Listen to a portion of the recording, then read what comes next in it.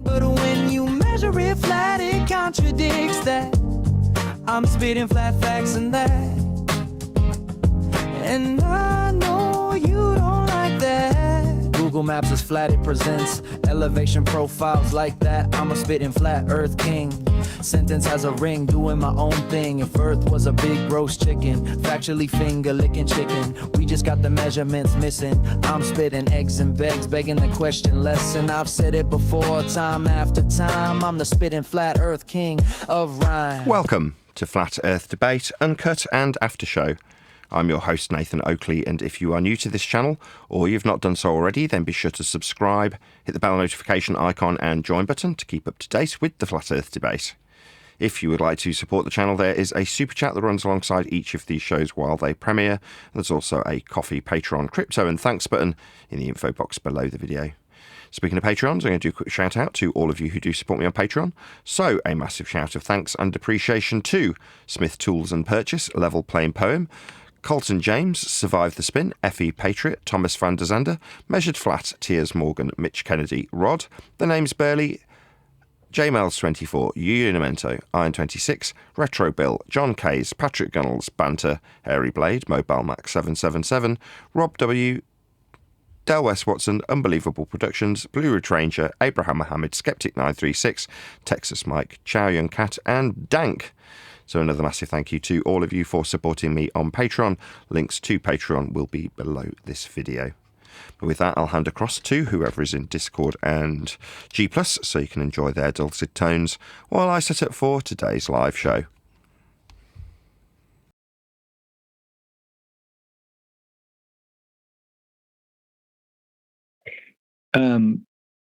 I put a link to Fisherman in a Box, did a video, just like a 2-minute funny video about the science of snow removal. I put that in Master B. I'll find the link again and I'll put it in the chat here. It was just funny. It just made my morning this morning. Hello.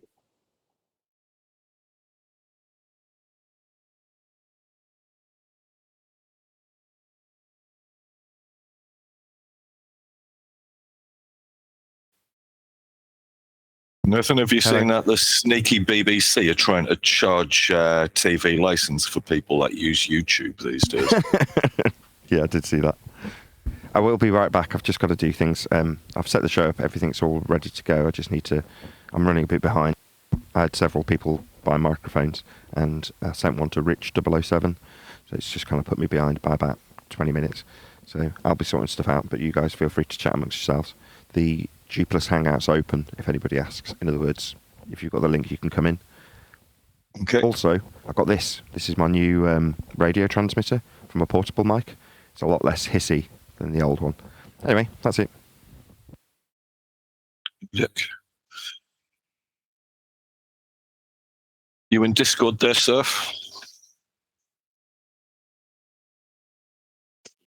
Should I tell him that it still sounds a little hissy, or should we just let it go?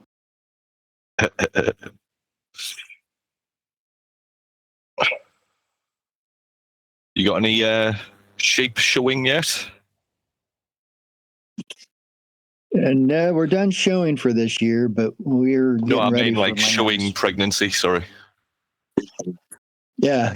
They're starting to bag up a couple of them. Sorry to do this. It's always kind of a crap. You got to figure out which one are your first timers. I can change channels on this. I just want to sort this out before I disappear. So this is channel 2 currently. Just tell me which is the least hissy. So this is channel 2, channel 1, channel 3. Check 1, 2, testing 1, 2, 3. Channel 4. Which one's the best? So this is channel 4. This is channel 3. This is channel 2. This is channel 1. Personally, I'm not getting any hiss. I it's didn't all get any when I other tested than it. just Sure. slightly, like there's a slight little as you're switching channels. Yeah, that's about it. I got that too. I tested it. I've recorded it and published a video just to check how it sounded on YouTube, and it sounded perfectly fine. I mean, maybe it's just your end, Surf Daddy, because it sounded good to me. It's I mean I'm trying to listen real carefully, and I'm in Discord now, so it sounds. They all sound the same basically, so it doesn't make a difference. But All the channels sound it's the just same. like all four mics or 4 channels or whatever. They all sound the same as far as whatever hiss level I detect. Is anybody else detecting any hiss from this mic, or is it just Surf Daddy? I didn't hear any hits. It was Super Mario 4, and I'd say, maybe 1 was the worst, but it's light. Okay, but it's good enough, right, for me to walk around with, because 99% of the time I'm not going to be using this mic. It's just for when I go and make a cup of coffee. Is it good enough? Yeah. And is it better than the other transmitter, which definitely I could hear hiss on every single recording? It's good. Yeah, it's absolutely good enough for what you need it for. I think so, because the next step up from this was about £50 or £60. The previous one was about £25. The next step up from here is £200. So it's like quite a big difference. So I don't know. I'm quite happy with this one. I'll listen back to the shows after the fact now that I've done fairly extensive testing with you guys on this pre-show. But I'm reasonably confident this will be sufficient. Hopefully. Also, I put a massive pop filter on this mic, like enormous. So I'll just put it on camera. So it's huge. It's like the Michael Jackson, as my wife likes to call it, like a giant afro. So it's a huge pop filter. So you shouldn't get any explosive P's or B's. They should all sound perfect.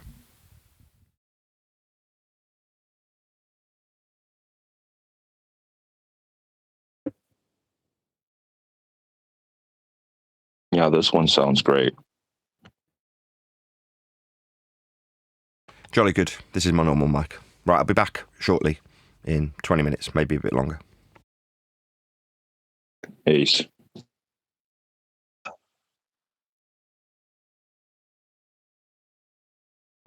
Good morning and good afternoon. Morning, How Christian. y'all doing? Good. Yeah, not too bad.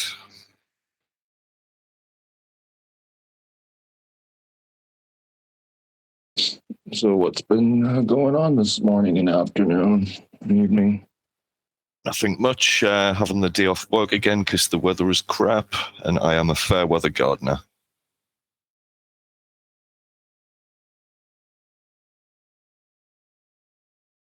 How about you? Yeah, me too. Just waking up, having a cup of coffee.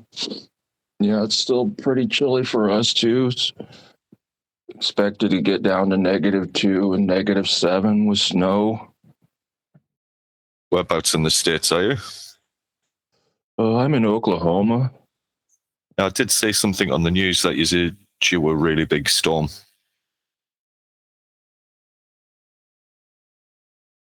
At least we were out of the tornado warning last week, which we normally are of at least a pocket to not get hit with them. But yeah, we're suspected to get the cold and the snow.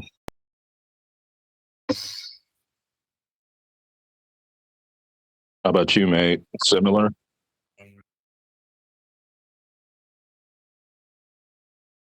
We had a bit of snow a couple of weeks ago, but it's all cleared up now.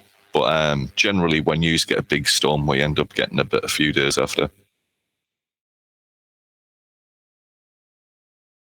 Yeah. In general, everybody to stay warm and protected.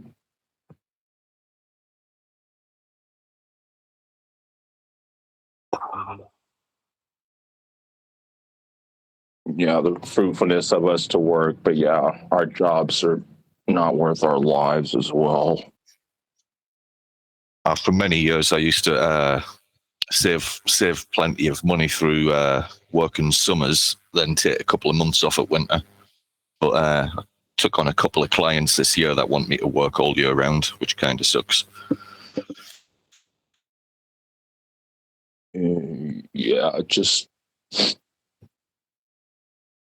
blessing towards not having to be what's the word indentured to that situation as well. Yeah, like I said, yeah, to be fruitful, but not like wow, my safety. Whoa, Yeah.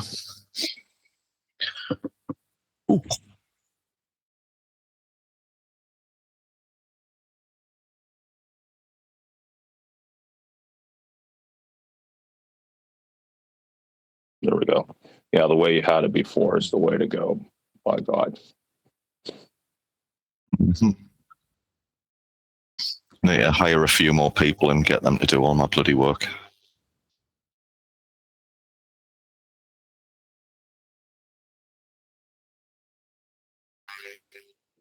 Yeah, and then it's at a point where they too don't have to work as much.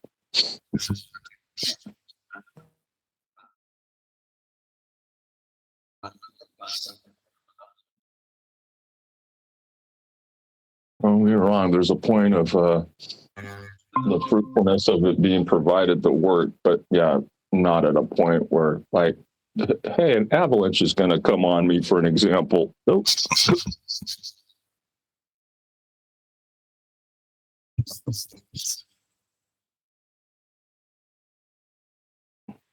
You know, whatever your duties are, it's not worth that part.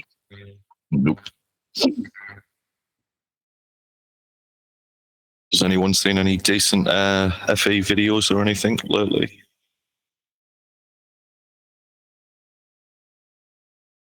Yeah, they're Joe Normie videos to get Nathan's attention that I've had in the past before too. It just shows the folks just doing their job and they're measuring the flat Earth was, you know, either surveying or straight and level flight and those things. I mean, even Hart brought it up as well, and I before, and people look at me loony or not notice humbly, like with the O10 videos with Jason and Dave, you know, showing how to set up a theodolite, how to do horizontal and vertical angles, or whole circle bearings. Yeah, it's just Joe Normies that know what they're doing, measuring a flat Earth, things like that, to upload those videos for Nathan. And they're not long. They're like 4 to 6 minutes. Nathan can have his discernment how long he wants to go through the video. Or things like with lateral navigation, you know, in a PTAC, you know, position, turn, altitude, and clearance with you descending. You know, just measuring and, you know, aviating and surveying and navigating our flat Earth. And at a point, you move forward from all the anti-globe triggering type videos. Mm-hmm. Did you catch the after show where Nathan was going through, I think it was Vaxi and MC Toon? Yeah, he was here. Yeah, I was there with you, mate. Ah, yeah. Yeah, But yeah, bloody MC Neil was Toon presenting. trying to Go say ahead. that. Yeah, MC Toon trying to say that they set up the theodolites with the vertical reference rather than the horizontal. It's just a way of trying to When did you weasel go- in. Sorry? When did you guys go through that? Was that yesterday in the It after was show? late on in the after show. It was quite a long after show. I was playing the video. We were just listening to it. I put it in Master B yesterday. If you wanted to view it, just scroll up. You'll find the Master B. I found it and only got through about a half hour of it, of Vaxi's part, before I just had to give up. McToon is just evil, man. I recall yesterday the 308 mark you said, Neil. Yeah, right around there. That's when it gets popping.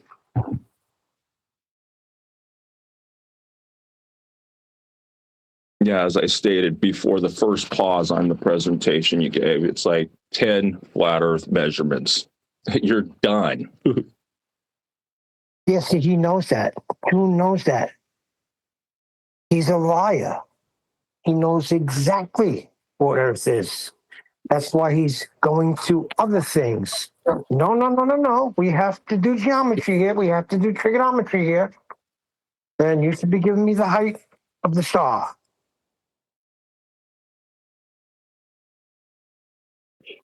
Yeah, you have to be. Non-applicable nonsense.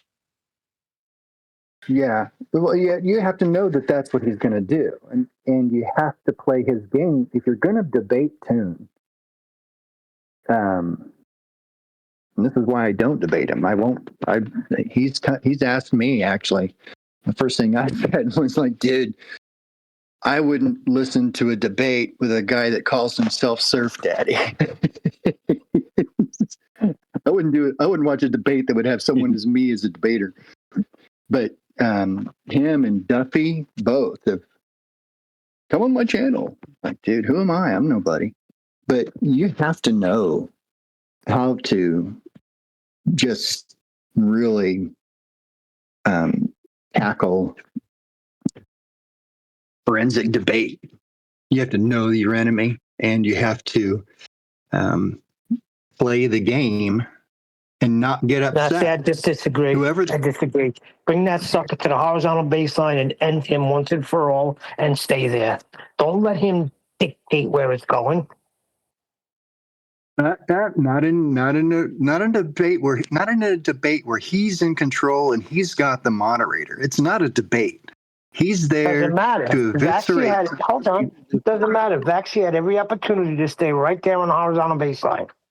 He allowed him to go. Let him mute all you want. When you come back in, let's talk about that horizontal baseline. I don't care what's happening up above. I don't care what heights you think you're going to get. I don't care that you're doing trigonometry. We're not. We're just measuring the earth. Yes, that's what you need to do. But how you do it is tricky with McToon. And he takes advantage of someone's anger and someone's inexperience with finessing people around back to the topic, especially if they don't have control. That's what I'm saying. There is no getting angry. There is no debating. You just hold them to the horizontal baseline that we all use, and himself included. There's no anger. There's no nothing. Either he stays there or I leave. And if everybody would treat it that way, don't let this freaking guy take you into any sort of trigonometry, any type of bull crap where he's measuring 3 distances. Come on now. All those distances are flat. Hold them to that, and that's it. And you let the audience figure it out. All right. Well, how did the first guy do? I don't forget his name, but he was like, F this, they F all that. do terrible. The whole way. Surf Daddy, they all do terrible. Okay. Doesn't matter. Look at the guy that I thought was doing a really bad job, right? I forgot it. I think it was that ponytail freaking Dr. Blitz guy. When I re-listened back to it, although he didn't have our way of holding somebody to a position, he couldn't put everything together, he still had Dr. Blitz at the horizontal, at the measurement. Stay there. Don't leave to go anywhere else.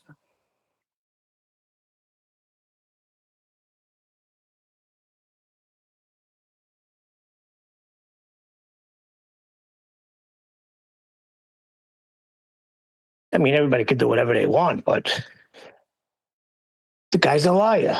He knows. Thanks, Neil.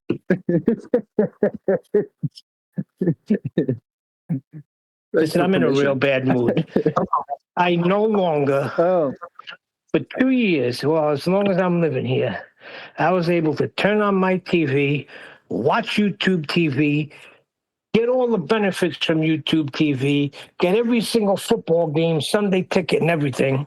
A couple of weeks ago, my brother was over. He's like, why does my name keep popping up in the corner saying, send Chris a message? I said, I don't know. It does that all the time. I have no idea why. He's like, are you paying for any of this? I said, no, I get it all free. I have a Fire Stick. He's like, you signed in. I think you signed in under me.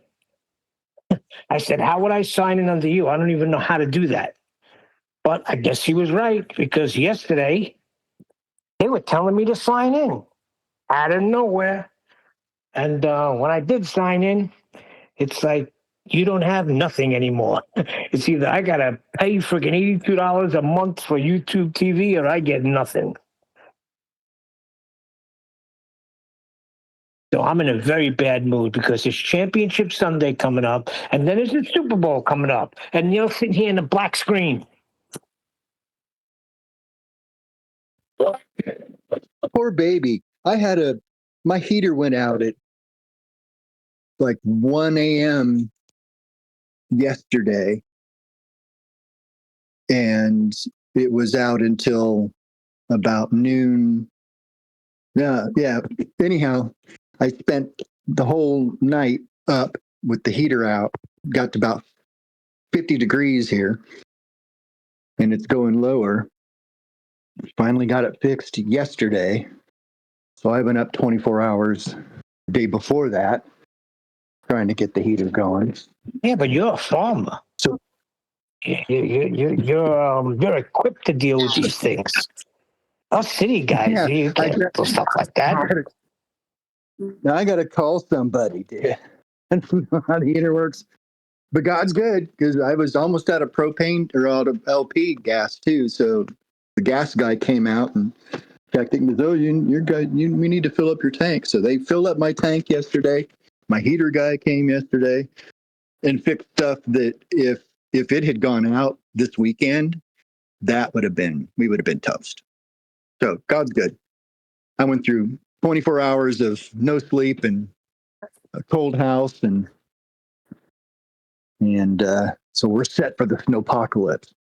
Oh, what Which, by dedication the you way, got. You're still here after all of that, and you're on the show in the morning. That's some dedication you got there. But let me get back to what you were talking about. I think you would be the perfect guy, Surf Daddy. You have that calm demeanor, and you could just continually bring him back to the measurement and that horizontal baseline. maybe. But after dealing with Duffy for going on a year and a half now, on Facebook and stuff, I'm convinced that, one, I know for a fact that it was McToon that put Duffy up to the final experiment stuff. When he started off lying about, I hear there's a something coming up that you've been invited to, being a little jerk about secretly kind of spilling. Duffy started spilling the beans on TFE before it was supposed to happen, and I think McToon orchestrated the whole thing and got financing and all that stuff. Duffy's too stupid and naive to have really planned all that. So I'm pretty sure McToon is one of the, top people that got that going. He's always playing behind the scenes. Anyhow, Duffy is a snake, and he's a little McToonite, and McToon is better than Duffy at debating. And when he's in control of the situation or of the format, it is almost impossible to efficiently and fairly, quote unquote, debate him. You have to pretty much. But there is no debate. But he's going to try and make it a debate when there is no debate. Right. And he will. Well, we've got it. It's like he did with what I could stand to watch with him and Baxi and the other people. He just loves it when you lose control. You cannot lose control. So yes, Neil, you're right. All you got to do is keep him to the measurements. But the minute you get frustrated because he veers you away or something, and you're like, well, F this, and you try to bully it back. Yeah, but see where Vax should have stopped is once he went to the stars and the vertical, he should have put him right back on the earth. We're not navigating the skies. Oh, we're not talking about navigation. Well, I am, because navigation demonstrates how Earth is measured flat. Now, let me ask you a question. We all could see this. Look what Nathan's got on screen right now. You think these idiots don't see this? They see it. They know it. Not hard to comprehend. Yeah. But just like we came to it and we know, hold on, just like we came to it and we know and our eyes can see that they're using a horizontal baseline for everything. You can't do anything without it. So you mean to tell me they can't see that? No, it's a game they're playing. Right. And it's a semantics game, and it's a rhetorical game, rhetoric. And it's a very easy one to play and use against somebody who is quick to get flustered and out of sorts. I really, Vaxie, if you're listening, I love you, man. You did the best you could. You did much better than the guy that was just a cuss word every few seconds. And I was embarrassed. And Toon, to his credit, if he's the opponent, I'm just, somebody who knows how to use his opponent's weaknesses. Toon soaked it up, man. He even played clips of Nathan saying, "Don't swear on my show." Yeah, that's what I'm saying. You shouldn't have any weaknesses. How does anybody that knows Earth is measured flat enter an arena with any weaknesses? Here's my other thing, and then I'll let you speak all you want. I think that's a mistake anyway. My new thing is, don't go into these debates at all. Leave them alone. Just do what we do here, and you cut off the freaking, what do you call it? The demand for them? Cut the supply off. Who's the supply? All of these dumb flat earthers that are going there and debating an undebatable topic. I agree, Neil. I think, but that's an internal thing, right? When you reach the stage that you stop caring, because I say I have on the live shows, but there are times that I do think about it. And because I'm thinking about it, that means I do care. And I have to tell myself that. You know what I mean? It's like, no, you're saying that you couldn't give a toss, but you're pondering on this. Therefore, you do care. But when you get to the stage that you don't care, you won't be concerned about entertaining them. Now, I've kind of inadvertently been like that out and about, but through fear. So it's not through not caring, it's through not wanting to have somebody get into the discussion and the wrangle-dangle, regardless of how right I am. I don't want to... My example would always be the art teacher. So on a Tuesday, it's the longest class that my eldest daughter's been in. She goes to an art class. And it started off with about 30 kids. Now on the particular day she goes, she's the only student. It's just by them whittling down. So there's students on every other day. But on her day, on that particular hour and a half slot, she's the only student. Now, each and every time I go in, it's where I've told Neil that I've been writing the book from when I've been doing the anecdotes and typing them into my iPad. Well, while I'm sat there typing them into the iPad, I am so undermotivated to talk to the teacher about this subject. Now, she's got maps all over the walls and artistic impressions of globes that she's got the kids doing plastered all over the walls. She's a normal mum, right? She's a teacher, but you know what I mean? She's got a couple of kids that also take part in the lesson that Eleanor does. Thank you, hon. But I've no motivation to talk to her about flat Earth. I don't want to ruin her day. I don't want to get into an argument about it. If she asks what I did, which she never has, I'd say I'm a YouTuber. And if it got a further follow-up question about doing what about, I'd say cosmology. And if she said, the stars and stuff, usual response, I'd say, yeah. And that would be the end of the discussion, because that's all people really want. I've been trying to explain to my daughters that when somebody's nasty to them, they don't care about her. They care about her for about 5 seconds that they say the nasty thing, but then they're back to thinking about themselves. And it's like a function of not getting run over and dying, right? You've got to be certain, to a certain extent, self-absorbed to not get run over, to be, self-aware enough to not die. right? But that means that ultimately you're always thinking about yourself. Try and phrasing it in an unselfish way that doesn't sound like everyone's a narcissist staring at their own reflection. I don't mean it like that. I mean, your own self-concern means that you're not worried too much about what next man's doing for 99.9% of the time. But in that tiny little moment that you concern yourself with next man, like when Jin's saying, oh, well, I think it's my obligation, due diligence. Like when you actually look at what he's doing and analyse it, it is still self-indulgent. It's not altruistic. It's done so that he can feel good about how he knows about this subject and can pass that information on to someone else. So that's ultimately still self-serving, is my point, right? Now, I'll finally get to my point. When you get to the point that you don't care about self-serving yourself about flat Earth by communicating it to next man, is the point that you legitimately know it's the facts of the matter, and therefore it becomes inconsequential to get any sort of confirmation bias or affirmation from the next person that you tell how right you are.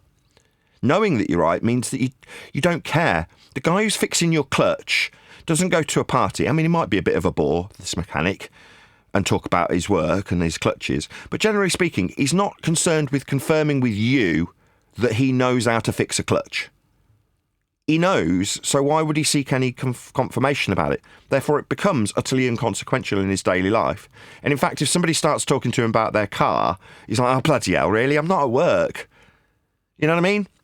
Which is kind of the stage that I'm at now, as opposed to the description of me not wanting through fear to bring up the subject with an art teacher, as an example. Now, it's like, it's inconsequential to me. So if someone's like, oh, it's Earth flat, I'm like, no, come on, I'm not at work. I mean, you can join the show if you want. It's just flat, it's not that serious. It's just measured that way. In other words, it's inconsequential to me, and I don't want to serve them with the debate, which they'll take some pleasure out of, even if it's pleasure through annoyance, you know what I mean, loving to hate it. I'm not at work at that moment. So it's like, I don't want to do this with you. That's what I do for a job. Oh, well, you just want me to bring the conclusion to you quickly so we don't have to have this conversation. It's just measured flat. It's not that serious. Yeah? You don't need to spend 3 hours debating with me on my show, but that is my job. I don't want to do that with you now. Is now how I feel about it. Now, I've never had that conversation with anyone since having this feeling. And like I say, I do still occasionally ponder the people who are in our arena, or let's put it a better way, they can annoy me.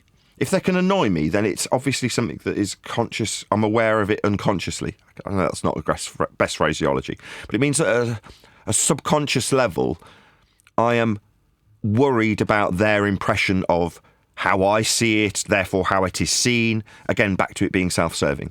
So to round this out as a point, eventually, with knowing that it is measured flat, you get beyond that guy yesterday, where he's like, is just measuring Earth flat enough for it to be flat?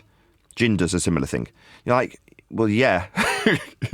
Now, the fact that you can't recognise that is normal, because it's such a stark change to where they were previously, where there's a shadow of a doubt that they could be wrong about how flat Earth is, and they can't fricking believe it, because in their mind it's been cemented as a neural pathway that is stout and firm and solid and reliable. You know, you don't have to expel any energy to know Earth's a ball flying around the sun. You just know it balls to bones. So when someone comes along and challenges that, suddenly you have to think about it. And even if you get the answers, you're still like, but really? You second guess yourself, in other words. Now, I'm not second guessing myself, but the more I know I'm not second guessing myself, I just know what it is. Earth is just flat. That's just how it's measured. The less I concern myself with getting into wrangle-dangles with the people on YouTube. It's less important to me. I care less. Now, back in the day, when I first came to the subject, there was a guy, I've told this story a few times, that called me up and didn't expect me to answer his call. So he rings me on whatever social media platform, and I'm like, hello? Because it just comes through like a phone call. He's like, I can't believe you picked up. I'm like, you phoned me. What do you expect? Of course I picked up, right? So I then chatted to this guy about him becoming a flat earther and not needing the sleeping pills anymore. But that was for a different reason. He's able to sleep better at night because he's not so concerned with dying from some crazy asteroid hitting him and things like that, right? So it put him at ease knowing that Earth was flat. Now, obviously, when you've got that being the case, a sense of easiness or a sense of ease from knowing that Earth's flat. In his case, believing Earth's flat. Yeah? You still have to have something to counteract that. Otherwise, in a very quick avalanche, everybody's a flat earther. So therefore, you have to have this debate set up where we just argue about how Earth isn't a sphere rather than the facts in the Earth being flat matter. And therefore, you can have this buffer that stops everybody sliding straight down the hill. Yeah? But for that buffer to exist, we have to second guess ourselves and want the confirmation from the person that still thinks they're on a ball when they turn around and say, well, it's still a ball because, and then they insert some bullshit that relied on flat Earth measurements to begin with. And everyone whistles past the flat Earth measurements and we debate about whether or not it could or couldn't be a ball. Now, for them, it's a 10% shadow of doubt that they might be wrong about being on a ball, but for the most part, they're pretty firm in their, neural pathways that are established. For us, it's still a shock. And like the guy yesterday, who's like, is it enough to say, because we're measuring Earth flat, that means it's flat? You're like, yeah, that's actually too much. You're putting it into a logical consistency with an if statement about it being measured flat when it's not an if statement and there's no logical consistency required after you just make a statement about how Earth's measured. It just is measured flat, full stop. But he's second-guessing himself. And we will, all of us, on Flat Earth debate, that is, eventually reach a point where we don't care. Like, you will not be concerned about and converting the next person to the point where when somebody does mention it, and I like we used to remember the staunch ballers being, you'll be shocked. You'll be, oh yeah, there's people who are like this. I forgot because it became inconsequential to me. So you're not worried walking around all day going, how am I going to broach this subject? How am I going to convert them? How do I discuss this part of the aspect of flat earthing? You won't care. I don't care. And I am 90% there in that kind of apathy. I just don't care. What's that? Oh, yeah, it's just flat. What do you mean you don't believe me? I don't care. It doesn't matter if you believe me. Can you do this on my channel during the day so I can earn money from you arguing with me? Because this is basically work. Yep, I know you think it's a ball. You want me to just... Okay, fine. It's not that serious. We just measure it flat. So can we stop having this conversation now? I want to talk about my daughter's artwork. That's what I'm paying for. That's why I'm here giving you money, right? You want to come on my show, then you'll be earning me money instead of the other way around. That's why I want this conversation to come to a close quickly. Now, that's a hypothetical question with the art teacher that I've never wanted to have. But if she brought it up and happened to find out what I did, I'd bring the conversation to a swift close by going, it's just measured flat. It's not that serious. It's not that big a deal. And I'd be a little bit taken aback that she'd want to be having the conversation with me because I'd forget that people want to have those conversations, that they're cognitively dissonant and want to be wrapped up in that conversation. Well, that was it. Big waffle, but that was the end. Yeah, but that's the whole point. Starve them. That's the bottom line. We do not need to debate this. We don't need to evangelize it as well. Well, when you know 100%. something, Very effective. I was just going to say, when you know something, you know it. There's no need to doubt it, question it. It just is. And if you have that kind of certainty, it doesn't matter what they say. Sometimes, though, I think if someone does have that kind of certainty, that is the point at which someone notices and will start asking you. And that's when you need to have the patience and the apologetics behind why you know what you know. It's like the same with Christians. You need to have the apologetics for why you believe what you believe, your epistemology. So I'm looking forward to the time I don't have to access. This is a little bit different because they know that Earth is measured flat too. They've all used level before. They know what that is. They know it's not curving. They know level's flat. They're not dumb.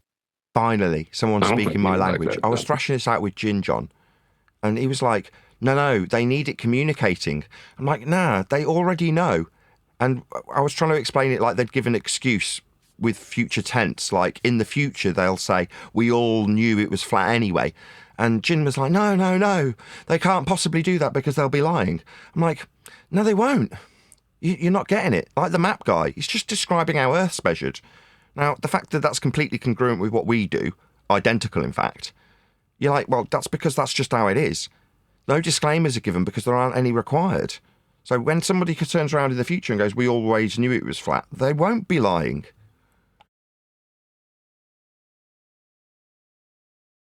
Yeah, you could tell by that little review we did with McDoon and freaking Vaxie. He knows it's flat.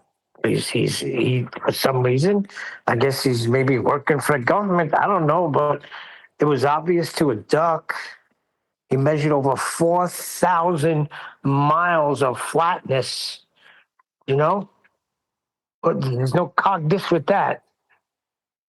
Yeah, exactly. We don't have to overthink this. You know, when you're in a wrangle-dangle with somebody, you're having to second-guess what they're doing and what they're thinking. So in Master B today, I read Divergent Droid's comments about it, and it's like, McToon likes sound bites. Therefore, when he's talking to someone else, he's going to be hyper-conscious of his own potential to produce sound bites for people to use against him. You're like, yeah, that all sounds about right. Self-indulgent that is. Back in the vein of what I was describing earlier.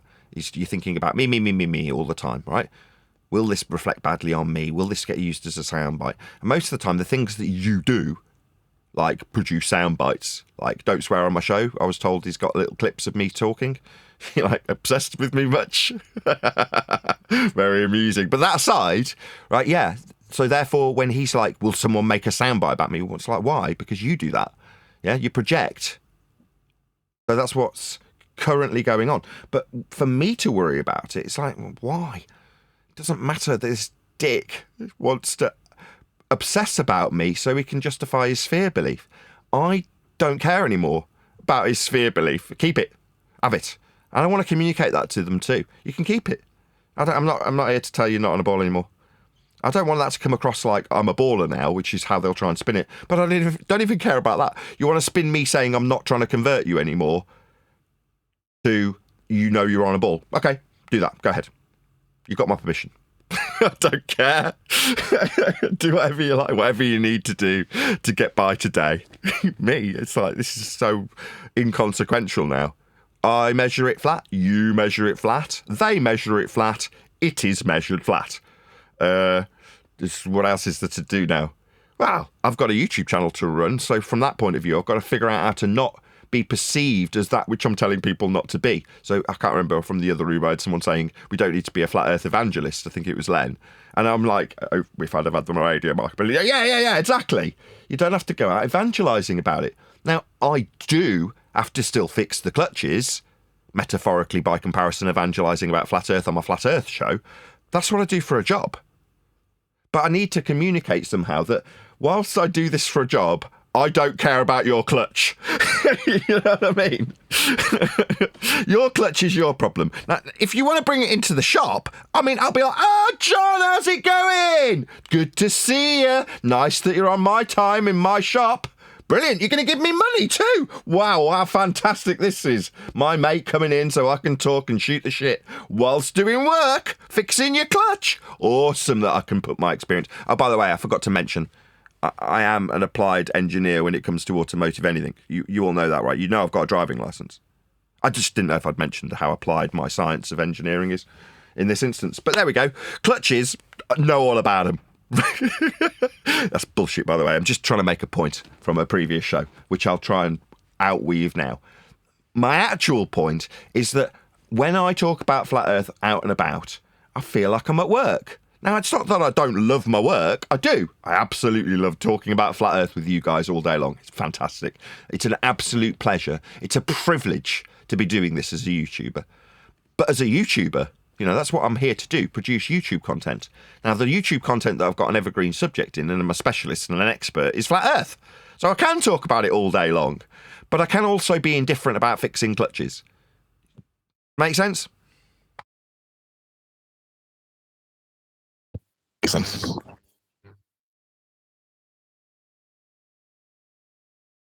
We're all so close to a finishing line, and for us, the finishing line is not, oh, well, the world has been converted to flat earth. You're like, nah, you needed to find your own inner peace. That was the finish line. Not the world's going to change. Because even if you got them to change, everyone knows it's a flat earth now. Yeah, it was anyway. That's how we were measuring it. Who cares? Right? But, okay, now they don't believe they're on a sphere, but, we get what Jim wants. Okay, but now they think that something else, it doesn't matter what, insert new bullshit here. It doesn't matter. Somebody will exploit them with a different control structure. That's all it ever was. Now, it wasn't originally designed to do that by Copernicus and Kepler and Huygens. That's not what they had in mind. That's not at all what they had in mind. Maybe Huygens. But they didn't have the control aspects in their mind, or that they weren't being controlled by it.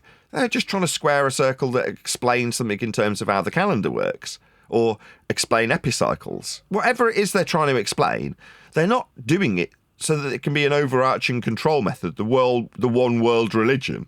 That's not what it was designed for. So the nefarious intent from the church, as I've been told off for doing this, I don't think is necessarily there, because the originators aren't trying to create a control structure. Now, that's what it's used for now. We're under the one world religion of heliocentrism. We're being fear-bombed with aliens and all sorts of other shit that are globe Earth that might stop tomorrow and the iron core might cease. You know what I mean? That's all very useful to keep you scared shitless. But if we'd removed it from everybody and it stopped being the one world religion tomorrow, there'd just be another one inserted. There'd be something new. So from that perspective, you're like, well, okay, well, what's the real finish line? Inner peace.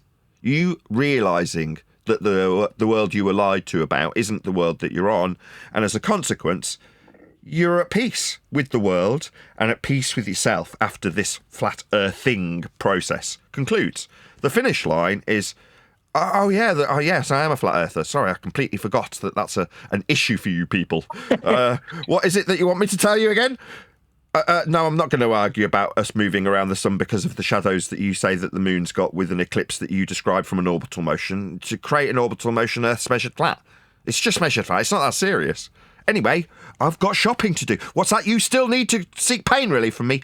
Oh, right. Well, as I just said, it's not that serious. We just measure Earth flat in all circumstances. Well, you're still going to keep me here because now you're angry with me. Fuck off, you irritating stalker. I'm calling security. Let me ask you a There is question. Go ahead, John. I'll go after you. I was just going to say, there is within this topic, there is a group that's already putting forth the next control structure. It's kind of ethereal, if you know what I mean. Yeah. Ethereum? Oh, like free energy Etherite. bullshit. Maybe. No, he's 100% right. Maybe. Let me ask you a question. That whole thing we listened to with Vax. Because he couldn't get the height of a star, whatever Mick Toon was saying, does that change the fact that he measured Earth flat? No. I mean, I was sitting eating my fish and chips while that was going on, so I didn't really respond as much as I possibly could have done. That was something I was pondering, actually. That was the example. It's like, should I have done a better job? I had my curry sauce, I had my tray of fish and chips, and my wife had brought it into me while I was still doing the show. And because, again, it's only been day 3, but I've stopped flogging the mics, I've got more time, like about half an hour extra to sit with you guys after the show. So what am I going to do with that time? Well, spend it with you guys. I mean, I can justify it because I'm still recording. So it's not like my wife's going to moan, I'm still doing the do, right? This is my job. But I love doing it. So I'm going to spend that half an hour that I would have been scrolling through the eBay listings looking for more mics to sell with you, talking about what we do on Flat Earth Debate. So listening to a McToon video, as much as it's producing content for my show, still left me with the idea, because I'm eating my tray of chips and fish and chips, is, do I need to do this again? Do I need to cover this better? But I'm like, no, I don't want to. I don't want to cover this angry, annoyed guy who's seeking pain relief. It doesn't serve me. In fact, quite the opposite. It gets me irritated. So why would I want to do that? Now, to answer your question, does it change anything about how flat he measured Earth 6 ways from Sunday? No.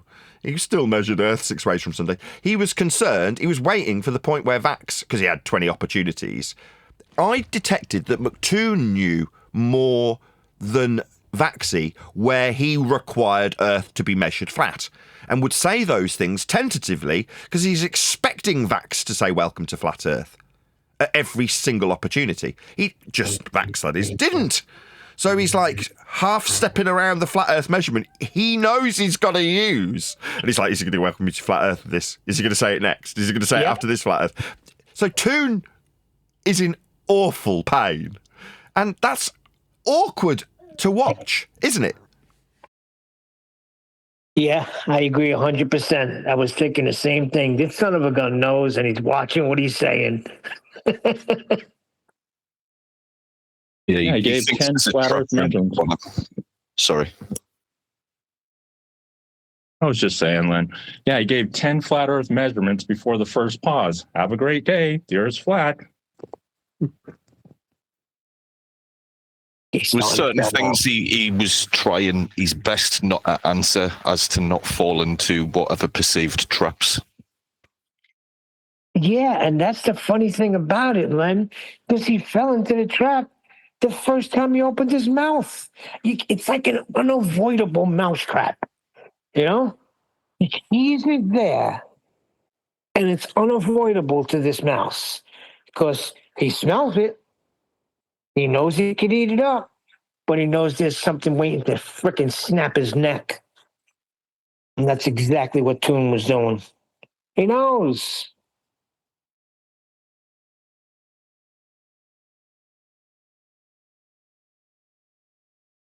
You can't avoid the temptation of the peanut butter, no matter how dangerous it is. You know, that's peanut butter. I have a lot more success. Every now and then I'll hear a ruffling in my walls. I said, and I feel mouse got in. So I set up the trap and a little peanut butter. Now, how are you? Hey, The only thing better than a silver bullet is your opponent brings the bullets for you. The what that brings the bullets for you? I said the only thing better than a silver bullet are the silver bullets your opponent brings for you. This is a McToon. Okay, so yesterday in the Uncut and After show, Neil wanted to play the Vax Rax interaction with, I don't know where it was, but MC Toon on whatever channel it was. McToon. Yeah, McToon's interaction with Vaxirax. Anyway, during the interaction, there's an obvious air of disdain from McToon, where he's waiting for Vaxwax to welcome him to Flat Earth with each and every Flat Earth measurement that he makes. And he's tentative about making these measurements and making the declaration of these Flat Earth prerequisite elevation angles, surface level measurements, heights, things like that, right? Latitudes. The list goes on and on and on. But each time that there's an opportunity to welcome to Flat Earth, Vax doesn't. So it has this advantage of watching McToon stumble around his own evidence because he's worried that he's going to be trimmed out with some soundbite or something. In other words, he's kind of carefully half-stepping around the flat Earth measurements that he's got to make in each and every example. And during the pre-show, we're discussing this kind of pain that our opponents experience and the level of indifference that I'm hoping our audience will eventually attain when they go over the finish line of enlightenment, if you will, having the knowledge as opposed to the concern that you can convert next man to your belief. Knowing that it's the case is comparable to a mechanic who's working on clutches all day, going to the pub, wanting to talk about the football, and somebody saunters up and starts talking about their mechanical problem with their clutch. The guy's going to roll his eyes, and while he can explain what's going on with his clutch, he's not at work. He's indifferent to it and is a little bit taken back that the guy doesn't want to talk about the football, which was being discussed on that table at that time. So it's one of those where our indifference to the facts in terms of recognising how flat Earth is measured in all circumstances is amusing when we watch one of our previously described as opponents summarise how flat they'll measure Earth to justify to a flat earther how ball-shaped they believe it to be. So an interesting comparison, or I don't know what you just call what John just did, but the words that he just used about bringing your bullets to you when they're silver bullets. The silver bullets are the flat Earth measurements, and your opponent having to use them is then bringing them to you, just to summarise what John's point was in that regard. Did I do a good job? Probably not. On the fly. Which you'll need a flat Earth for. Yeah, good enough. Took Yeah, me but too long. Nathan, they have no choice but to bring the bullets. That's the only. What are they going to do?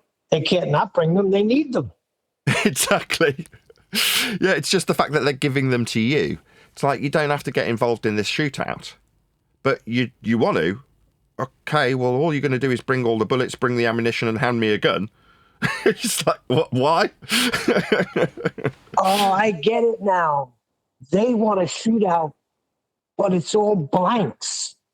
Everybody's just shooting blanks back and forth. No, yeah, kind of. At the moment, when you're arguing about whether or not Earth's a ball, that's the blanks.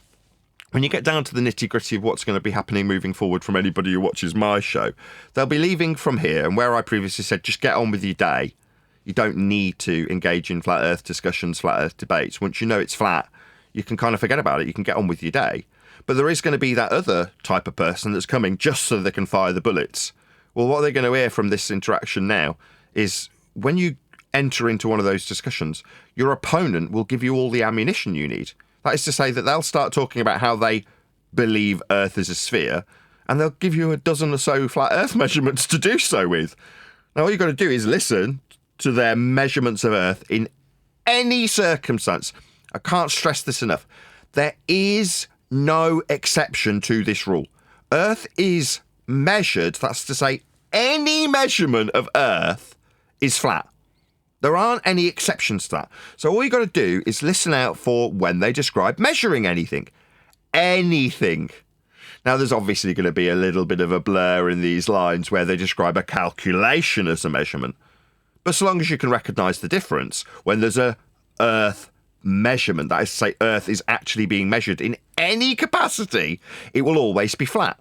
So if they're going to try and justify their belief in a ball, they'll bring you all the ammunition you need. And you've just got to be like Neo. Just take that bullet out of the air. Oh, yeah, I'll have that. Yeah, you've just measured your directionality south. You're how high off sea level? Your altitude. They'll bring you the ammunition. Yeah, that's my point with the shooting blanks back and forth. They're bringing the ammunition, and for some reason, the flat earthers are not shooting it. They're not getting a headshot. I know this because there's still a debate going on, Nathan. That's it. Those people are in as much pain as the people they're arguing with. As I said about the self-indulgence in the pre-show, if you need to tell next man, then you don't know. You're uncertain. The guy on the panel yesterday was like, well, if we measure it flat, that's with an if statement, then is it enough to say that it's flat? You're like, you've actually done too much. You don't put it into an if statement and you don't turn it into a logical consistency. Just Earth is measured flat. That's it. You don't need to have a, if it's flat, we'll go out and measure it and we'll see if that if statement's valid. Oh, it's not. So why would we put it into a logical consistency? This isn't a philosophy subject. I think you're right about that, because the other day I was so close to saying, you sure that you know and are for sure and have no doubts that Earth is flat? Because sometimes I wonder about that. Because he argues it so much and he's in all these different arenas, I don't think he knows. I don't think that's the reason. I think he does know. He just wants to shove it in people's faces because he takes a perverse pleasure from it. And I'm sure he'd agree with me. Maybe he wouldn't like the word perverse being used. I'll think of a better one. Sadistic's even worse. I can't think of the right words. That he's extracting pleasure from it, and he says he likes to do it. So, go on. I don't know. I think the analogy and how Neil phrased it back about we're not shooting it back and getting headshots, it needs to be finessed a little bit.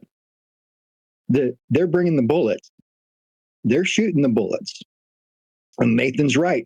We should just pick up the bullet, look at it, and then drop it. Neil wants us to reload that bullet and put it in their head. No.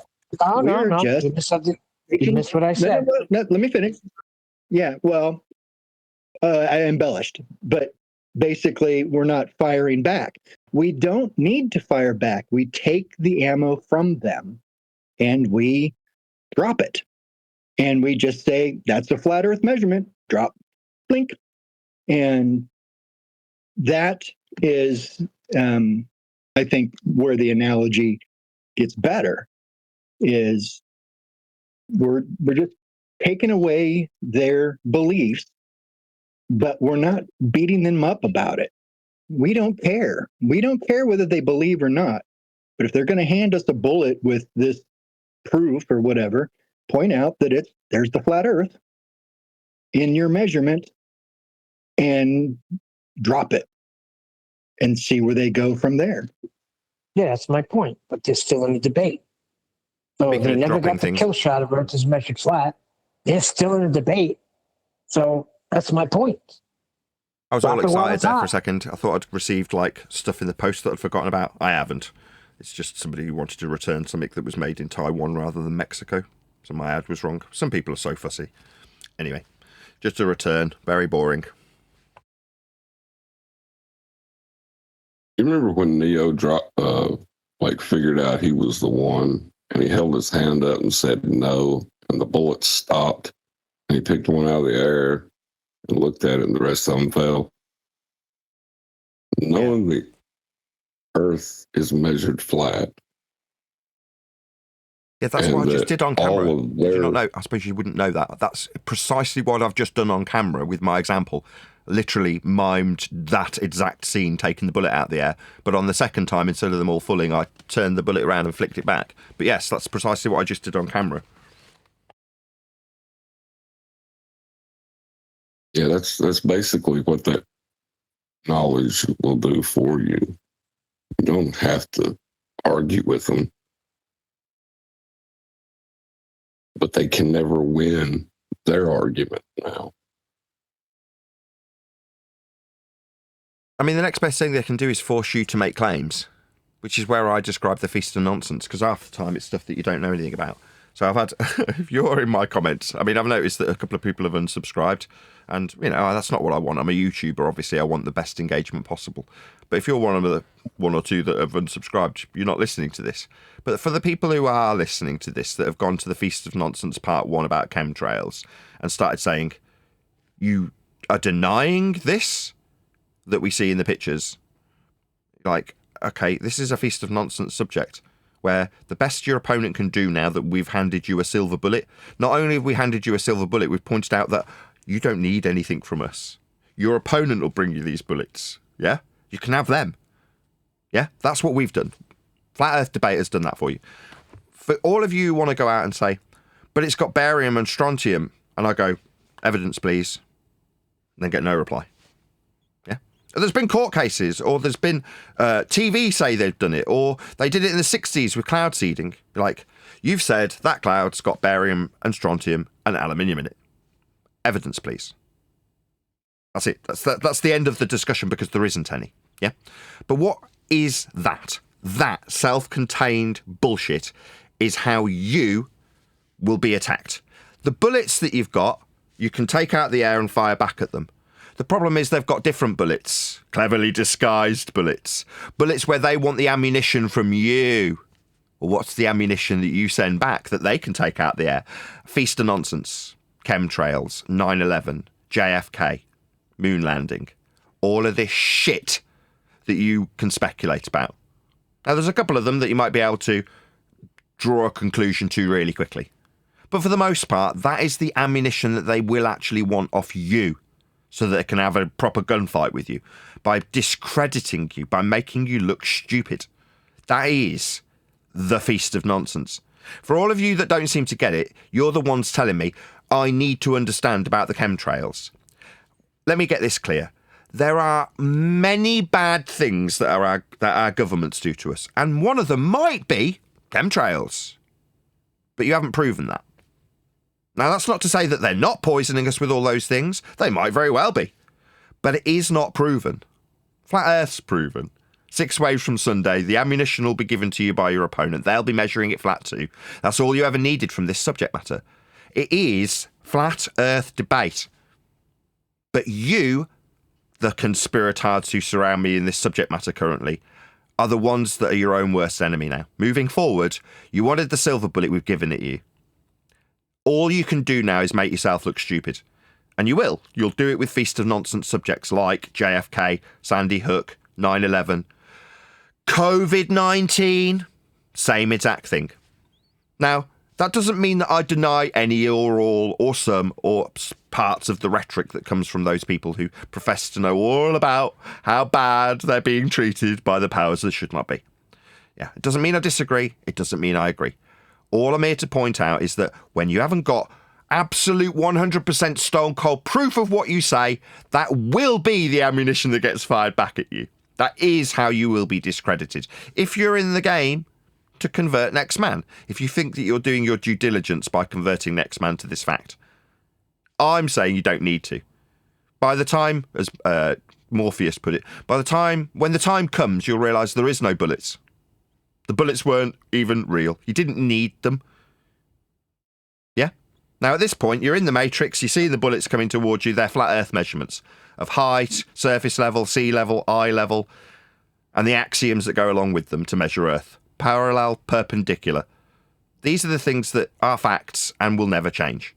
But that's you still in the Matrix. That's true.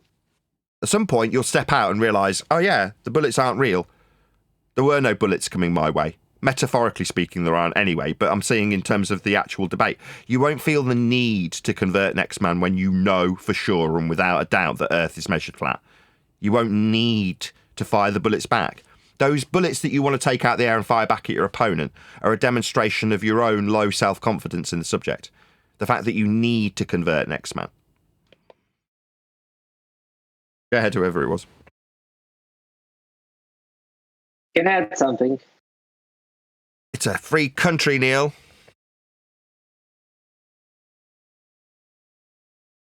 I just want to say that, everything's true what you said. I just want to say that about the COVID-19, it's not us that we don't have a proof. It's them who don't have a proof of the virus existence. So we don't even need to go there because they're the ones who need to prove it in the first place.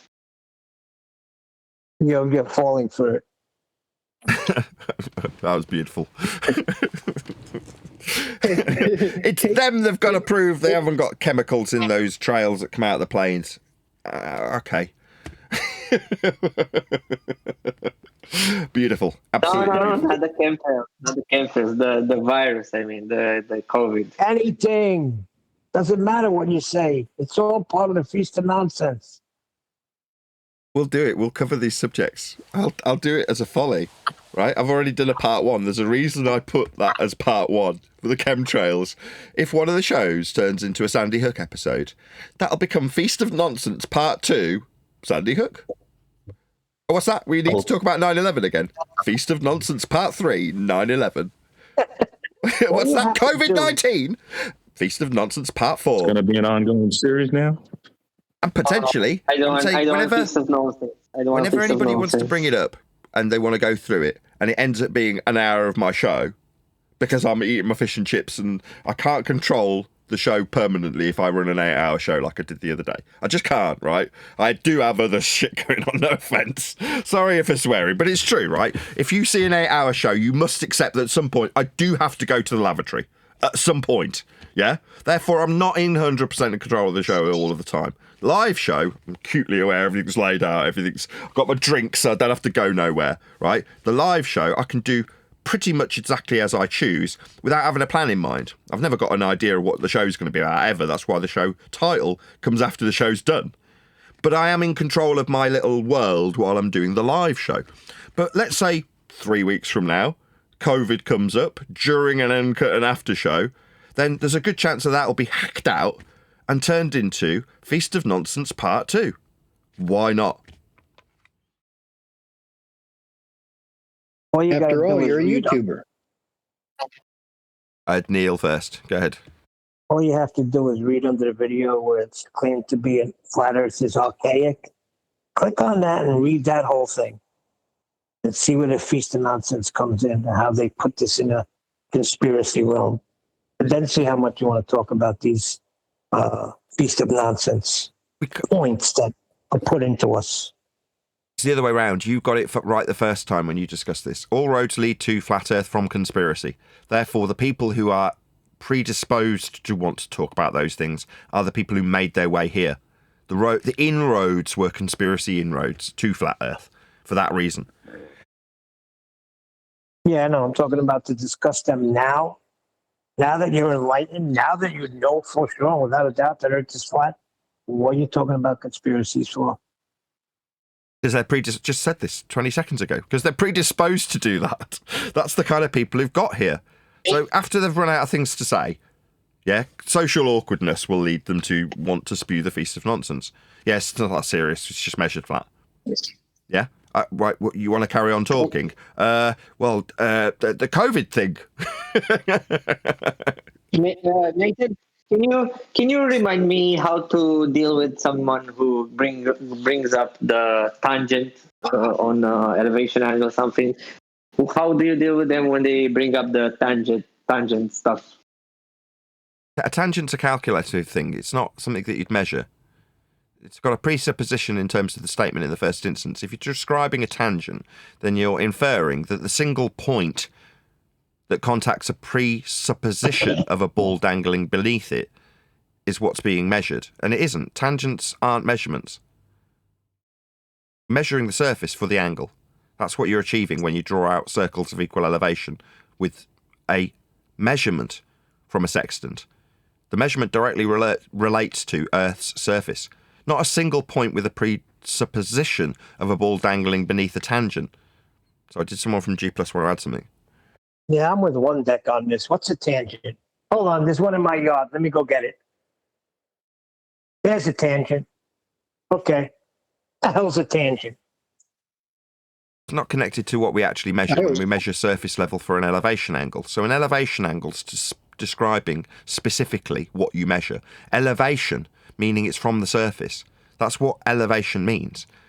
Angle, because it's the angle from the surface level to the light in the sky or the top of the lighthouse, whatever it is you're measuring. Depression angle's the same if you're describing it in this context. You've got your eye level parallel with the surface level, and the angle from the eye level down would be your depression angle. So you've got these descriptions of measurements that relate directly to Earth. Part of them is the parallel in the case of eye level or surface level. Now, if you're going to describe that for navigation, you're going to be describing areas of equal elevation in a circle of equal altitude. Well, that all is flat Earth in terms of the prerequisites required to describe circles. Now, at step one, they go, well, no, we're not measuring an angle from the surface for elevation, an elevation angle. We're measuring a tangent angle. Who the fuck has ever said that they're going out and measuring a tangent angle? You're not. It just introduces the presupposition that there's a single point. You're not measuring single points, you're measuring a line along the surface for part of the angle. But a single point that's got a ball surface that you're not measuring for elevation dangling beneath it. No, you're not. But that's their way of introducing their begging the question fallacy. So recognising why they're saying tangent, they're saying it so they can automatically have a ball dangling below the angle that you actually measure from the surface level. It's an elevation angle. So they've got to quickly go, even an elevation angle's got a ball dangling beneath it at a tangent point. So we're not measuring points, we're measuring angles. From the surface level, it's an elevation. That means from the surface angle. Make sense? Yeah, they're running from the surface. Sorry, John. Perfect. Oh, I'm sorry, perfect sense. Yeah, John. It shows it in all the depictions. Surface level is tangent to a sphere. Does that make any sense in any world? Nope. No, well, they justify it with what's on screen now. So what you've got on screen now for my live audience is a tangent plane. And so that you can believe, I can't remember, I'll have to go back and look up how Thunderfoot described this after the fact. You have to make yourself believe that you're in the middle of the ball. So if you suggest that you're measuring a tangent plane, that's what's on screen, tangent to the surface. So what are you actually measuring? The square bit, the flat bit. Yeah, well, is that going to be used? Oh, no. If you want to believe that you're on a ball measuring a tangent plane, you've got to convert this to the centre of hell so that the angle can relate to the equatorial plane. Well, what we're actually doing is just measuring the equatorial plane. If we're measuring the equatorial plane, if we're just measuring an elevation angle, it's a measurement from the surface level to the light in the sky. That's why this line moves through the tangent plane to your zenith, but that's not the angle you'll be measuring. So the sneaky little description wouldn't be giving you the actual angle measured from this plane. This is just a way of describing a tangent plane in a book so that you can understand the concept of the plane itself with three-dimensionality to a plane tangent to a ball that's presupposed that you'll have to convert the point of measurement inside to actually make it functionally useful. So if you take, for example, latitude measurement, so you've got your assumption that they're trying to give you of a tangent plane, and then you're measuring between the surface and a light in the sky that you're going to call Polaris. But that won't give you latitude. So when you're actually taking a measurement from this point, that's in the middle of the ball, then the ball as a map stops functioning. You've got you on a planar circle with the description of latitude emanating from your measurement to the light with respect to the surface. So this would be, I don't know, 45 degrees latitude, whatever it is, yeah? You've got it measured with respect to the surface level, yeah? With the line of the protractor from 0 to 180 degrees. 90 being your zenith. That's the protractor. That's what you're measuring when you measure latitude.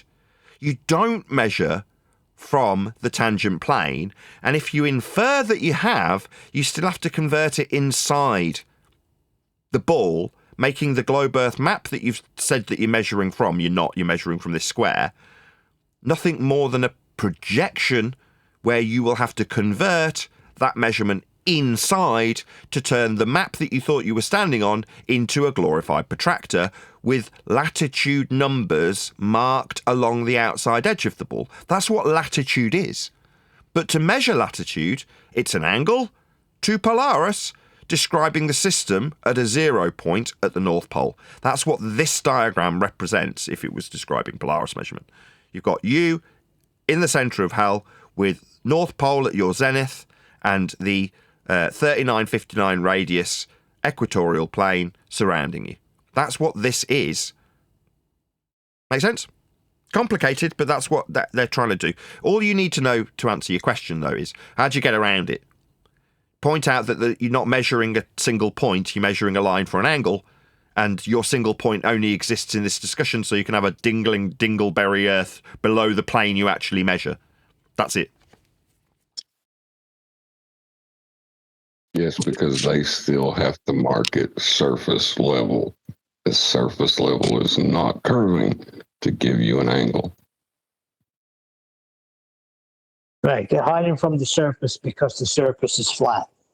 Anything but the ground. So they make up this tangent. The hell's a tangent? Shout out to Charlie Well, Hansen, who remember says, how, keep up the great work, Nathan. Thank you very much indeed for the super chat. Really appreciate the support. When they say tangent, what they're talking about is they're creating an imaginary curved line below the flat plane they just measured. Exactly That's on not a screen. tangent. Exactly as is on screen.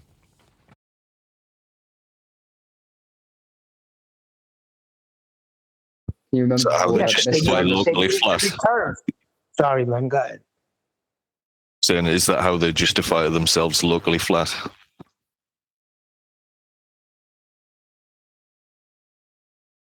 Yeah, I suppose so. But when they're doing it in their description that I've been given by 8 King, they're not, because they'd have to be describing a single point relevant to the surface. So they're not saying locally measured flat. They're saying flat plane that extends into space that has nothing to do with the surface that connects to a ball I've presupposed at a single point. So it's slightly more complicated than locally flat. Yeah, their surface, they don't do that. needs to be curved. Surface level is a flat plane, even in that description. They're Yeah, just- and it needs to be curved.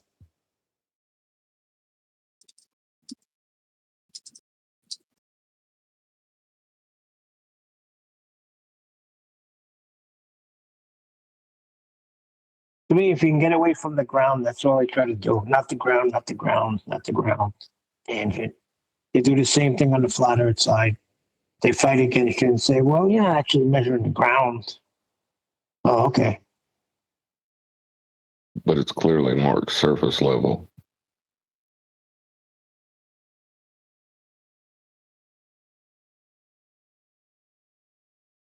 So you're telling me you surface can't of an measure image. distance around the currents? Hold on, Neil, No, one more time. they're telling you that. Just Their one second. diagram has surface level as a flat plane, and they're saying that's a tangent to the curve that isn't the surface.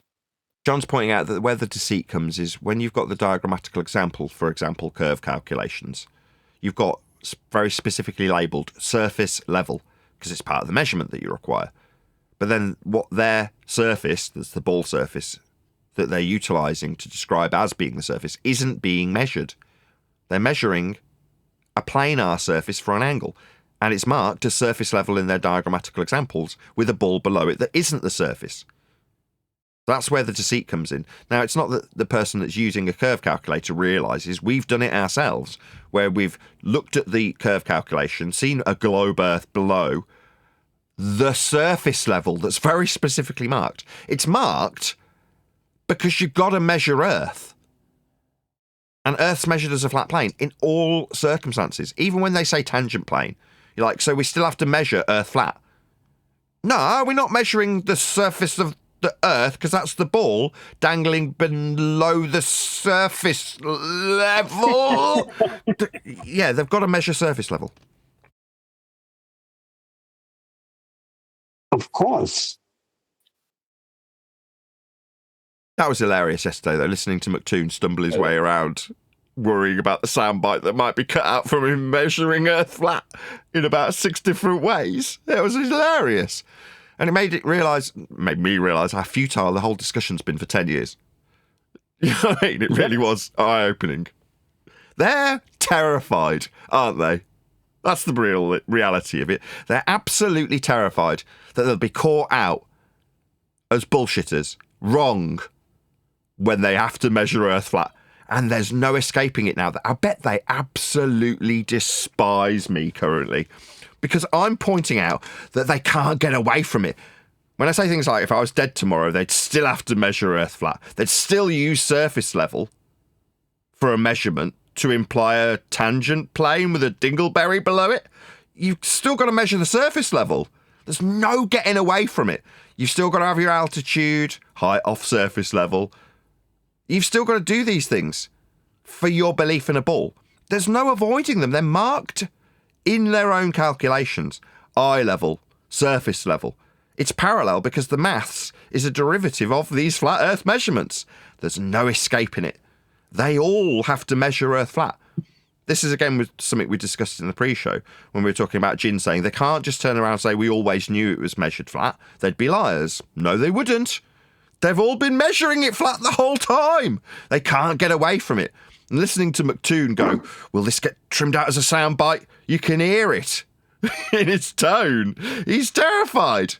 Oh, well, he'll get over it. Yeah, and the fact that he mentioned your name about 5 times and kept using your sound bites. So, yeah, he's a little bit obsessed and terrified, and they cannot stand you and everything you stand for.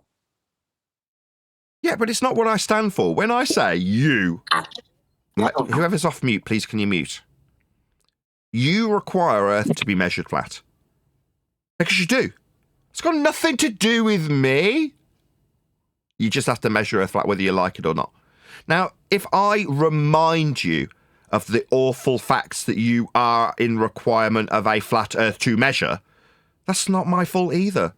You know, don't project your own ineptitude when it comes to you not recognising how flat you are measuring it when you profess to have a ball face. You're just measuring Earth flat. It's got nothing to do with me. If I hadn't have existed as a flat earther, Dan would probably still have gone out and tried to measure Earth flat 1,000 times with his participants, using flat Earth surface level to form part of the angle. That would have still probably happened. Now, if that isn't the case, I'm too much of an antagonist and I can take responsibility for things like Dan going out and measuring Earth flat 1,000 times, or Toon himself measuring Earth flat in Antarctica, allegedly. Those things would still be superseded by the ball Earth rhetoric where you require Earth to be measured flat for heights of mountains to derive R values, for Polaris to infer a radius. All of these things that are derivative stories that take you on a journey to ball belief, they're still flat Earth measurements too. So don't blame me. It's not my fault that you have to measure Earth flat. It's not my fault that McToon's sitting there going, is this going to get turned into a soundbite as I talk about measuring my elevation? Is this going to get turned into a soundbite as I talk about the horizontal distance on the surface level? A flat Earth. It's like, you sound like cats. Yeah, I'll give you a flat Earth for that. Cats went nuts the same way Toon's going, right? Saying on flat Earth, when I measure distance. No, just on Earth. You're using the same distance measurements. But like cats, I'll give you a flat Earth for that. Yeah, you're damn right you will. But you don't have to give it to me. You're using it. Just use it. You've got my permission. You didn't need it, though. You don't need me to give you permission to measure distance, horizontal and linear, in miles or kilometres. You just do. Everyone measures Earth flat, even the ballers. Just want to blame me. Yes. They want to project how they feel stupid onto me when they have to recognise the awful truth. Like I say, it was awkward to listen to Toon worried about which point he'll have a welcome to flat Earth comment from Vaxy Waxy. And it's embarrassing for him. But, like I say, I shouldn't be worried about it. I should be indifferent to it. Maybe Nathan, you're the poster boy. When they talk about measurements, you are the poster boy. So you're going to have to take some responsibility for it here. I didn't get a scrap of credit. I didn't hear my name mentioned. Flat, they look to you. I didn't hear my name mentioned, right? When Toon, with Vaxy Waxy, is going through distance, didn't credit it to me, did he? That is to say, I'm not the arbiter of horizontal distance measurement on Earth's surface. That's just how it's done. I'm not the arbiter of elevation angles or heights off surface level or sea level. They're nothing to do with me. Parallel flight levels will still exist. I'm not even a pilot. You can't blame me. I'm not the poster child of flat Earth measurements. You all require them. You are all using them. But projecting the fact that you need these measurements onto me like I'm somehow responsible is pathetic. Amusing, but pathetic. And Nathan, you said we will cover some normies videos in the future. Yeah, definitely. Do you know? There's all sorts of things on the agenda. The thing I want to do the most, I just haven't had time to do it, is go through Level Playing Poems books. So she sent, I feel embarrassed to say this, I asked my kids today, because I'm projecting my own ineptitude onto them. I called them over. Clover, Eleanor, come here. Have you read those books? Expecting them to say no. Yes, Daddy. Oh, you have? Yes, Daddy. Oh, go and read them again. Because I haven't read mine, and neither's my wife, right? So I got a PayPal super chat, whatever you want to call it, from Level Playing Poem today, thanking for me mentioning that I got the books. And she's like, sent me 15 quid. I'm like, well, thank you very much for, sending me 15 quid just for giving you a shout out. I mean, wonderful. I need the money. I'm delighted. But by the same token, I'm like, I haven't actually read the book that she wrote. I wrote a message to me on the first page that she hand wrote for everyone of the family. It was really sweet. I mentioned it on a couple of days ago show. That's what she's sending me the PayPal for. But I haven't actually read the book. And when I go through it, I'll grab it because it's right here. Hold on 1 second. When I go through it, I want to do a good job, right? This is Eleanor's. It's out because she's been looking at it, right? So Eleanor's already read her book, which is called Level Playing Poem Flat Earth Explained.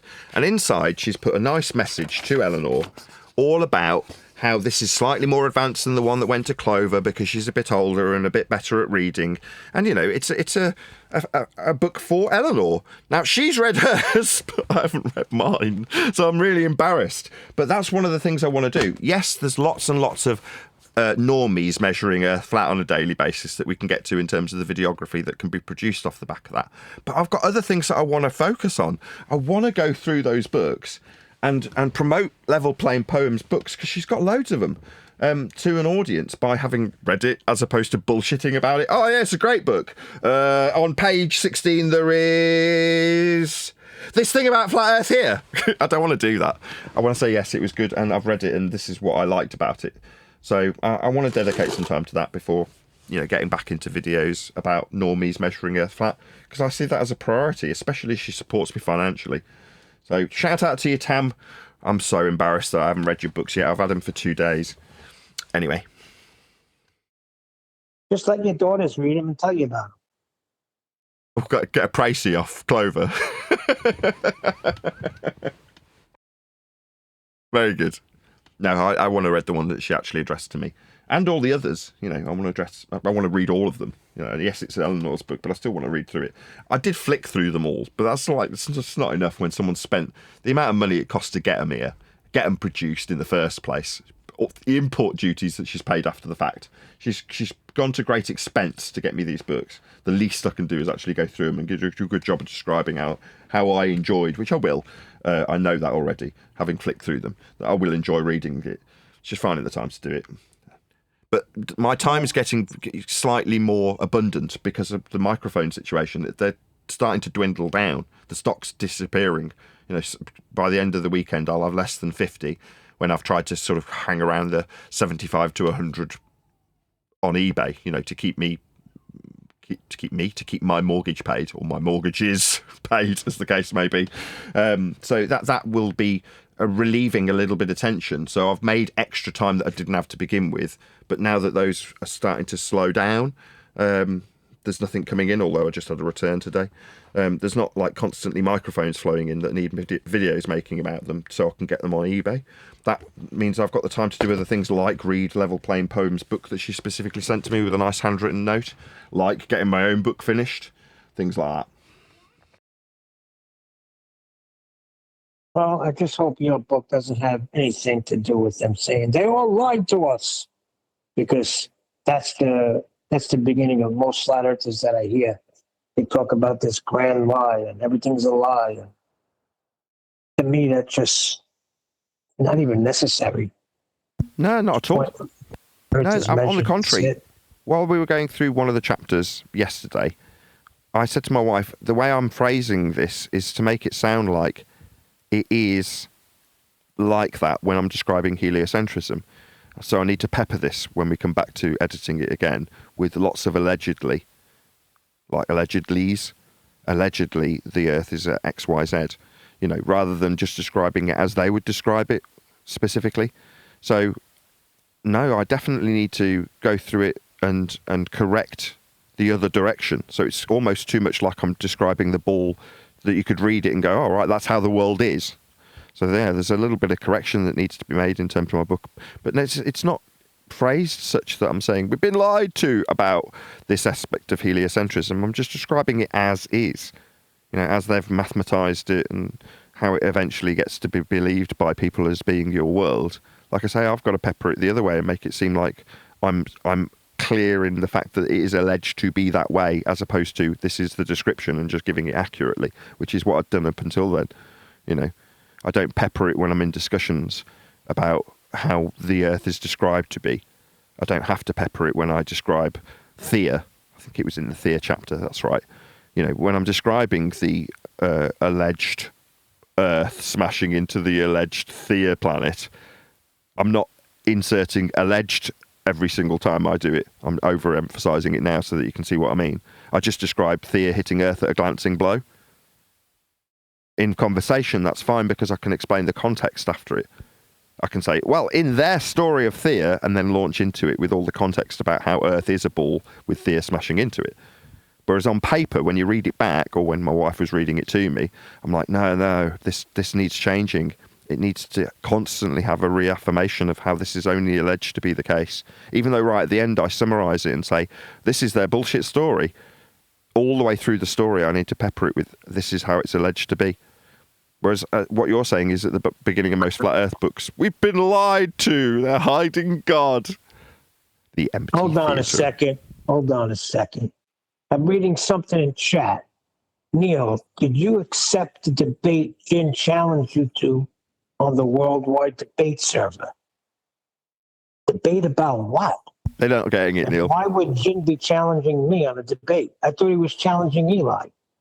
It'll be about 9/11 though, won't it? It won't be about flat Earth.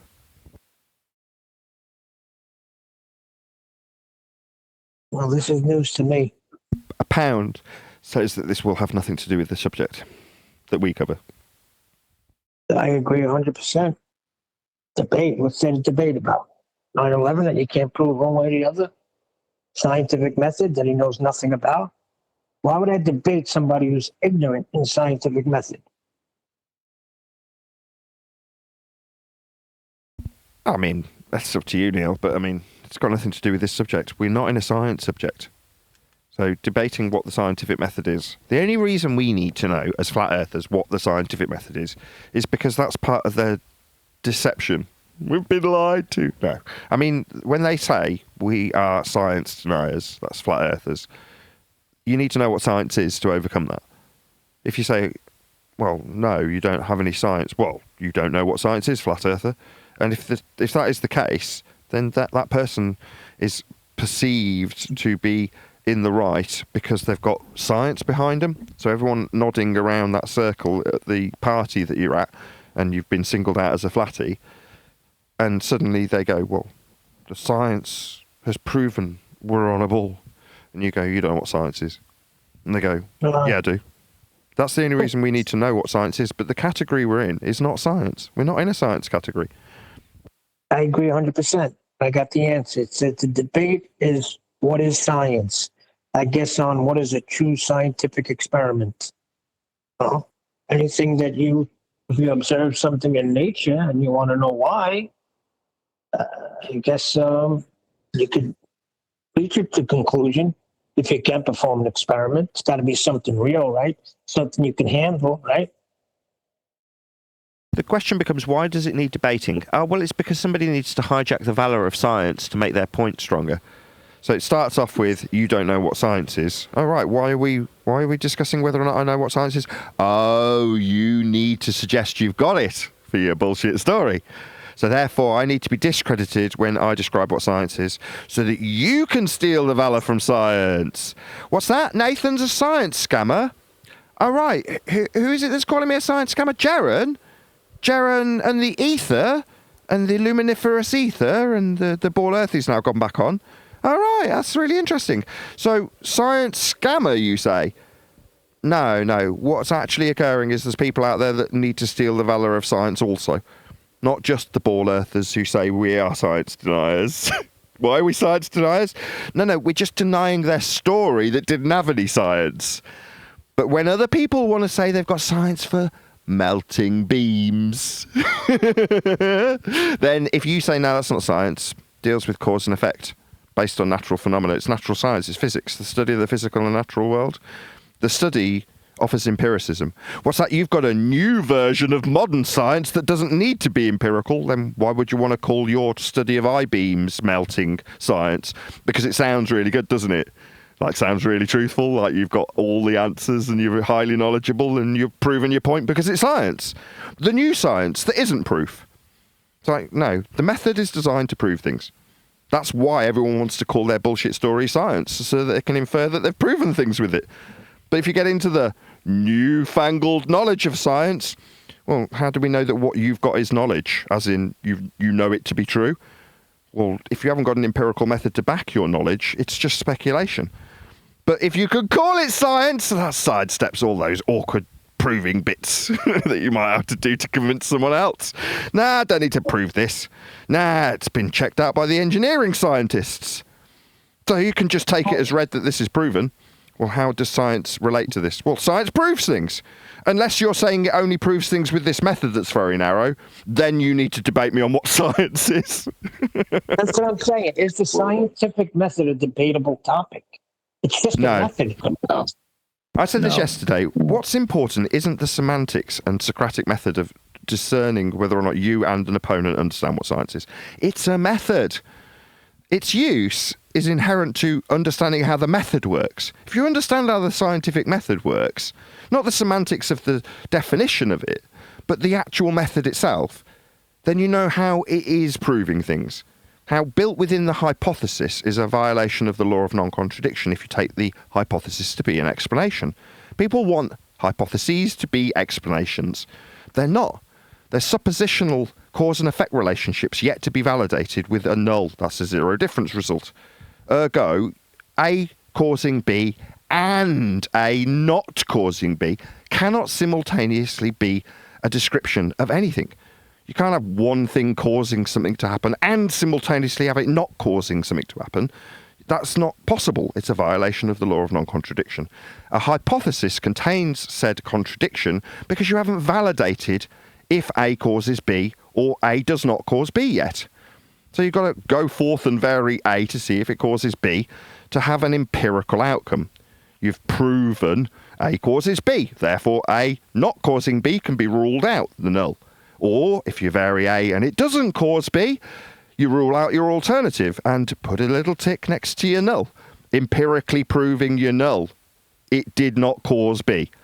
But that's why people want to say the engineers who've studied the melting point of the I-beams is science. Is it? Well, no, absolutely not. But it sounds like it's been proven. Therefore, when I draw a conclusion about why buildings collapse, that's the science proving it. So you don't have to question it. You don't have to argue with me. I'm right. Science. No. Science is a way of proving things. Understanding the method means you've got at your disposal the means of proving things with a methodology that elucidates the cause of an effect in nature. It's narrow. That's why it can offer empiricism. But people want to broaden it so they can incorporate their bullshit into it. And if you challenge them, they want to debate you on what science is.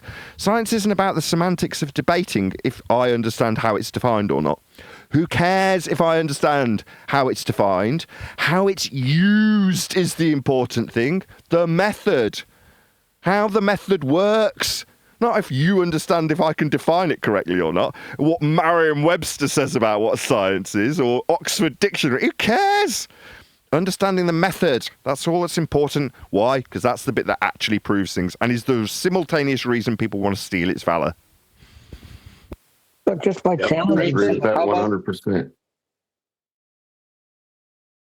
Yeah, John. I agree with that 100%. But the way that people understand science today, the misconception is that of measurement and calculation. So they think when they do a calculation that contradicts measurement, they've somehow done science.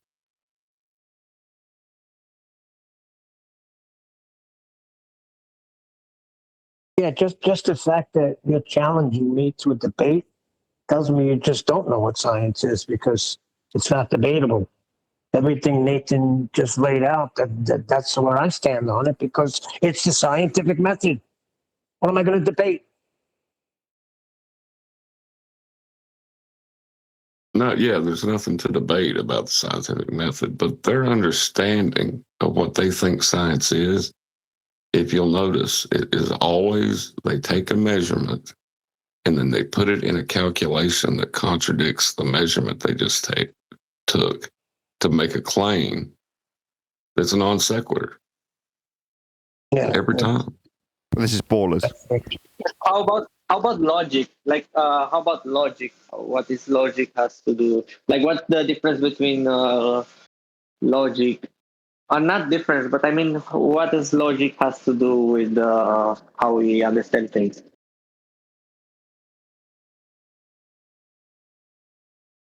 The scientific method is built on cause and effect reasoning. It uses cause and effect reasoning to elucidate the cause of an effect.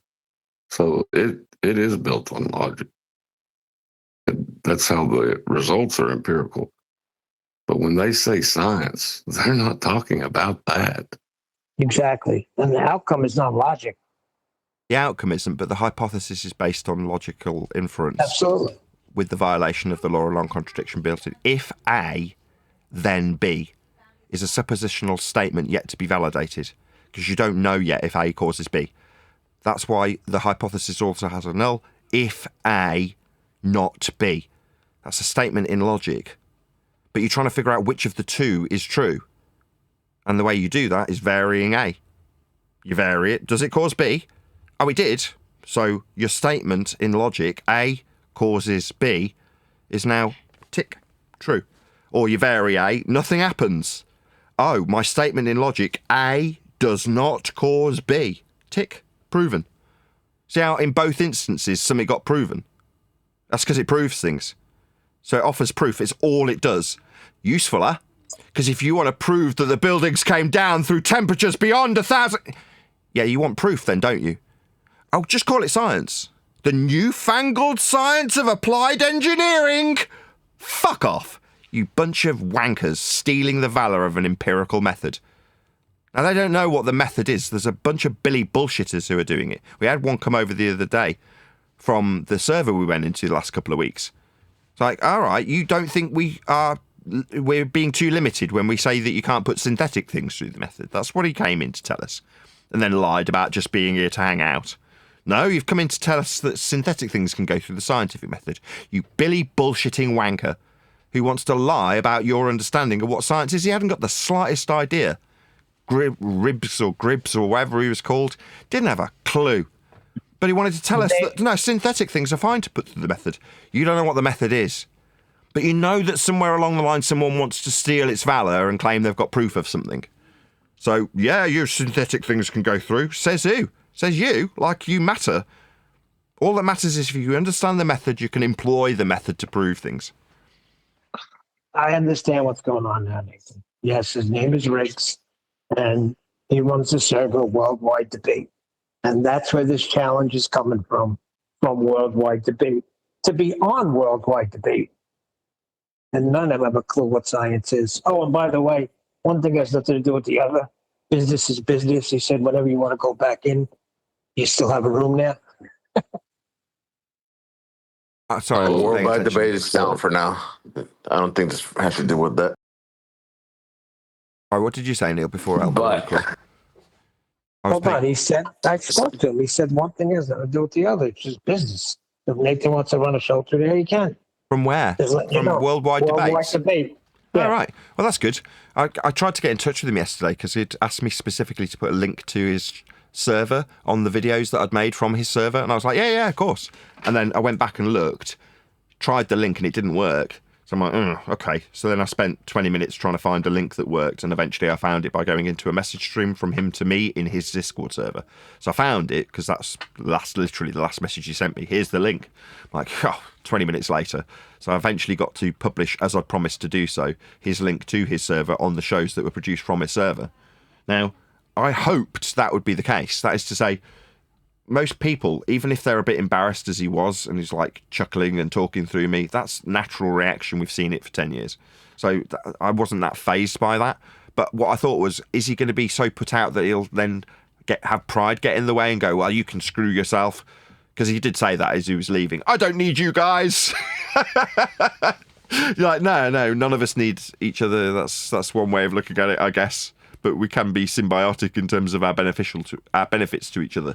And I thought, will he relinquish that? I didn't know, but now I've got the answer, which is to say, no hard feelings, which is often the case with time when you go into other servers. So 24/7, you're like, you're banned. You said the word nigger, therefore banned permanently. We took a vote on it. Really? Including the racist host of the server? Wow, that's interesting. Nevertheless, perma-banned, you say? Okay, no worries. Bye. There's 10 a penny servers, dickheads. Do you realise how many servers there are? Oh, you thought you were the only one? I see, yeah, a bit self-obsessed. Okay, no worries. Bye-bye. 6 months later. Oh, no. Yeah, he said you needed him. He was like, you need me. Yeah, but many things are said in battle. I need you, do I, server owners? No. Number one, if I needed a server so badly because I was excluded from the, 50 million thousand servers that are available that people have set up, then I could just set up my own. Now, that's a pain in the arse, and I don't want the responsibility. Far from it. I mean, you saw what happened to Mr. Beast. Suddenly he's got some transsexual staff member chatting up kids on his server, and it all looks terrible. If you just don't own a server, you don't have any of those problems, do you? So I don't have a server. I can go wherever I like. Now, I thank the people who do operate the servers. Righteous Force. if you're out there listening, thank you for hosting me so much. I'm so grateful, and I mean it sincerely. He has to work to produce a server that I can go in whenever I fancy it and run a show from it. Now, I am eternally grateful to that server operator. Not the server operator we're in now, by the way. We're in Divergent Droid's server. Previously, we've been in Betty's server. It got shut down. But I've been in all sorts of different servers. There's 24/7. There's all of these flat earthy ones. I don't care if it's a flat earth server. I don't care which server I'm in. It's just a doorway. I need to provide a gate to people so they can come in. That's it. That's all I need. Now, I'm not demeaning the people who operate servers, and there are thousands of them, but if you're going to delude yourself into a belief that I need you, no, that's not true. But I like that you thought so. But on the other hand, is the guy saying, there's always a door for you. Well, thank you. That's more like it. Yeah. Thank you very much. I appreciate that. I'm glad that you don't hold grudges. I just want to say that I know you don't need it, but I just want to say three people are talking. You're doing a very great job, and I'm very glad that I discovered you. I just wish we can find a way to deal with this censorship somehow and make more audiences. I really wish. I'm all right. I I get what you're saying. Right, you want a bigger audience, generally speaking, because then there's more normies coming to the channel, finding out Earth's flat as you find out Earth's flat, and then they believe as you believe. I don't need that. What I need is to keep the mortgage paid, and, I do. Just about keep the mortgages paid. That's what I want. I want a job in YouTube, and I've succeeded in that. I kind of knew when I started that I'd reach a point where I'm at 25-ish thousand subscribers, where it would just about pay the mortgage with the ad revenue. Now, as of about 12 to 18 months ago, that went like that. I'm like, oh no, I can't pay the mortgage. Well, the people around me have stepped up, and I've flogged a few microphones, and I've still managed to get by. So I'm still happy. So when I think, wow, it's always nice to have more subscribers, but I've got a very dedicated community around me. And I'm telling them, don't worry about it, it's not that serious. Reach your own enlightenment. In other words, I'm not a flat earth evangelist channel, as much as the name might imply that. But I get your sentiment. You want more people to come to the subject, because then they'll believe as you believe. I couldn't care less at this moment, but let me defend Riggs. Listen, many things are said in the heat of battle, but like you said, I'm glad that when things settled down, he said, listen, no problem. Door's open. Got a room. Yeah, he was just arguing about utilization of experiment within the physical and natural world, and why something that's not in the physical and natural world should be allowed into that understanding. That's not And there are weird. many people like that.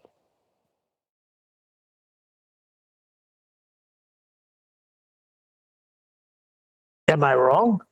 I don't know. Do you want to go in there for 10 minutes before we round out this live show?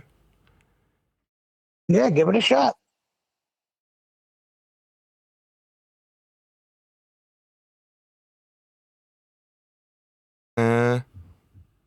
Looks empty to me. If I'm doing something wrong, it just looks like an empty channel.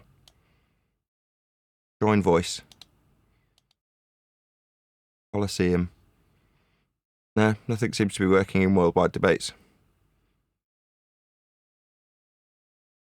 Oh, that ends that.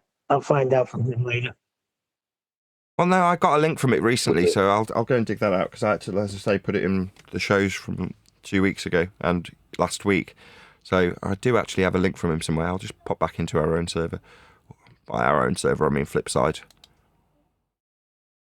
With any luck, there'll be somebody there to accuse me of quoting something that is the exact opposite of what I stated. That's a fact. Yeah. There'll be a brief interlude while I find that link. I know where to go to find it, though, so... That means talk amongst yourselves. The issue... Good.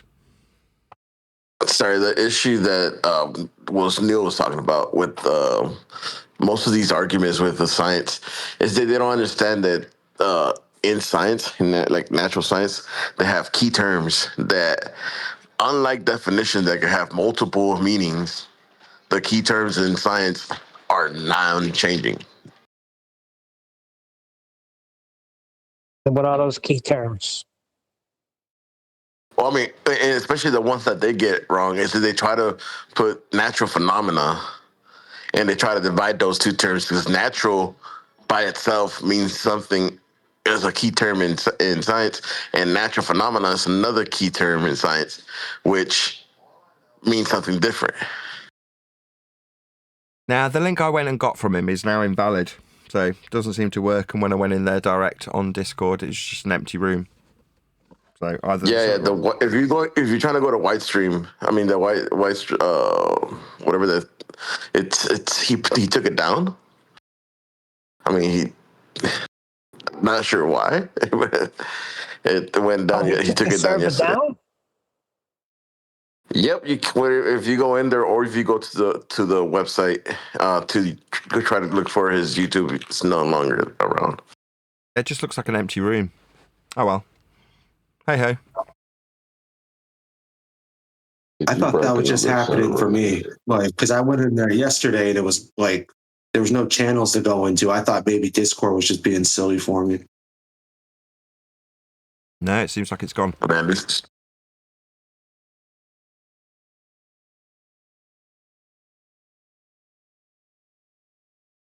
Yeah, my last messaging with him was, well, you can agree with most people who return you. That's not a problem coming in.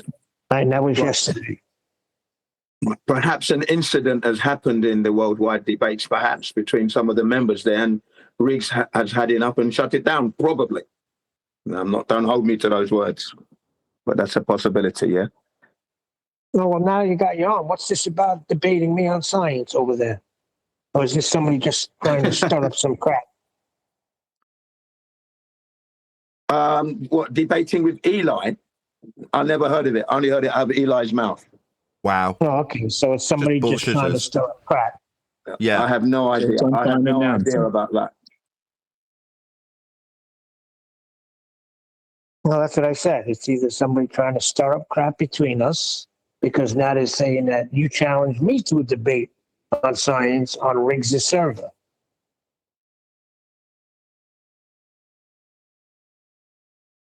Is that true, Jin? I have no idea about what you're talking about at all. That'd be a no. Absolutely. Absolutely no. I never heard of it until you brought it up today. Number one, right? We don't need any help arguing with each other, right? It doesn't need ushering along. But I suppose if you feel like you're controlling, like pulling one of those strings to make that happen, that maybe that will give certain people, certain individuals a bit of pain relief for a moment. I don't know. Yeah, if I wanted to debate it with Neil, I'd speak to Neil directly. I'm here. I can ask Neil straight away if I want to do that. Here's my nefarious mind. They're trying to destroy flat earth debate internally. This can't be here anymore. That's a problem, because we talk about earth being measured flat, and that's a fact. There's no debating it. So we're a threat to everybody that's contrary.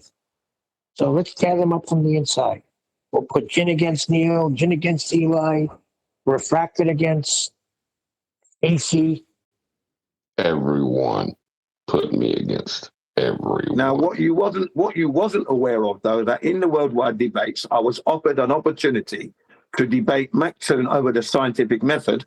McToon, it was going to be teams. So McToon and his colleague, and me and my colleague was going to be Taylor, the young lady. We were going to debate, and it's offered up, and we're going to get some money for it. And hang on, I'm still talking. We're going to get some money from the what do they call it? The chats, the super chats. We get a share of. Yeah, we get a share of the super chats, right? That's what was decided. We didn't decide anything. It was offered. That's all. I said, yeah. Sorry. I said, well, yeah. Why not? I did say that. And then a few days later, I said, I don't really want to help McToon earn any money. So my decision is going to be no, thank you, because I don't want to be there. I don't need the money, and I don't want to help McToon earn any money at all. I don't want to contribute a single minute or penny for that guy. No. So my decision is no, I'm not going to be doing that. Why not? He's a family man. He needs money like anybody else. Why wouldn't you want to? I don't like the guy. Don't like the guy talk. Don't like the way he carries himself. And I don't want to help him earn money. I don't want to assist in him earning revenue. I don't want to do that. That's why. I mean, from that perspective, I've got no issue with anybody. YouTubers, McToon. I say about time and done normally, right? It's normally this sentiment, but just not aimed towards McToon. But from a YouTube perspective, it's like, I wish you every success on YouTube if you can turn a dime. And in many ways, I'm jealous of someone like McToon because his algorithmic journey is far more favoured than mine in the same subject.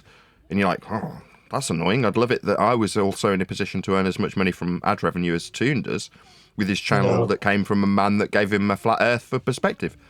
You know, I want to watch that same cognitive journey downhill and earn money from it when it's not necessarily on an anti-flat earth channel. But from a YouTube perspective, it's like I wish all of these people every success. They're fellow YouTubers. So now, stabbing you in the back. So you wish them success. Jim, good job. Don't give that piece of crap nothing. You don't need it, Nathan. You're not recognising what they're doing that for. We had a good laugh about it in the pre-show, right? So they need little sound bites from me. Yeah, obsessed much. That's flattering. To demean me for pain relief. Again, flattering. Doesn't change. McToon is the sign. Sorry to interrupt you, but McToon is the character. You literally only 5 minutes ago moaned that you hadn't finished talking. Sorry, I do apologise for cutting you off there. As a YouTuber, I wish every YouTuber success, because if I become that type of person that hopes that Craig McNeil fails on YouTube, it's like, well, what's to stop the next man feeling that way about me? Oh, the next man is Craig feeling that way about me? Yeah, I know. I recognise the irony in what I'm saying. But it doesn't change that we've all got a YouTube hat to wear. And with that hat on, the fact that his content is negative towards my content or me as an individual is irrelevant at the point. You just want success on YouTube if you're a YouTuber. Forget about the subject we're covering. So I have to extend that courtesy. I can't say, I hope he fails on YouTube, because I might as well say, I hope it's easy to fail on YouTube. Well, that's pointing back at me immediately, isn't it? I don't want that. Nobody's saying that. Nobody's saying that. I'm saying not going to assist. Jin is just saying he's not going to assist in putting money in this guy's pocket. That's all he's saying. No, I got that. Because he doesn't like him. Yeah. Personally. Right. And the reason I don't like him, if I can now get in here, is this. He's the guy that says, you flat earthers it's child abuse when you're teaching children. Don't have children. He's the character that says, have your children take away from you. And you were saying the other day that you don't like people like that and you wouldn't help them at all. Here you are now backing that up. You're backing him up on YouTube. I said I don't like that it happens to me. I don't like that happens to me. No, that's very unpleasant. I mean, if that is the case, I didn't know that. I'm actually a McToon fan, so I didn't realise that. If it's the case that McToon feels that to gain his pain relief, he should suggest that my kids get taken off me, that's just disgusting. Now, why that would be the case, I don't know. The guy doesn't know me, and I don't know him. But what I do know, because I saw it, right? He's a family man. He's got a wife. He's got kids. And from that point of view, you're like, well, he's just a fellow human being. The fact that he's in pain, trapped in cognitive dissonance, worried about whether or not some sound bites can be extracted from him using flat Earth measurements in every single example that he measures Earth with, is irrelevant to us as YouTubers. And as far as us as YouTubers are concerned, like I would do the same for Dan, and I don't think Dan is like that, right? When I've extended that courtesy and said, I wish Dan every success, and said the same thing, I'm jealous. I wish I was algorithmically favoured like Dan is. That is to say, I've got more in common with wanting to be like him and aspiring to his position in YouTube terms than I have against him. Now, it's kind of sad when that isn't echoed, but I can't expect my sentiment to be echoed. Everyone's an individual. If their sentiment is that, no, he should just have his kids taken off him because he talks about how flat Earth gets measured like I measure it, then that's kind of sad. But that's only a reflection on them, not me. Well, I'm glad about one thing, right? Just the fact that Jin was willing to go into a debate with somebody about the scientific method, then that means the work you'd done here the other day was accomplished. And Jin knows what the scientific method is. Well done. Maybe. I don't know if that's the case yet. Why would he go into a debate if he doesn't have all his ducks in a row? No offence, Jim, to talk about you while you're here, but he's got his own agenda to promote his science of engineering to back his stories about 9/11 truth. That's why. So he's also, like Bob Nodell used to need science to affirm his descriptions of free energy and Ethereum nonsense by saying, no, it is science. Well, no, it isn't, unfortunately. Now, that's annoying, but everybody's got the same agenda in that regard. So if you had McToon versus Jin on science, both of them have got their own ulterior motive. It's the same ulterior motive, hijacking the validity of scientific empiricism. Both of them want that. They both want the same ends. I choose to believe differently. I choose to think that Jin digested everything, and now is a solid. He's solid on his understanding of what the scientific method is. So how are we supposed to have a debate? Mumble. Eli, speaking So how are we supposed to have a debate? Well, he said that was not true. He's the first time he's heard that is on here. So they're trying to stir up some crap.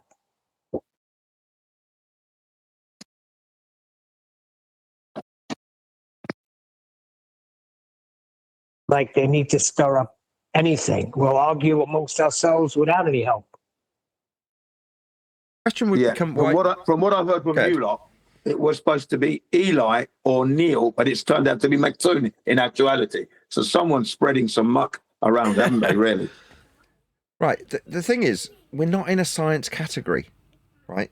When it comes to flat Earth debate, the perception thereof, then the category is geography and mathematics, not science. Now, the only reason we're debating about it, or creating the perception there should be a debate, is so that the valour of science can be stolen by those who say they've got science proving they're on a ball. That's it. That's the only reason. Now, for the last 10 years of this flat Earth awakening for me, let's say, I've been saying, and Eli's there, he's heard me say it, flat Earth is not a scientific endeavor. I've been saying that for the longest of time, and Eli will back me up on that, I'm sure. So fully aware, we're not talking science when we're talking about flat Earth. Topography, geography, measurements, that's what it's always been that, right? That's always been my position.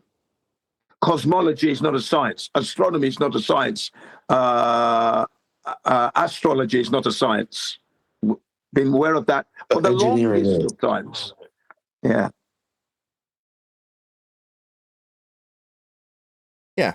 The reason people want to steal the valour of science is because when you employ the method correctly, you have proof. The only reason people want to call engineering science is so that it's taken as read that what's being said is proof of whatever's being claimed. Now, there are plenty of routes to provide evidence that standards your claim. Evidence isn't exclusively governed by science either. You can prove things in many different ways. Science is but one method. The problem is that if correctly utilised, that's the method, not the definition. Defining it correctly is inconsequential. If I define science wrong, who cares? It just means that if I try and employ my definition that's wrong in a methodology, it's highly likely to not prove things. But elucidation of the cause of a natural phenomena through systematic experimentation based on a hypothesis formulated with a null through systematic experimentation where you vary and manipulate that which you assume causes the naturally occurring phenomena you observed at step one is the method of science. It provides proof. It's the only outcome when employing that method. Now, if you turn around and say, well, I can borrow from that method to prove why this man-made... I just go, whoa. Man-made that. That you don't need this method. You already know what caused it. Man made it. But I want to lend validity to something other than the synthetic thing that's being studied, because there's an expansive story that goes along with the synthetic study that I've done.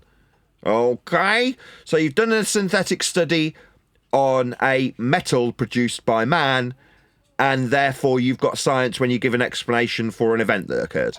because the event becomes the phenomena. It's like, no, you're working outside of the very narrow scope of elucidation of cause of an effect observed in nature through systematic experimentation based on a hypothesis with a null. That's what science is. You don't like it because it doesn't include your story. Tough luck. The method will still be proving things, therefore powerful. But that power is what people want. Not the method, not the actual going through the steps of varying A to see if it causes B or not. Nah, they don't want that bit. That's the old, dusty old science method. The new, expansive, modern method includes my bullshit story about this study we've done. That's what's going on. Well, but they're using it in the topic that we find ourselves in. And they've used it from the beginning when you were saying the whole body of science knows that Earth is a globe. So they need to know Radius what Dominus, science is. Spiritus Sanctus, Tangent. Amen. The body of science blesses you all. Go in peace. Well, I mean, this is another thing, though. There are many fields have grabbed the method, but not completely, meaning it always misses the first step, right? They grab the method to, because it's a just method. It actually could, if you're having a problem with your car, wherever, you could go about it systematically testing the same thing, what's wrong with your car. But it doesn't mean they're doing science. Yeah. This is why I've told Neil a bunch of times. There's nothing wrong with logic that's used in science to troubleshoot. So if you've got a whole load of variables that can cause an effect in a car's electrical system, and you say, I will now vary A, my presumed cause of the effect, and see if it causes it or not. So you vary A, it doesn't cause the effect. So you go, well, it wasn't that then. Well, you could say, I've done the science. No. That's troubleshooting. Now, you can employ aspects of the logic and say you've employed the aspects of logic. You can put it in a logical tree to show all of the different variables that you went through to isolate the cause of a problem in a car's electrical system. And say, I systematically went through every single potential cause because there's only 5 things connected to this circuit. But then what do you know? Unlike with the empiricism of having a single independent variable, that's presumed cause of the effect, naturally occurring phenomena. When you've got an electrical system, there's extraneous variables that you may not understand or know at the time that you systematically go through all of the ones that you do know. So there are outside influences when troubleshooting that may affect your outcome. Now, with the scientific method, it is far more narrow in terms of you see that happening in nature and go, I think that this caused that. So I'm going to vary it and see if it causes it or not. And the outcome is only the naturally occurring phenomena that you observed at step 1. Now, gremlins in an electrical system might be multiple causes all at once, some of which you don't know. Now, you could argue that's true for science. Yeah, but when you do it for science, you narrow it down to your single independent variable. That's why it's called an independent variable. It's so narrow, and it's exclusively interested in the physics of the world. The physical and natural world is all that we're interested in. It's governed by physics. That's what physics is. The study of the physical and natural world. Back to what ultimately caused the gremlins in the car. A man made it.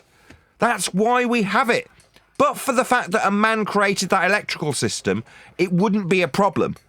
There wouldn't be the need to troubleshoot it. So we already know the cause. It's a man making it. Badly, in some instances. But when it comes to something that can advance humanity, it's the nature of reality itself. That's natural science. To make it more specific than it needs to be. It's just science. Science is the scientific method. But yeah, there's going to be people out there that can find a definition that says, well, science is the knowledge of something. Here's a book that's called The Science of Engineering. Therefore, because it's described as having the knowledge of how to change a clutch, you have got the science of it. And you go, piss off. The only reason you want to call it science is because it's an all-encompassing description of all the things that you could describe within the engineering of changing a freaking clutch. That doesn't make it science. The only reason you want it is because the valor implies empiricism when you put it on the cover. Where's the empiricism coming from? The proper application of the method. So all that matters isn't the semantics of how it's defined, it's only whether or not you can apply the method to nature. If it's not applying it to nature, it's not science. If it's not applying the method at all, it definitely isn't science. And if you're applying the method to something outside of nature, it's not physics anymore.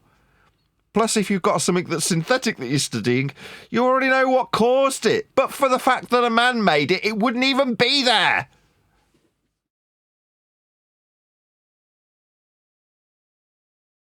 That's correct. Yeah, but when you come to more overarching things in nature, a man didn't cause the sun to rise today. But that's a phenomenon that you can put through the scientific method. And if you figured out the cause of it, you'd benefit humanity. Or you could make one up and control them with it. Fear-based mind control. That's all it ever is. Good. Well, maybe that's what Jim was trying to say the other day when he was using a scientific method. When you say he's borrowed, maybe he's trying to say they troubleshooted it the same way that the scientific method has steps. That's how they would troubleshoot and come to the conclusion of what happened. Yes, there's nothing wrong with that. There's more than one way to skin a cat. However, it undermines your cause, as in your overall objective, not the cause of the effect. It undermines your objective if you steal valor unnecessarily. So if you've done a really good job of troubleshooting something or investigating something, then just lay it out as you've got it. The problem comes when someone says, but that's the science. Because someone could turn around and go, let's just read off the definition of pseudoscience for a minute. A mistaken application claimed to be science that has not gone through the scientific method. That's the definition of pseudoscience. So as soon as you go, well, have you gone through the scientific method? No. Well, then you're pseudoscience. It doesn't matter if it's true anymore. Might be absolutely correct. But for the fact that you claimed it's science, suddenly someone can undermine you because you haven't been through the scientific method. Well, how would you be able to say it then if you say, well, we followed the same procedures that they follow when doing an experiment? Then we come to a conclusion that this is what caused whatever. Still stealing from Well, I mean, same procedure, but did you do the first step? What was the first step? Yeah, that's what. It's gonna fail on the first step. It's not science. Yeah. So that's basically it. You got to say, except for the first step, we followed. Yeah, nullify that. Meanwhile, you'll need observed natural phenomenon. You don't have that, you already know the cause. It's synthetic and man-made. Yeah, exactly. Yeah, but we are observing it. That's not to say that the stuff we make doesn't have problems and have exceptional circumstances, aka what you could describe as, that's phenomenal. I can't believe the wipers came on when I turned the key. I haven't moved the stock. We're going to have to troubleshoot this. Not let's science it. Because you're not following the scientific method. You fail at the first step every single time. Right. And when you figure out what caused that to happen, you're not building an understanding of the physical and natural world. So inherently, it is not science. Exactly. I see. That's well said. Now, that should be very easily understood. It's been emotional. Anyone Say want it again, anything to add? John. That was good. Really not.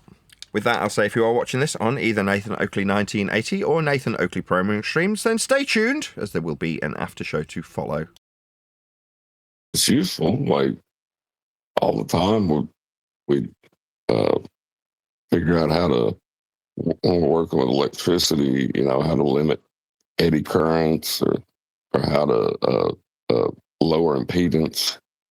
That's not the same, Oh, hold on. Electric is a natural world, isn't it? Yes. are eddy currents. A what? An eddy current is something that happens inside of a manufactured conductor whenever you're trying to move a potential from one place to another. No. Eddy currents don't happen in nature. No. So that would be troubleshooting. Right. Yeah, you only get Terence currents in nature. Eddy currents, nah. Fred currents, definitely not. What about William currents? Pony Billy currents, definitely. Black currants, they're definitely in nature. Well, an eddy current within a conductor is when the electron, it happens in alternating current, and it's when the electron is going forwards and backwards across the baseline to give you, your alternating current, and it's resisting the change in direction of the electron. So is that a measurement you're taking? It is measured, yes. I heard the word baseline in there, my ears perked up.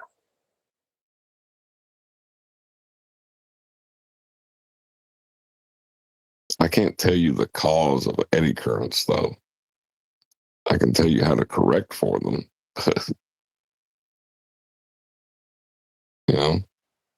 Oh, I could tell you the cause of eddy currents. Eddy in the cruises.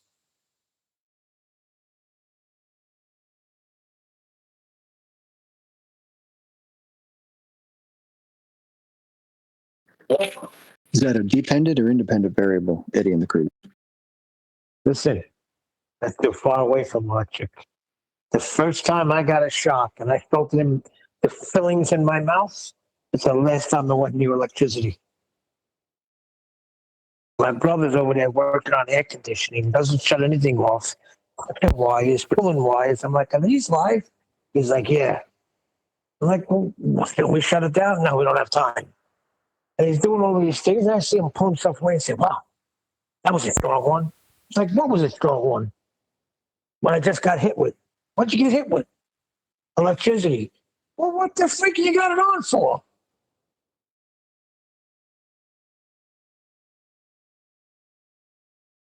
More people die from 120 volts than they do any other voltage. Did you know that? Yes. Say poor That's what people. I'm saying. Well, you just got it down. Do you say poor people die? More people. Oh, more. More. Why'd that guy get hit? Why'd that guy die? He only got hit with 120 volts. Well, he only had $10 in his account. If he had more, he would have definitely survived. Rich people are more endurant. Well, maybe they do because they got a lot more to die for. The voltage isn't what kills you, it's the amperage. And the embarrassment. Hey, Refractor, did you ever see somebody get stuck where they can't freaking move because volts are going through them? Yes, I saw Chinese people. Sorry, I know you asked John, but on a video on Best Score before it was taken down, they had this Chinese work crew working underneath a pylon, and one of the live wires connected to the pylon itself as they're moving it. It's like a giant triangularly shaped tower, and they're moving this thing physically around, and it touches the live wire, and two of the three men that are attached to this cage are now permanently stuck to it, and then a third guy goes along to try and get them off. What do you think happened to the third guy? Exactly the same. He got stuck to it and couldn't get off. They all died. Yeah, they don't get stuck. Yep, they get physically attached to it. I seen one where somebody comes and just runs and smashes into them and knocks them off. As long as you don't grab them. You can do that. You can do that, but if you try to just touch them, you'll suffer the same fate. That's what he did. So yeah, if I had a 2x4 or whatever, a big plank of wood, and they swung it at them to bash them off with force, then the conductivity of the wood would be too low to carry the current through. But that's not what the third guy did. He went up and tried to push them off, and he just died the same fate. Exactly the same fate. Big mistake. You get 3 acros that way. But the birds can sit on them because they're not grounded. So the birds sit on the electrical wires without any issue.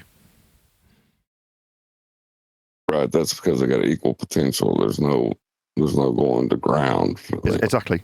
Whoa. Hold on. Explain this to me, because I always wondered why those basic electronics. It's very basic electronics. Electrocuted.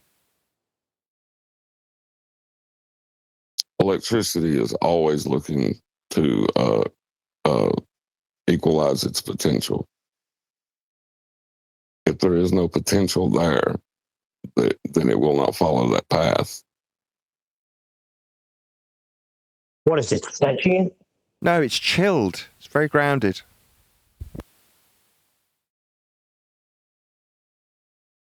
Boom, boom, boom. Nobody's picking up what I'm putting down. I got the joke. I got caught at a 277 wiring. Oh, sorry. Good. No. Here's wire story.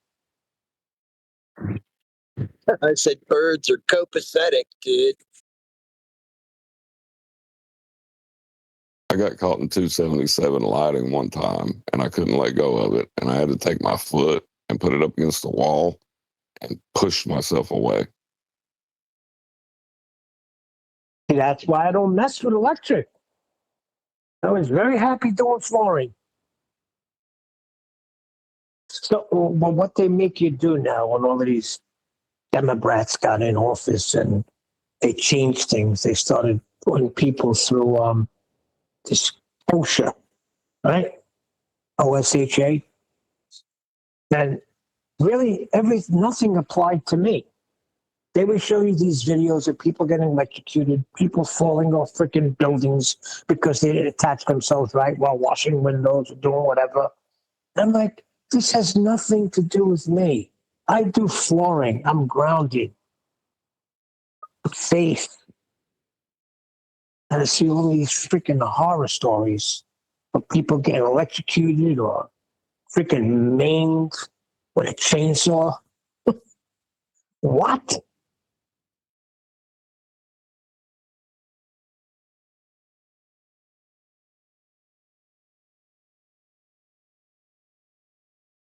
But I do have all my OSHA cards. You know how?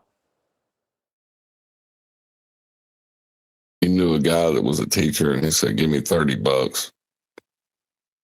No, you had to pay that anyway. But you pay to get the course, and my wife would sit there and go over the whole course on the internet, and that's how I passed. And every time it went up, then they would say, "Oh, now you got to get your OSHA 2 card, another $70." I'd be like, "Honey, you got to watch another 20 videos and get me to pass this, otherwise I can't work on a job."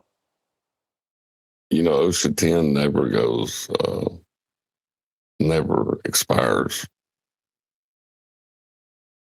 I did not know that.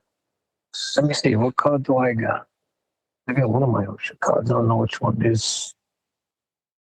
But I don't think it's the one that never expires. It's a 10 and a 30 if you're doing the work, and they do not expire. I got the OSHA 10, and I got the 30. Hold on, I'm going to go find my wallet to check. And neither one of them expires. Kid you not. Then you won't find an expiration date on the card.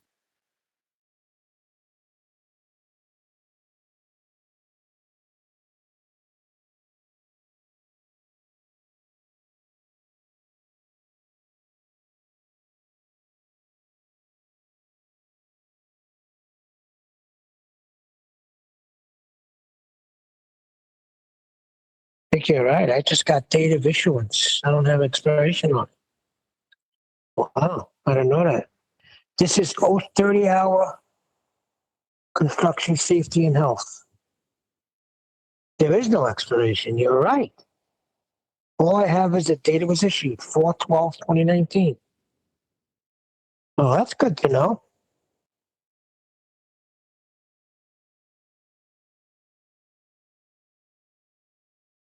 What does OSHA stand for anyway? Occupational Safety and Health Administration. Occupational Safety and Health Administration. Okay. Yeah, that makes sense. Just a money grab, you know that, John.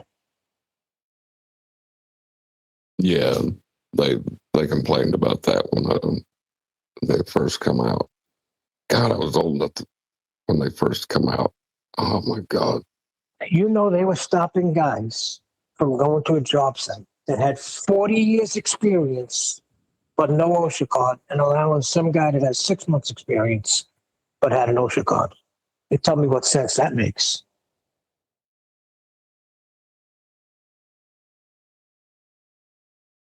It doesn't. Doesn't make any sense at all.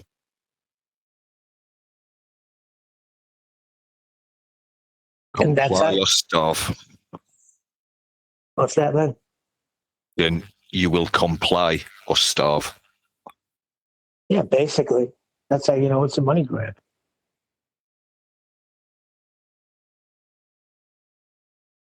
Same thing with the removal of asbestos that they started going through. You need to remove it. Find where it was. Don't disturb it. But that was a big money grab. People were paying big money. Companies were starting professional asbestos removal. You know, the concrete, whenever it's cut, drilled, or made friable, creates silicosis in your lungs, which is almost as bad as mesothelioma. Yeah, you were telling me that when I was mixing patch. You're telling me to wear a mask because that's what patch is, right? Yeah, it's crazy to think that, because I've been on jobs when I was younger, and there'd just be clouds of concrete dust, you know, and I never thought about it. How much of that did I take in? Well, that was that whole 9/11 thing. It wasn't so much the asbestos when that big cloud engulfed everybody. It was just the amount of everything they took in. I mean, that's probably like 50 years of work that people were stuck it in like a 5-10 minute frame, however long they were in that cloud. That's a lot to take in. That's why a lot of people are still dying. Yeah, asbestos too is really bad. Where concrete dust will die down. Asbestos does not That fall. shit'll linger in the air. Yeah, it doesn't fall down and go boom, boom. So will anything. If you churn up MDF, right, that shit's horrible. It gets right in the air, gets in your lungs. The reason they say it causes cancer is because your body can't expel it. So it has to coat it in stuff, right? That's what cancer is. So it doesn't matter if it's asbestos or MDF. If you're breathing in shit your body can't excrete, then your body's got to do something about it. Hit it right in the head. There's no way, your body has no way of getting it out. So it covers it up.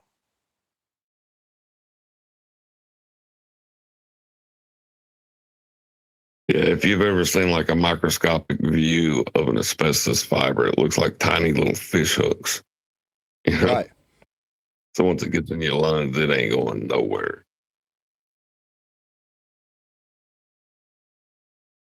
Oh, you could always take out your lungs. So let's rip it all out and put it in the air. There you go.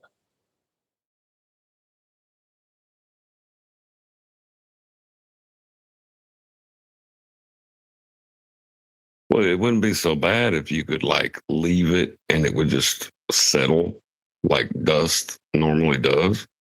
It doesn't do that.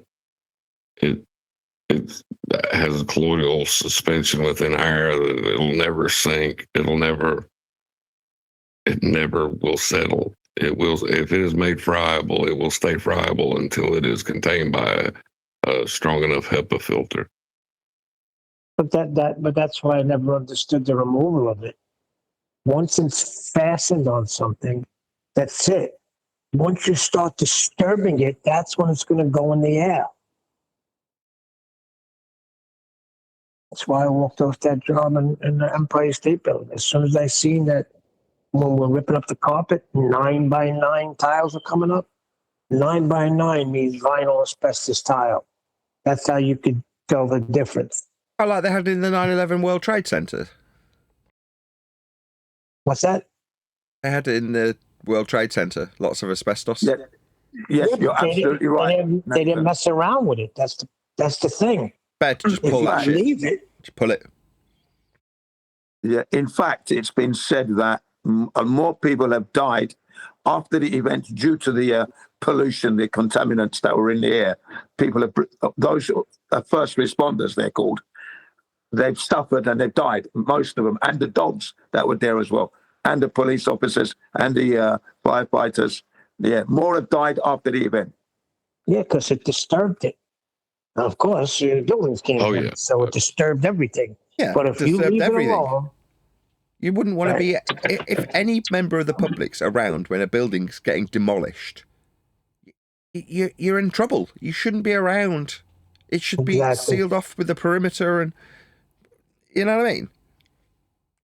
Yep. Absolutely. And, like those first responders, they're getting at the, it's been over 20 years. 20 years is about the time frame it takes for that stuff to incubate and turn into mesothelioma or some other form of cancer. So, yeah, they're dying off quick now. Yeah, because they were consumed in a freaking cloud of it. 110 stories of every freaking thing you can imagine. From asbestos, they had a lot of, the World Trade Center had a lot of vinyl asbestos tile in it, besides the fireproofing, right? Because that's what they were using during that time. My father worked in those buildings from ground up. He did all the floors. And all of them had VAT, which is vinyl asbestos tile, 9x9. When you see a 9x9 tile, if you're ripping up flooring, and the subfloor is coming up, and you see these little 9x9 squares coming up with it, you stop immediately because it's freaking asbestos tile. Yeah, it took 3 months to put out the fires on ground zero. 3 months. So those firefighters and whoever there were working there just for 3 months to put out the fires, and then you had that cleanup that was going on. 400 trucks a day of removing all that material. 400 trucks a day shipped out to China. That was what was going on. A lot of jet fuel.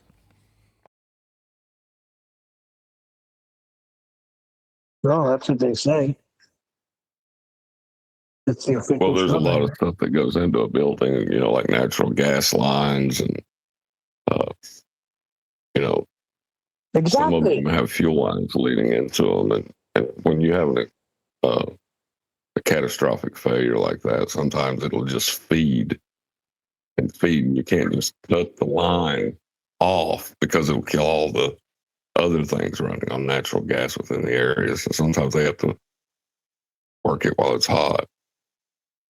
I installed flooring in a lot of the Empire State Building, and every office space I installed flooring in had a kitchen.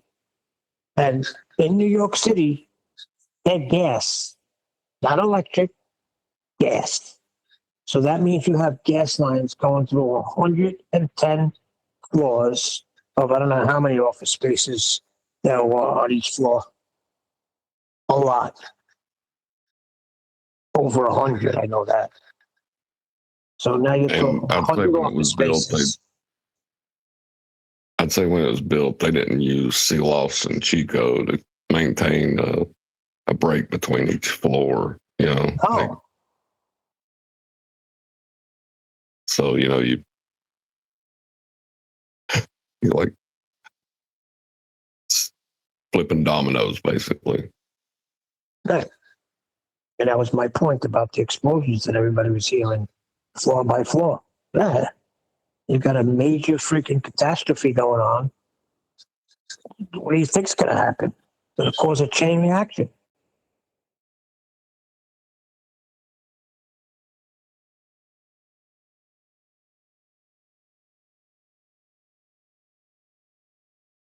Yes, we're nibbling at the piece of nonsense. Yeah, grab a tissue, quick. Tell them, Jen.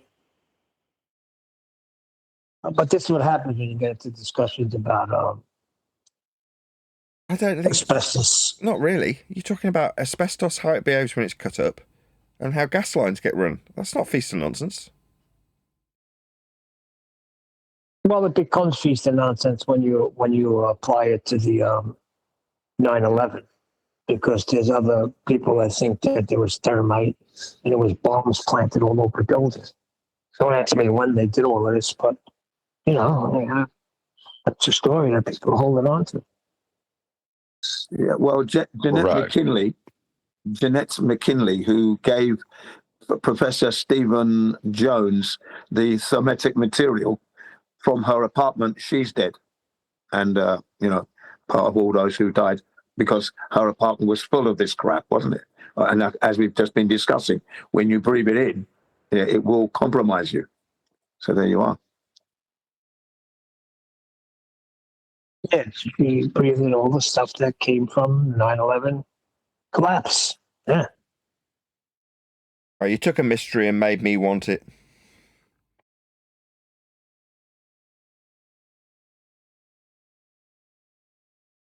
There's definitely things about the entire topic that are up for debate, and they should be debated, but not within this topic that we're in. That's why I said we're nibbling at the feast of nonsense. Grab a tissue quickly. No, it doesn't become the feast of nonsense until you start claiming that this is all science that we're talking about. Jin has not said that today. He understands now after 2 weeks. I didn't say he did. Science. I didn't say he was claiming science. It's that when it starts to be claimed to be a scientific topic, gas lines and asbestos tiles, then it becomes feast of nonsense. It becomes feast of nonsense.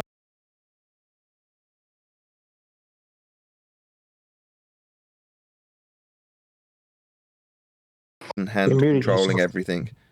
Now, again, I'm not saying there isn't or there is.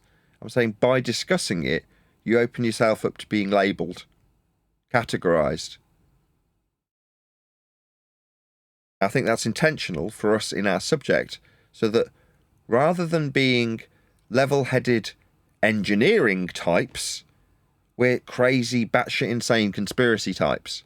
So that's why I distinguish it. No, talking about how gas lines get run to buildings and utilising your experience in those types of things isn't the feast of nonsense. The feast of nonsense comes when you start describing alternative narratives for COVID. Like, that makes people who have decided that they want to buy into the mainstream narrative want to label you. I'm not saying you're wrong about COVID. I'm not saying you're wrong about JFK. That's not where I'm going with this. I'm saying that it's inviting ridicule. That's what it's doing. But it's not like I'm discouraging you from figuring out that the world's bullshit. For me, that came at a very early teenage year when I think it was Bosnia or some war that was on. And as a relatively young man, looking into it and going, this is all bollocks. What? And suddenly realising that the news was full of shit. That they lied. Now, that for some would be described as a baby hoax. Yeah? JLB's coined the phrase from the woman that was Nairobi something or other, or I've forgotten her name. She claimed that the terrorists came and took the babies out of the incubators and threw them on the floor. She just made it all up. It was all lies. Just complete bullshit. But the news ran it everywhere and everybody was behind the war for it. I can't remember the exact circumstances. But for that reason, you get this term baby hoax. What, like the news can lie? Yeah, they do. It's called propaganda. You got that was during Kuwait. The Kuwait. They found nipples all over the place. They found pacifiers. So yes, that did happen. Did it now? The woman who confessed it to the news anchors admitted she just made the whole thing up. It's all bollocks. Well, what about the pacifiers they found? What pacifiers that they found? You mean the story that they told about it? Look, this is a pure feast of nonsense. You can use in my example against me. How dare you? Right. You bastard. The point is, by having this discussion, the guy looking in on us having this discussion goes, look at those guys. Yeah? Why? Well, you could argue, if you get right into the feast of nonsense, that it's because he doesn't want to recognise the truth. He's the problem. Suddenly, it's us versus the guy who's lived with the dissonance of this story that he's been fed by a mainstream media that lies to him. Now, does that mean that they're not lying because this guy says that he believes every word? No, but by discussing it, we get branded. Whereas when you just talk about how pipes get laid in a building, that's mundane. When you talk about how elevation angles get measured off boats, it's mundane. When you talk about how horizontal and linear distances, it's mundane. It's benign. It's not going to give you cancer. It's not hiding God from you. It's not... Oh, I can't think quickly enough for a 9/11 example. Insert 9/11 bullshit example here. Well, that's what I'm saying. When it comes to 9/11, that's why they have a mythical part of it, and I try to bring the reality of, explosions are caused by the gas lines that ran through both towers. It was a major fire. Of course you're going to have explosions everywhere. That's the reality of it. I see now you're opening yourself up within a group. Come on, John, finish. Go ahead. Everyone shush. Shush. Everyone shush. Go ahead, you know nothing, Neil. Just go ahead. What the hell are you talking about? John's making an example. He's in the middle of it. Get off the wagon, man. You have not a clue. Shut up. What you are talking about. Cheers. You be quiet, please. Conspiratard. Hello, John. Go ahead. I'm not a conspirator. I know people that know people that know people that know people. You idiot. Please, can you stop? Mute this moron. You are. Hey, listen. You're in denial, man, and you have not a clue. Before Flat Earth came along, I'll give you one more chance to stop talking, you and then I'm going to have to mute you. Shush. Fly there, stop. And I'll break your neck, you fucker. Stop. John is speaking right now. You got something to say, you're going to have to wait, Duns. Wait a second. And don't you dare disrespect me. Give a shit who you are. You too, Neil. Go ahead, John. What's your example? Don't you dare tell me to shut up. Right, I'm going to have to mute you. You can't control yourself. Please stop. Stop. Both of you, please. You know, hey, Nathan, come Stop on. talking. I want John to get to his example, and then you can say what you like. Are you talking about gas lines? Okay, right, I'm going to mute you. Are you serious? Shut up. I'm going to tell you 5 fucking times. Shut up. Go ahead, John. I'll unmute him once you've finished, which is what I've tried to get permission from him 4 or 5 times. By Neil saying that, he has invited that discussion. And that discussion has no business around Flat Earth. Right. Because it is debatable. We don't need to be there. Much better. There was the summary that I couldn't quite get to. Turning it into a subject that can be debated about, and some might say quite legitimately. It needs to be, some others might say. Yeah, okay, well, that all might be true. But we are in a discussion that didn't need to ever be discussed because it's benign. It's not debatable. Surface level measurements are debatable. Distance measurements, they are what they are. A mile is what it is. Why an inch, they said. And I looked at them like they were bonkers. I am a flat earther. I looked at them like they were bonkers when they said, why the inch? I'm like, that's not a coherent question. Why the inch? It's just an inch. It's not a debating point. What are you talking about? Kilometres? Flat and linear? Why? Does it mean that Earth is flat? Well, yeah, because that's what they are. But why? And he's like, this is stupid. Yeah, so let's make it about how the person who talks about Earth being flat actually does have plenty of other subjects that can be debated about. So that every time anybody even gets close to talking about the just facts in the matter, flat Earth measurements that is, they can get into a wrangle-dangle about whether or not it was gas lines or thermite. You know what I mean? No, that's not the point. The point is when people are just going to come and say there was bombs all over, thermite, this, that, and the other thing, I try to bring some reality to it. Like, hey, there are gas lines throughout the whole place. I've worked in them. I know what's there. Have any of you assholes worked in those buildings? Yeah, but you never own. I'm not saying you're wrong. I'm saying you're wrong. Hold on. Were you watching the events unfold, or were you sitting on your fucking couch? Who cares? I was there, my friend. That's not very interesting when it comes to the debate that there is about flat Earth. There isn't one. But now we can debate about whether or not you were there, man, whether or not you saw the gas lines or not, man. Well, who cares? When it comes to our subject, what we discuss, flat Earth, it's a what is subject. Suddenly. Okay, I'm going to give you, for instance, I was challenging the fact that people were jumping out windows. Did you see people? Yes, I freaking did. There was a lady with binoculars. We all were watching it. But I'm going to have people that were not at the event, did not see anything happen, just going by what they're getting on TV and trying to tell me what I saw with my freaking eyes. Our fire doesn't burn in one spot for more than 30 minutes. I watched it burn for 2 hours in one spot. Sure. Or however long the building stood up. But when you're talking That's about... the only thing that pisses me off. Talking about a person hurtling towards the ground, their trajectory is perpendicular to a plane of reference. I mean, these things are just statements of fact, Neil. But if you get into the wrangle-dangle about whether or not you did or didn't see people hurtling out of buildings, that's something that people might want to debate you on, because your subjective experience is what they're claiming. No, you didn't really see what you saw. Did you really look through the binoculars? 15 people standing on a ledge on the edge of eternity. Don't tell me what went on there. Okay, I wasn't. But the point we're trying to make is that this can get a passionate person like yourself fully engaged in a debate that hasn't got any bearing on whether or not Earth's going to be measured flat.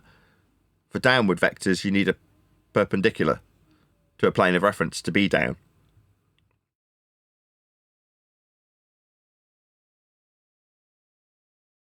Yeah, it's not about whether their claim is true. It's about the debate itself. Remember, like, we are not in a debatable topic, but to bring up a debatable topic while you're in this discussion is to invite ridicule. Nothing against what you said, Neil. I believe you 100%. You've seen what you've seen. I don't believe him. I don't think he was ever even in New York.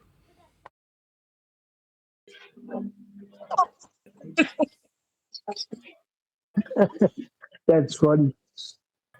But yeah, but that's what you get. You get people that they've been following this since freaking it happened, and they're gonna tell me what happened. Okay, fine, no problem.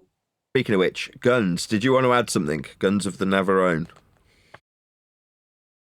Yes, I'm sorry, Neil. Like, I really like you. I'm so sorry. Forgive me.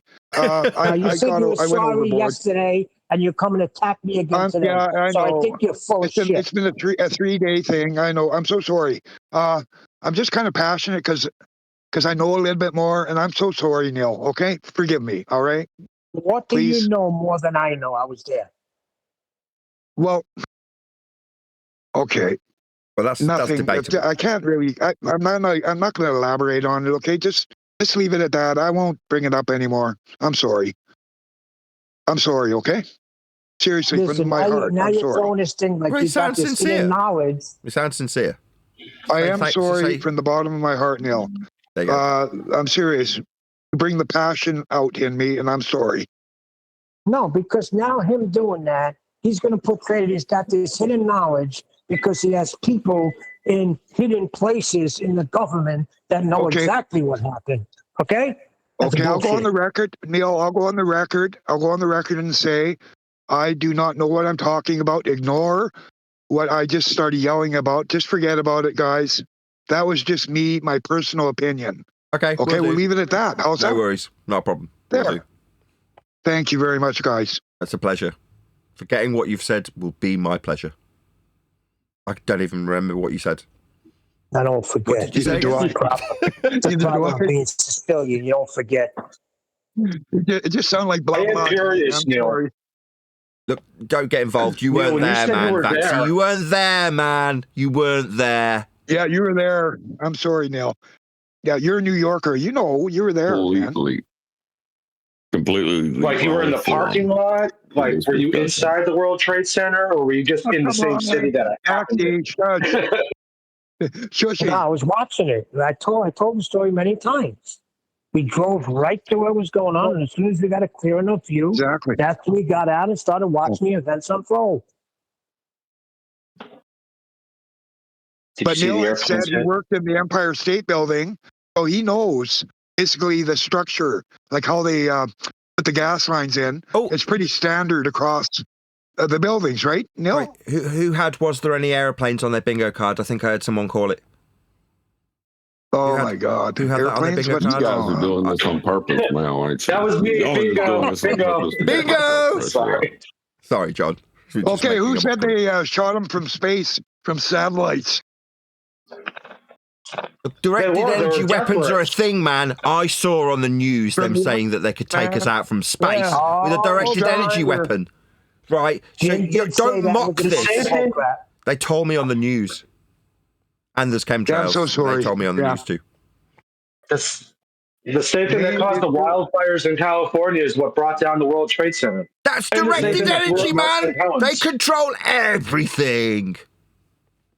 Dude, if they painted the top of the towers with blue paint, they might have survived. That's true. Oswald's cousin. All the blue cars. Did you see any blue cars on fire? No, all the blue cars were fine. No. Anyway, yeah, Neil, sorry about that, buddy. Seriously. I'm sorry. Oh, I gotta go. I got a phone call. Bye. See you later. Bye. Also, Neil, That's our secret. just That's so you our know, secret agent man I'm called very, very Guns and sorry. Navarro. So you know. And forget everything He's I said. attack- Don't Hold on, don't pay any attention to any of the things I just said. And hopefully me saying don't pay attention to it might make you think about it even more. But don't pay any attention to them, okay? Just forget about those things I just the said. last 3 days, Nathan, and he comes back and apologizes. Then attacks me again. Then goes back and apologizes. Now this is like the third time in the last 3 days. First it was over. Chemtrails. He attacked me on chemtrails, and I'm an idiot. I'm dumb as a bag of nails. You and Nathan. I love it. I love the comments. It's just, Neil, it's so easy to wind you up. No, do you think I'll get wound up? It's all part of the game, my friend. We're doing a show here. The funny thing is, they don't realize that it's proven our point. We're surrounded by a bunch of conspirators. Look at the freaking comments. We were isolated the other day, Nathan. Yeah, people didn't get what I was putting down, or you, Neil, which is that it's not that we agree or disagree, because you'd lay out an alternative standard and say, here's an alternative standard. They'd be like, prove your alternative standard. You know, like, no. I'm contrasting these facts with your facts. It doesn't mean I believe you or believe the equally unproven standard that I'm offering in this regard. So it's like, at the beginning, I'm like, well, they're contrails. Well, I'm not doing that because I give number one, a tiniest of shit about it. Number two, because I think they're I don't know what they are. But the standard I laid down for contrails was no different to the standard being laid down for chemtrails. It's just the people arguing it with passion don't see that. They're blind to it. But when they disagree with my standard, well, you haven't proven they're contrails. What do you mean I just have to look at the pictures? What? Well, that's because that's the exact same standard you're expecting me to believe in. It's doing contrails. You haven't proven that. You're like, no, I haven't. That's the point. But I can put it as an argument with the same exact standards, can't I? Yes. Vaxie, you still there? He is. It's just not responding to you. I want to know if he knows that Yeah. we went over the video yesterday with you and McToon. I don't know if you were there while we were doing it live. Yeah, we covered your Yesterday or video. this morning? Yeah, we covered it on yesterday's after show. I don't know if you're a member of my Nathan Oakley 1980 channel as a YouTube member, but we covered it on yesterday's after show. I thought I was here throughout most of the after show. Oh. Well, regardless, we covered it.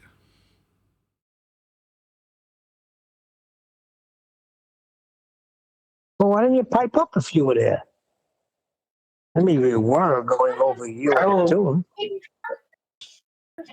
Well, I didn't hear it. I think I might have already rounded out the live show, actually. Maybe I did round out the pre-show before, the after show before that part of the recording. I don't know. I can't remember. Maybe it'll make it to air, maybe it won't. Yeah, he was skirting around it. You had him at 4,000. That you guys were talking about this morning.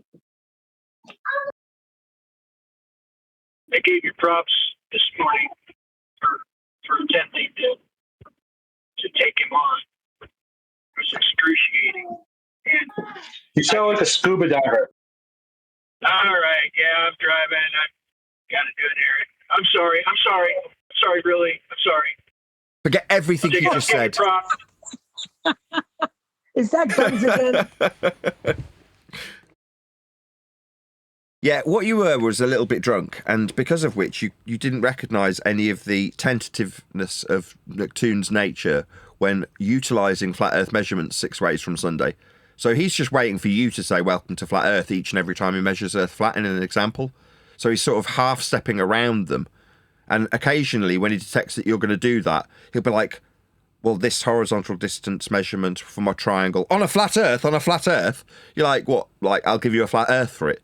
He's demonstrating that he recognises how fucked he is. He knows he's got to use a flat Earth. He is using a flat Earth, and he's just waiting for you to recognise it. But you don't, because I think you'd had a couple.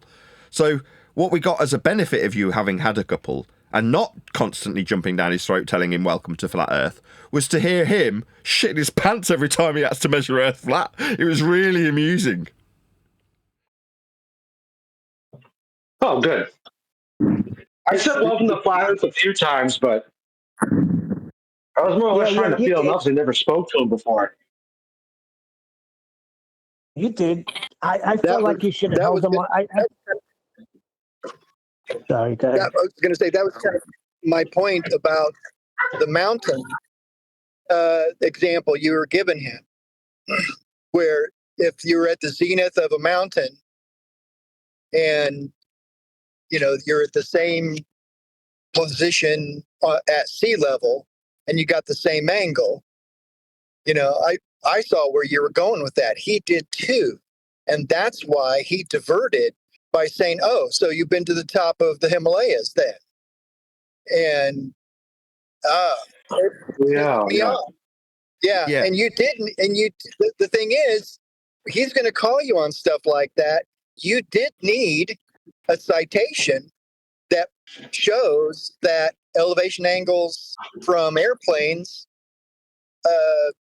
are the same as elevations from sea level. Therefore, you don't need the height of the star. He knew that. You didn't have a citation for it. He knew you didn't have a citation for it because we just know it. No one knows, right? The exact citation. And he ignored that and called you on the fact that you've never been to the top of the Himalayas. So how would you know? And so you say, oh, the other thing that pissed me off, and then I'll go, was that he conflated your trying to show him that a bubble sextant is used in the air, a nautical mariner sextant's used at the sea for various reasons. They both give the same elevation angle if you're at the exact same position at the exact same time at 15 degrees, whatever. He conflated that you said that both the bubble level and the mariner sextant will give the same reading in an airplane. And that just conflated it all. Hold up. Why would you need a citation for that? Hold on. Why would you need a citation for that?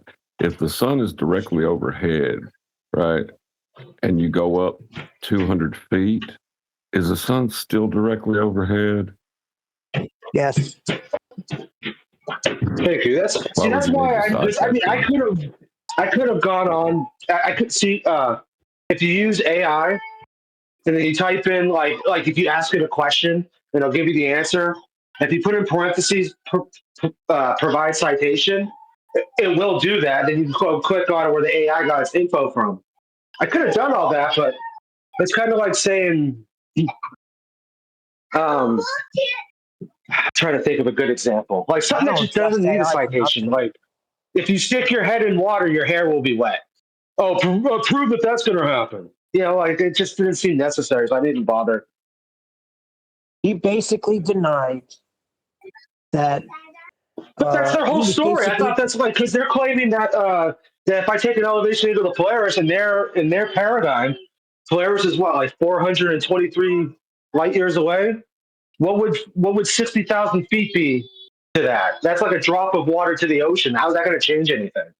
So the fact that he was denying that happens and that it will change with height, well, then he's got a problem with his whole worldview. No, you've missed what John's trying to point out to you. John's trying to point out to you that it's a red herring, right? He wants to avoid discussions about the measurement itself just being ipso facto a flat Earth measurement in any instance. Doesn't matter which elevation angle you're taking from plane, from the surface.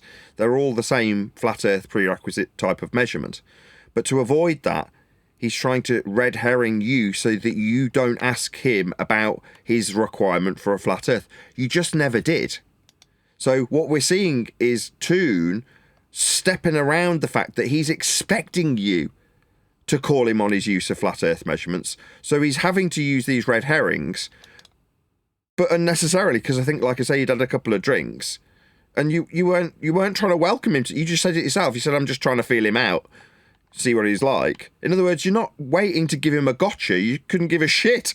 But he's expecting you to want to get a gotcha on him, so he's having to be careful with his words and throw in these red herrings so that you don't welcome him to flat Earth when he's measuring Earth flat. Is that what you were saying, John? Was that true? Yeah. Was that kind of what you're getting at? Yeah, because the 90, right, whether it's on the ground or it's parallel with it, it still needs a flat Earth for that angle. That's correct. Even if it did change with altitude, you still need a flat Earth for that angle. Exactly. Right, so no matter which way you dice it, he's measuring Earth flat when he measures this. Same with he was doing the same thing, sort of stuttering and stammering his way around the Polaris measurement, which is a flat Earth prerequisite. He knows it. But up until now, until hearing this, had you have not had a couple, you would have probably been wanting to welcome him to flat Earth, or not wanting to feel him out, let's just say, right? And therefore, we wouldn't have got to hear in his tone and his behaviour how he's trying to get away quickly from the flat Earth measurements. Well, if he was too dumb, like it was through ignorance, he wouldn't be concerned about it. He'd just use them and carry on using them. But he isn't. He's using them and then go, shit, I need to get away from this flat Earth measurement as quick as possible. Let's throw in a red herring. And then he doesn't get welcome to flat Earth, so then he moves on and uses his Polaris measurement or whatever else he's using, right? His positional information. But then he does the same thing. He's trying to get away from the flat Earth prerequisite as quickly as possible by demanding things of you.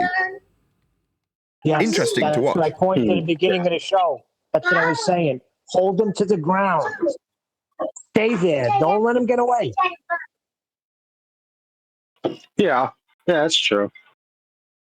Plus, the past year, longer than a year, anytime I have a discussion with somebody about elevation angles, it's pretty much always been another flat earther anyway. So I just let them.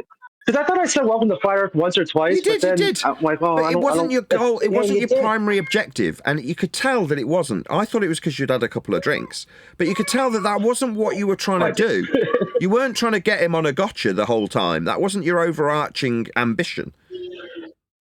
Now, because of which, we got to see a demeanour that tells us, frivolously, we often say, he knows this or he knows that. We can tell. But in this particular instance, you're like, there's no need for him to want to quickly deviate away from the measurement he's just utilised.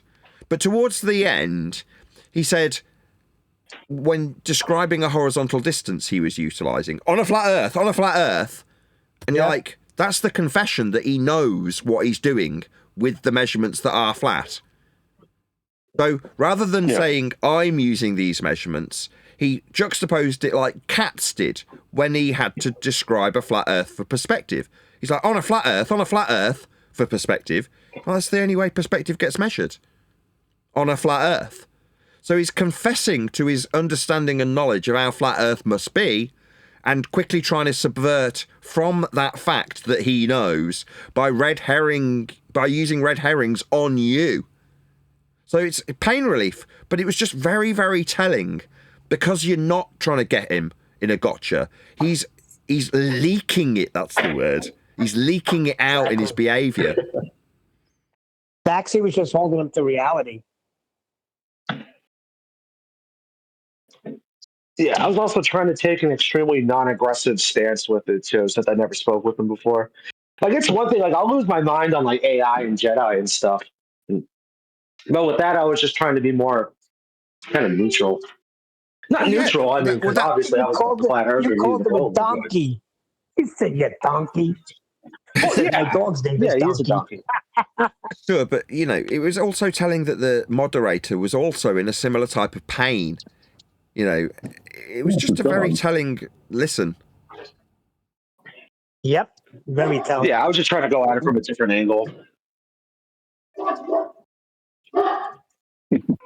Well, look, let me give you this, Maxie. You did 100% better than Denmark. What the frick was Denmark talking about? Yeah. I didn't even really hear Denmark, because when I got on, he was like in the middle of like the last words he said before he was like permanently muted the rest of the time. So I didn't really hear anything too much about what Denmark said. I can imagine it was interesting. Telling him to draw a straight line on the wall and draw a curved line on the wall. Sorry, John. Ain't McToon the one that didn't allow me to speak at all? Yeah. Yeah.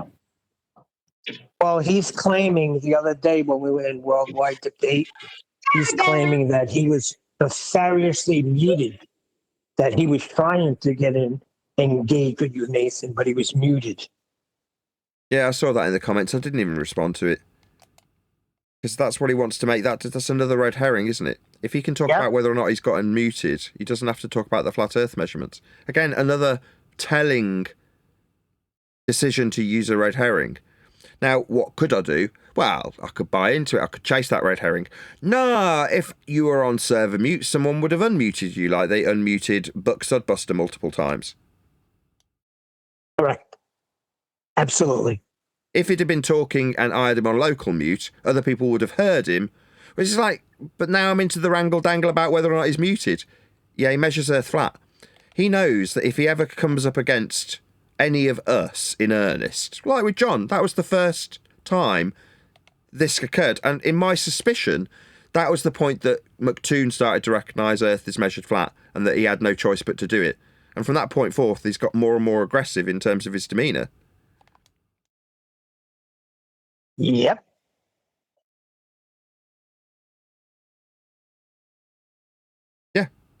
Yeah, I get talked over a lot, you know, and I always yield to it. But there, it was like, it was insane. Like, they did not want to talk to me. It was the same thing after the TFE thing, and Brian went on there, and he was telling him, what are you talking about? When you measured elevation angles, you measured flat Earth. I don't care what you say, Brian. We got predictions. Oh yeah, but the thing is though, with the debate with Brian and McToon on whatever that show is, Modern Day Debate, Brian kind of melted down the entire time and like ended up just leaving. So I was trying to also not like get into a position like that too. I was trying to kind of stay relatively chill. Yeah, but that was deserved by them because that was a joke what they were doing to him. So I was kind of glad when he just at the end didn't give a crap. Yeah, I got to the point where I just laughed at him when I was doing it. Like, yeah, you seriously don't care what I say. You just want to block me out. Well, they want to block anybody out that's going to hold to the measurement of Earth. That's going to keep people on the ground and demonstrate how they're using the flat Earth for everything they do. So, yeah, they're not going to allow you to speak.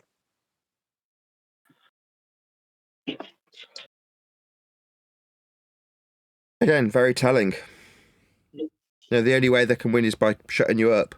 So, okay, well, now we've realised this isn't a win or lose circumstance as it has been perceived to be up until now. It's not like I lose if he shuts me up.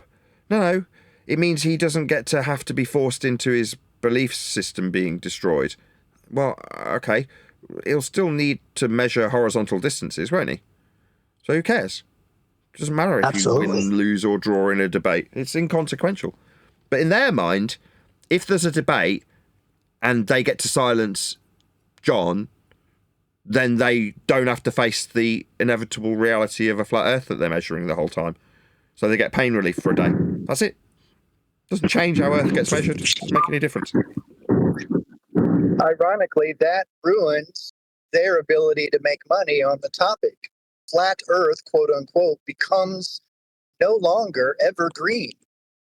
You are actually at the beginning of destroying your evergreen subject because flat Earth is, quote unquote, flat Earth is no longer an issue that's up for debate.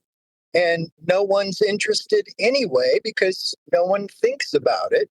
McToon's whole world is anti-flat Earth, and now you've made flat Earth not worth attacking, and no one cares. He becomes irrelevant. That's why that show with that Vaxi was on, the whole thing was about measurements. He wouldn't even name your name.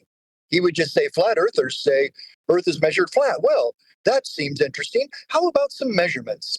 And then he went into the geometry, and, flat earthers don't understand geometry, of how you find the altitude of a star. There's the triangle right there.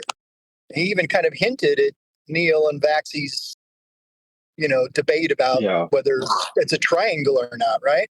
And so he's kept. The subject is the geometry.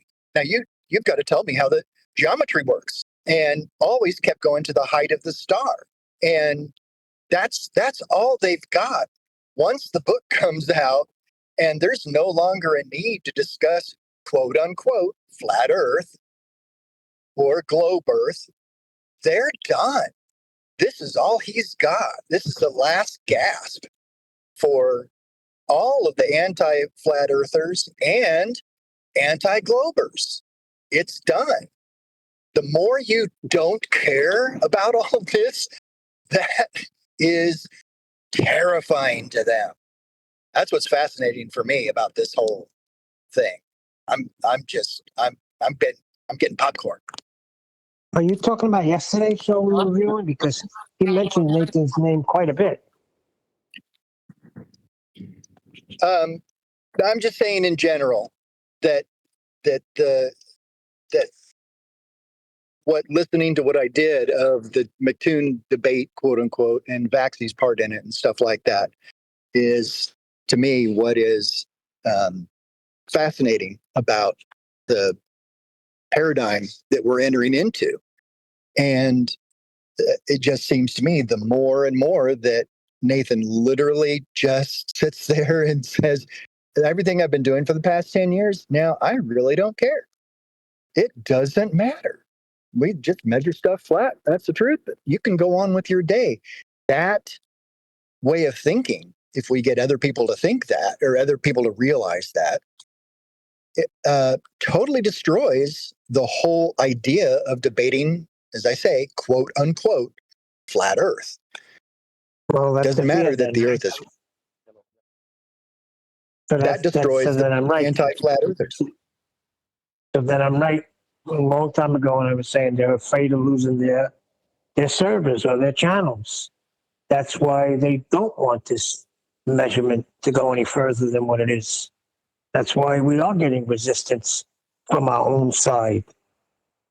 because they're in fear of it being over. Well, I don't think it dies. I just think we continue to educate people or demonstrate to them or how Earth is measured flat. I mean, I don't think it ends it. So I don't know what they're worried about. No, it doesn't end it for Nathan because we just keep educating people. We don't get involved in tune debates or even debates over measurements with anti-flat earthers who are just dicks anyway. That ends their gravy train. Yeah, I get all of that. I'm talking about specifically other channels. But that's what they're worried about. Just what you're saying, that's what they're worried about. They're not realizing the power that it yields. Well, no, most of the other... I heard height of a star. Height of stars. Height from where? Surface level, sea level. I mean sea level. Uh-oh. See Oh, what that you've was the done right thing. now? That's the end of the conversation. Let's talk about chemtrails. Yeah. Right? That's it. It's over right there. That's what I was saying. He's got him right there. There's another measurement. I think CC was counting them off from when we started the video. Yeah. Within a few seconds. How many did you have, CC? With that first pause, it was 10 flat Earth measurements. You're done. Have a great day. Love you. Yeah, but after the conversation, they will ask for the measurements of Earth. Without realizing they themselves they were measuring the Earth. I think they do realize it. I think they do.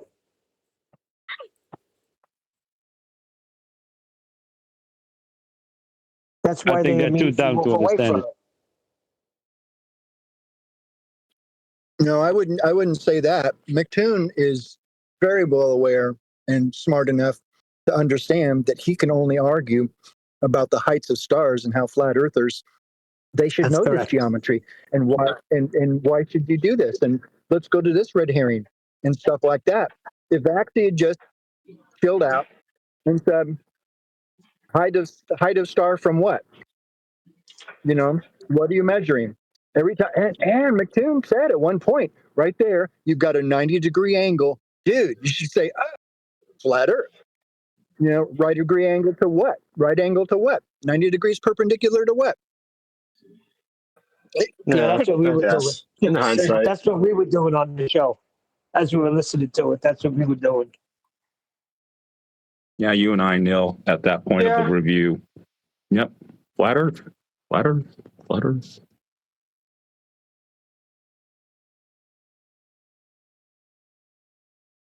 I was just more, I don't want to say, I don't know what the word I would use is, but when he was trying to insinuate that it's not proven that your elevation angle doesn't change with height, that's the part that kind of threw me for a loop for a second. I'm like, well, this is common knowledge for everyone that does celestial navigation. But that doesn't matter. Whether you're 2 feet above sea level or 40,000 feet above sea level, if you're taking a 32-degree angle of elevation to a star at 2 feet above sea level, it's going to be the same at the exact same location, 40,000 feet above. But he wanted to argue that simply because he was trying to get me to talk about the height of the celestial itself. So I don't know. That's why. Right. That's why that's he what John demanded. was trying to say. That's what John was. Yeah, forget it. That's what John was saying. Does it matter? Yeah. Still flat. How many almanacs? Well, not that it even doesn't matter, but it's just it doesn't change. Being 6 feet above sea level, 100 feet above sea level, 40,000 feet above sea level, 120,000 feet above sea level, your angle to that celestial is going to be constant. It's always going to be 32 degrees if you're at that same location. You just said. Yeah, but not just that. Listen to even everything the you deep just said. angle the deep angle correction up to 5 meters or 16 feet, there is no corrections to be made. It counts the same as being at sea level. Mm-hmm. Listen to everything you said. Above sea level, above sea level, above sea level. What are we talking about here? About the sea level. Yeah, but I don't know, I guess that just wasn't what I was feeling like doing that night. Because that like when you're saying sea level, it is just self-explanatory what that means. But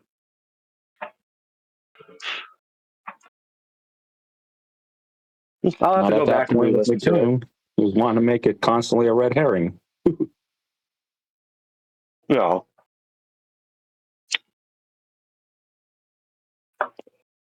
Meanwhile, from Jump Street, he was And then mentioning even the just Earth flat. getting McToon to just define what an elevation angle was literally pulling teeth. Yeah, but our frustration was he kept using 20 minutes. flat Earth measurements. Before we even got into that, he was using flat Earth the whole time, from beginning to end. Just hold him to the ground. Well, yeah, I knew that. Yeah, I know that. But I don't know. I was just trying to take a different route than normal. I don't know. And looking at the horizon, there is no means. Well, the rule of thumb now is once they use our stuff, we stop them. Excuse me, what are you doing here? Angle, degree, distance. What are we talking about here?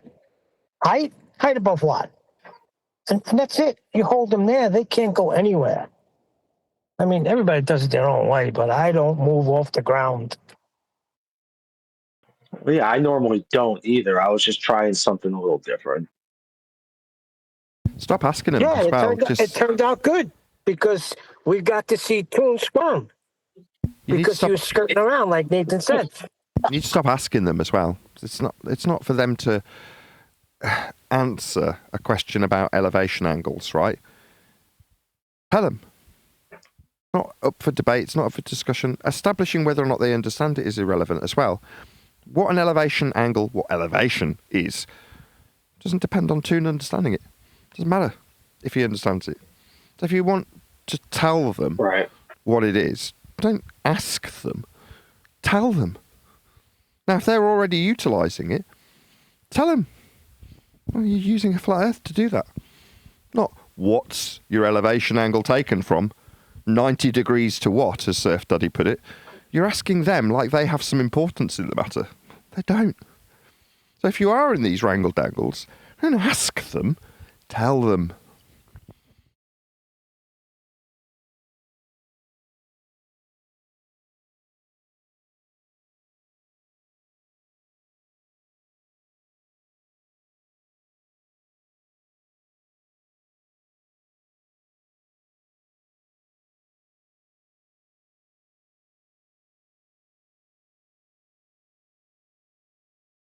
That is, unless you want them to be governing it in some way, like you want to offer them some sort of power of authority. If they understand it has some consequence, like, can you tell me what it is? Because I need you to appreciate what it is.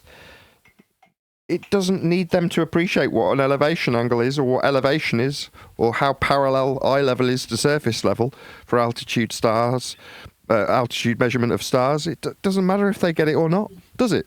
It's utterly inconsequential. But if you want to tell them, yeah, feel free. If they're already using it, if you want to welcome them to Flat Earth, that's fine. But trying to establish if they get it, who cares if they get it? Literally, it doesn't matter, does it? These people aren't doing anything of any consequence. Now, as much as this is embarrassing to say, when I was tracking the sun on a Flat Earth live 10 years ago, it seemed really important, like I was doing something monumental.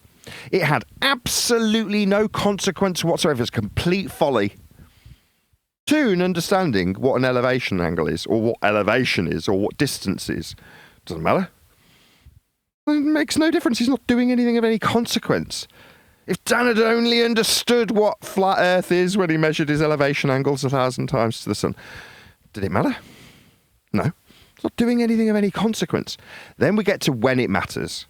When people pay to learn how to do celestial navigation. They'll learn after paying someone to teach them how flat Earth is measured. If you're going to fly a plane, you're going to be taught how to be in straight and level flight. How to be parallel with the ground so you don't smash into another plane. You'll be paying a lot of money to be taught how Earth's flat. Those are the people it matters for. It's consequential when it comes to somebody who's governing the lives of others. they will have to pay through the nose to learn how Earth's flat. Whether or not Toon gets it, who gives a shit? So if you're in a discussion with him, don't feel like it's consequential whether or not he gets it. It doesn't matter. And when you say, oh, well, they're feeling like they might be thrown into the doldrums of insignificance when we all recognise our flat Earth, well, yeah, that's the point. Without us offering them some sort of credence and credibility to their questioning, they wouldn't have any credence or credibility. But for the fact that you're asking them. So if you're in front of one of these people, recognise, if he gets it, what will change? Will the world be a better place if Toon understands how flat he just measured Earth 6 times? No. The fact that he measured Earth flat 6 times, does it matter? No. When he uses the flat Earth measurements to create a red herring for the sake of argument, does it have any consequence on the world? No. Now let's look at a pilot. If a flight doesn't remain in straight and level flight, parallel to the ground, it'll crash into another aeroplane if it deviates from the flight level that it's described. So you better damn well train those people to know Earth's flat. And what do you know? We've got the manuals already. People occasionally used to hint at it back in the day. Look here, even NASA say we have to treat Earth as flat. Yeah, you're fucking right you do, or you kill people. When it's consequential and people are paying money to get this knowledge, then it matters. The dickheads around us, they don't matter. They've created this illusion of importance based on heliocentric understanding. Also utterly inconsequential. These people are nobodies. They build a persona around seeming important. Thanks for interrupting the conclusion, Neil, so much. Thank you so much. They've created a persona around seeming like what they have to say about it is in any way consequential. And it isn't. Didn't matter if I didn't track the sun. It didn't matter if Dan didn't measure the Earth flat 1,000 times. What we do here is folly. We don't have any consequence. When it comes to things that matter, mapping, sailing, flying, charting the ground, building buildings, travelling across the surface of the plane that we exist upon, those things matter. But they're paying to know Earth's flat. We don't matter. It don't matter if I know how it's measured from surface level. It doesn't matter. And it doesn't matter if Toon knows either. So just know that in the back of your mind. This is inconsequential if you get it. I'll tell you the distance is horizontal, not ask you if horizontal distance can work on a globe, for example. No. Just tell these people. Bitch slap these stupid idiots with the facts in the matter. Don't ask their permission. Don't ask if they understand. You fucking tell them. That's funny, Nathan. Yeah, that's true. Horizontal distances on the globe. Wait a second. I think Nathan was onto something. Hold on. Nathan was onto something. You better believe it. When a pilot, he better know how to fly and what Earth is. Otherwise, he may fly into a few buildings, sometimes skyscrapers. Extrapolate this to astronomers, and then it's monumental what Nathan said. What they are talking about, the heliocentric paradigm, is inconsequential to anything in reality. Anything anyone talks about the stars being millions of miles away, or going to Mars, or going to the moon, or blah, blah, blah, all of that stuff has no bearing on our reality whatsoever, because it's not our reality. We measure everything flat. We operate flat because that's what the Earth is. We've got gas pressure because we're contained. It kind of fits God's creation story. Boom. Everything else that everyone else says is inconsequential to our reality, period. So, yeah, the heck with Mattoon and all them. We got the Neil deGrasse's and the rest of them. Everything is inconsequential. Not fake, not them manipulating stuff or whatever. It's just inconsequential. You just ignore it. Get on with your day. Earth is flat.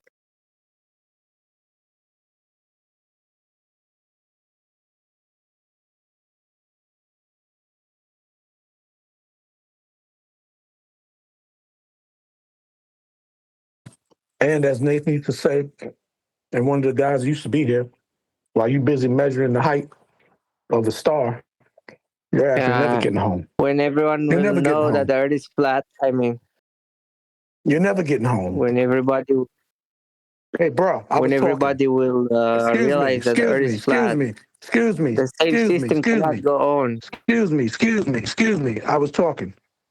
You just interjected. Relax, D-Rose. Easy, buddy. I just got here, and I tried to get a word in, and somebody got to rub at me. All right, so As I let me was say saying. something about you. D-Rose, he works, so he only gets a short time to come in. So give him the floor. Go ahead, But it doesn't even matter. If I was here since the early morning, when someone is speaking, just like when Neil interrupted Nathan, when he was rolling on the roll, when somebody's saying something, just chill out. Wait till there's about 5 seconds of silence. Rolling What I with was saying the was, oldies. what I was saying was, just like also Nathan used to make the point of, with the plane, what he just said, the same thing with navigating in the sea. You busy doing triangular trigonometric measurements of the altitude, distance of the height of the star, measuring that instead of using the celestial navigation the right way, you'll never get home because you'll never find out what the distance of the star is above you as the zenith. Now that that's spoiled and I had to say it in a serious way instead of the facetious comedic way I wanted to, now you're going to have the floor. Bam. Well, that's the point, right? D-Rose, they want to take you away from the ground, from the measurement. So they take you to the sky, right?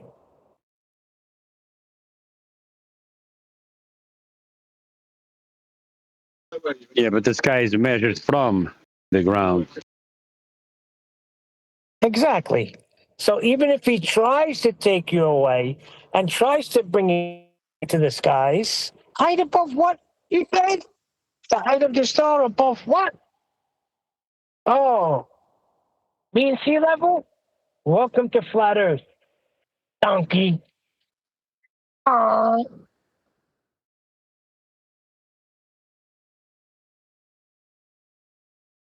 Was that a donkey sound?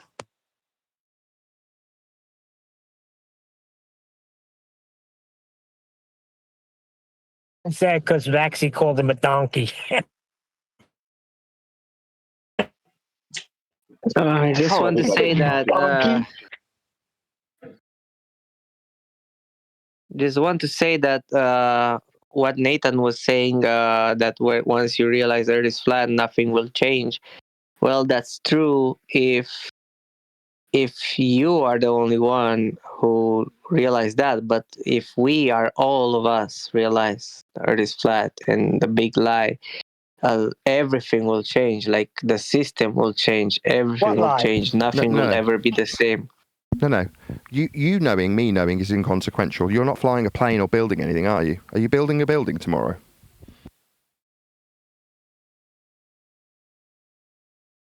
So there's this impression that we're so important. That's what you've said is the antithesis of my point that I just tried to make. If I know that it's flat, and I go out and I measure Earth flat with 1,000 sun angles, like on screen for my audience now, right? See these angles? Elevation angles to the sun, like Simon Dan measured. Dan's 1,000 measurements of a flat Earth angle to the sun made no difference to anybody's life. It was complete folly. Now, the fact that Dan does or does not recognise how flat he had to measure Earth for the angle to the sun in this instance didn't change anybody's life. When I say nothing will change, I mean the people who matter in this subject are the people that are flying over it horizontal, because they have to remain in straight and level flight parallel with the ground, or they smash into a different plane that's at a different flight level parallel with the ground. They all have to fly parallel to the ground at different heights so they don't fucking hit each other. But those people have paid huge amounts of money to be taught how flat Earth is. They matter in this regard. The impression that it has some consequence to you knowing, or me knowing, or Toon knowing, is the impression that can create a self-important circle where we argue about 9/11 instead. But for the fact that we think it's important or incumbent upon us to know how Earth is dealt with is the reason we can have arguments about things that aren't flat Earth measurements. When you know Earth's measured flat by everybody else who's dealing with Earth measurements, that you knowing won't matter. Doesn't matter if you know. And if you didn't know, you'd still have to fly straight and level, parallel with the ground to not hit other planes if you're a pilot. So it doesn't matter if you know. Therein lies where victory, if you want to perceive it, comes, with indifference. Recognizing that, no, it actually doesn't matter if you know. What's that? Because they're hiding God. What's something that isn't flat Earth measurements? Because they didn't really go to the moon and they're wasting 64 million a day. What's something that isn't flat Earth measurements? Unless you look at their trajectory, which is. And then you'll look at the NASA documents and they'll outright say they have to deal with Earth flat, because they do, or they'll kill people. So, but for the fact that you aren't doing anything with Earth, it doesn't matter if you know it's flat. You don't need to know how Earth is dealt with. That's not what he's saying, Nathan. That's not what he's saying. It's not about He's that. It's not saying about is when the Nathan. world It's comes about to the it, cognitive when the dissonance world comes and to the it. trust in the government authorities. That's what he's saying. When the world comes to a knowledge of it, then there's going to have to be some change here. He's where I was 5 years ago, when I think the whole world had to know so change could happen. And everybody gets together and unites and demonstrates how I Earth got is you. flat. Now I understand. So if you know and I know that Earth's measured flat, will the pilots behave any differently? Will they suddenly... I know they will still fly level, won't they? What about the buildings? Do they change how they get erected if we know, and you know and I know, and the whole world knows that the government lied to them with a religion of heliocentrism? Will anything change in practical terms?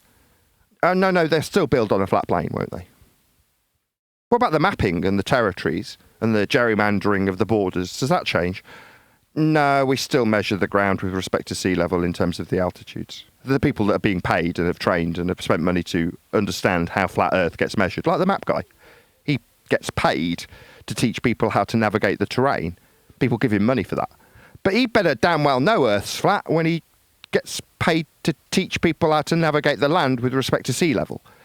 That's when it's an absolute fact and nothing changes. But what's that if we all knew that we've also been taught that we're on a heliocentric system flying around the sun? Yeah, we didn't matter if we thought that, though, did it? Us thinking that we're flying around the sun made absolutely no difference to how the world was dealt with, did it? So not knowing that or having that be pointed out as a lie, that doesn't really matter. Still flying flight level. Yeah, You see where I'm getting at? totally true. What I'm talking about is Nathan. the illusion, the mind illusion, the cage we are in, the mind cage. I get it. You want it to be important. You want this information. saying. You want this information to be important, specifically to you and your knowledge. I get it. It isn't. No, I think I know what he's saying. He's saying, like a lot of the Feast of Nonsense, not to knock it, say, this is one of the biggest illusions and deceptions that mankind goes through on a worldwide basis. And if everybody was to come to the truth of the flat earth, then we wouldn't have Gaza. We wouldn't have Trump doing this. No, sir. Things don't float around flat earth. I'm sorry. Just like Nathan said, they'll keep flying, horizontal pitch, consistent. No, I don't give a shit about sailing. Gaza or Trump or stuff like that. No, it's No, not you're about saying, that. will the It's world about be how better? We'll us be all could going to get be along. The only easily people that's lied going to to. get it, the only people that will be getting along better are the people that are on these servers. Matter of fact, if everybody get along and come to an agreement, there won't be no more flat earth debate servers. Just like if all the drugs were erased from the earth and all the medicines were able to cure diseases, there would not be any medical industry. So balance. There'll be some prisons. Let me tell you something. These people who are orchestrating this big lie of the globe, they know that at some point this lie will end, and Tell me who's orchestrating these this people big will lie. realize You that. got to tell me who. What?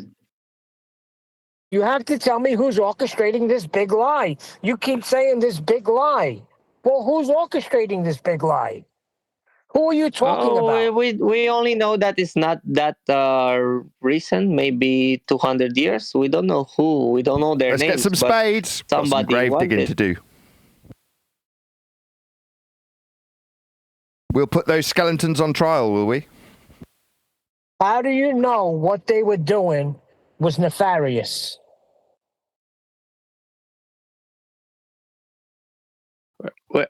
Obviously, we know for sure that someone is lying to us that Earth is a globe, correct? I see. And if we can only show that someone's lying somewhere, then we can show the path to 9/11 truth, because there's lies there too. We don't care about 9/11. We don't care about that. You're not getting. No, you're not getting it. Pay attention.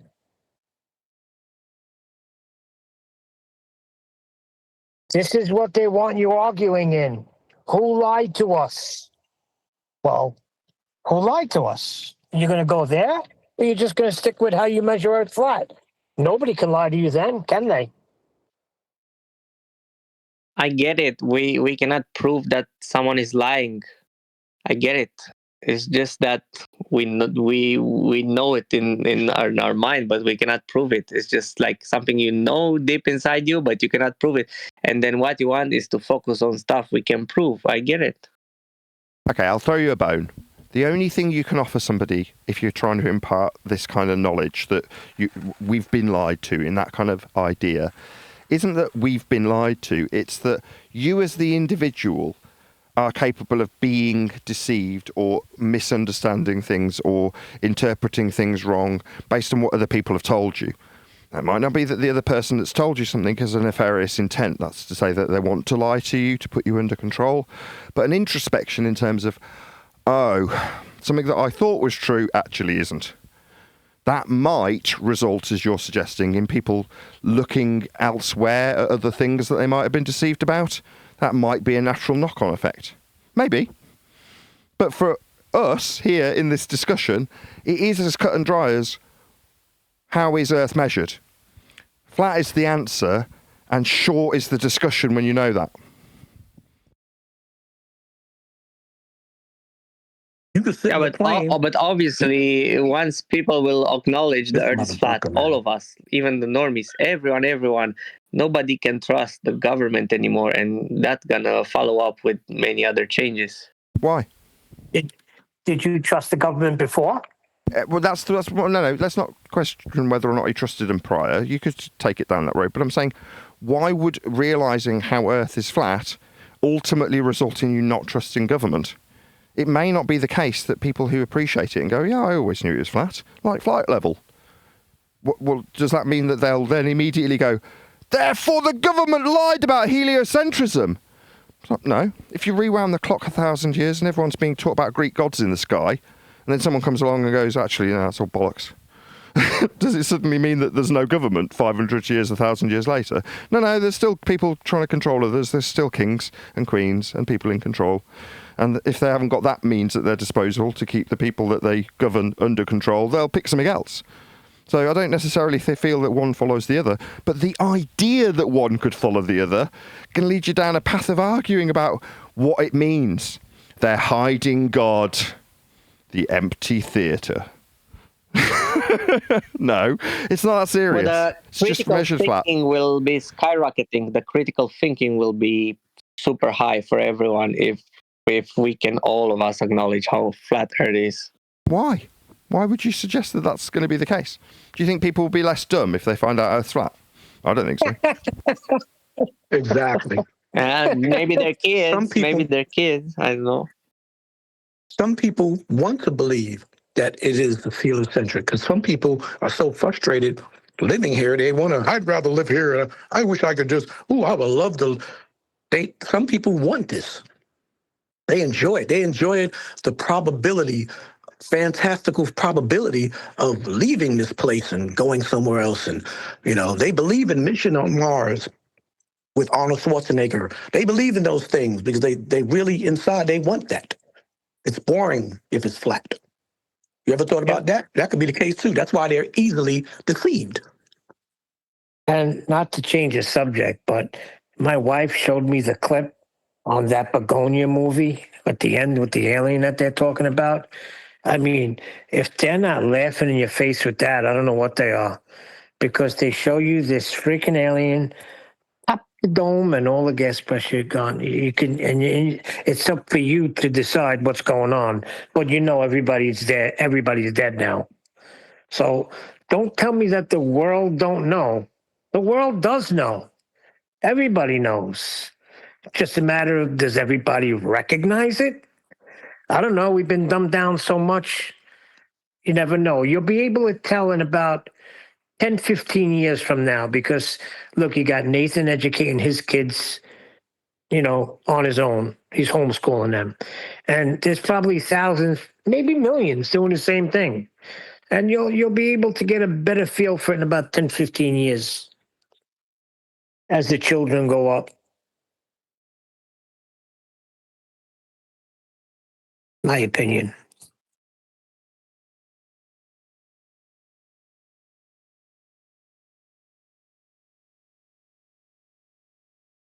But I can agree with what he's saying in some manners. I've heard people say the reason why they were able to do what they did 5 years ago and all the other type of false flags, psyops they done is, this is not me. They said that one of the tests of the psychology and the intelligence of society, particularly the United States of America,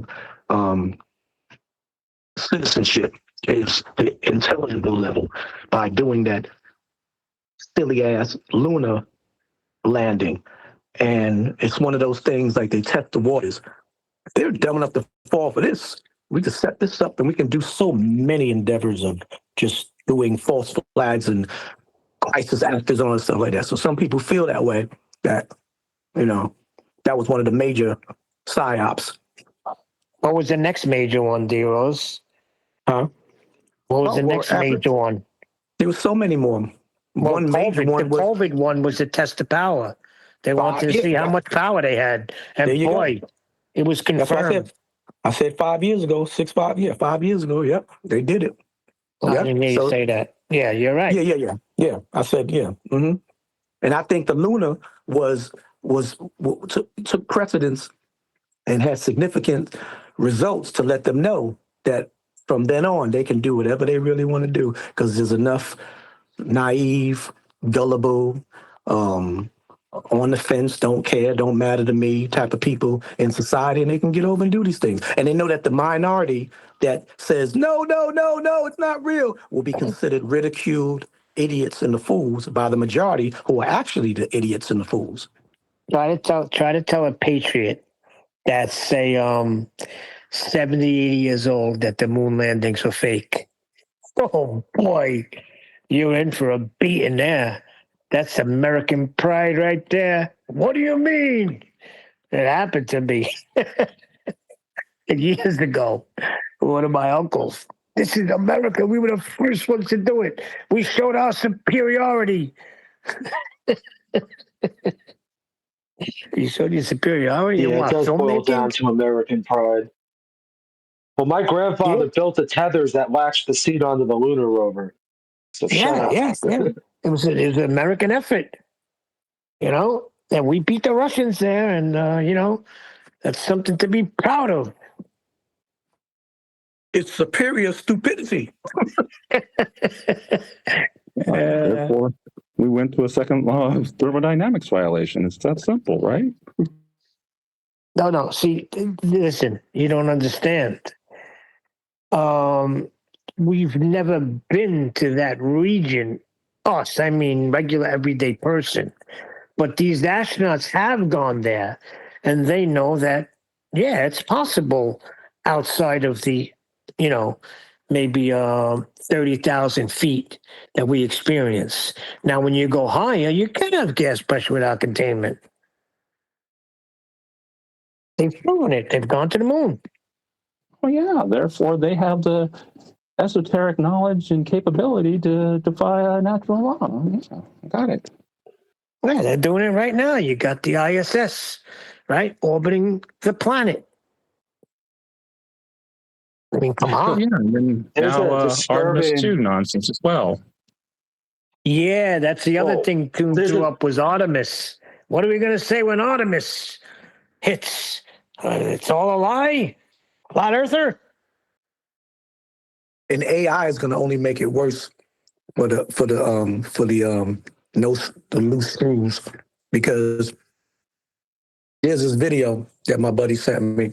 He's into this and Nathan, you may know about this, on a solar miner.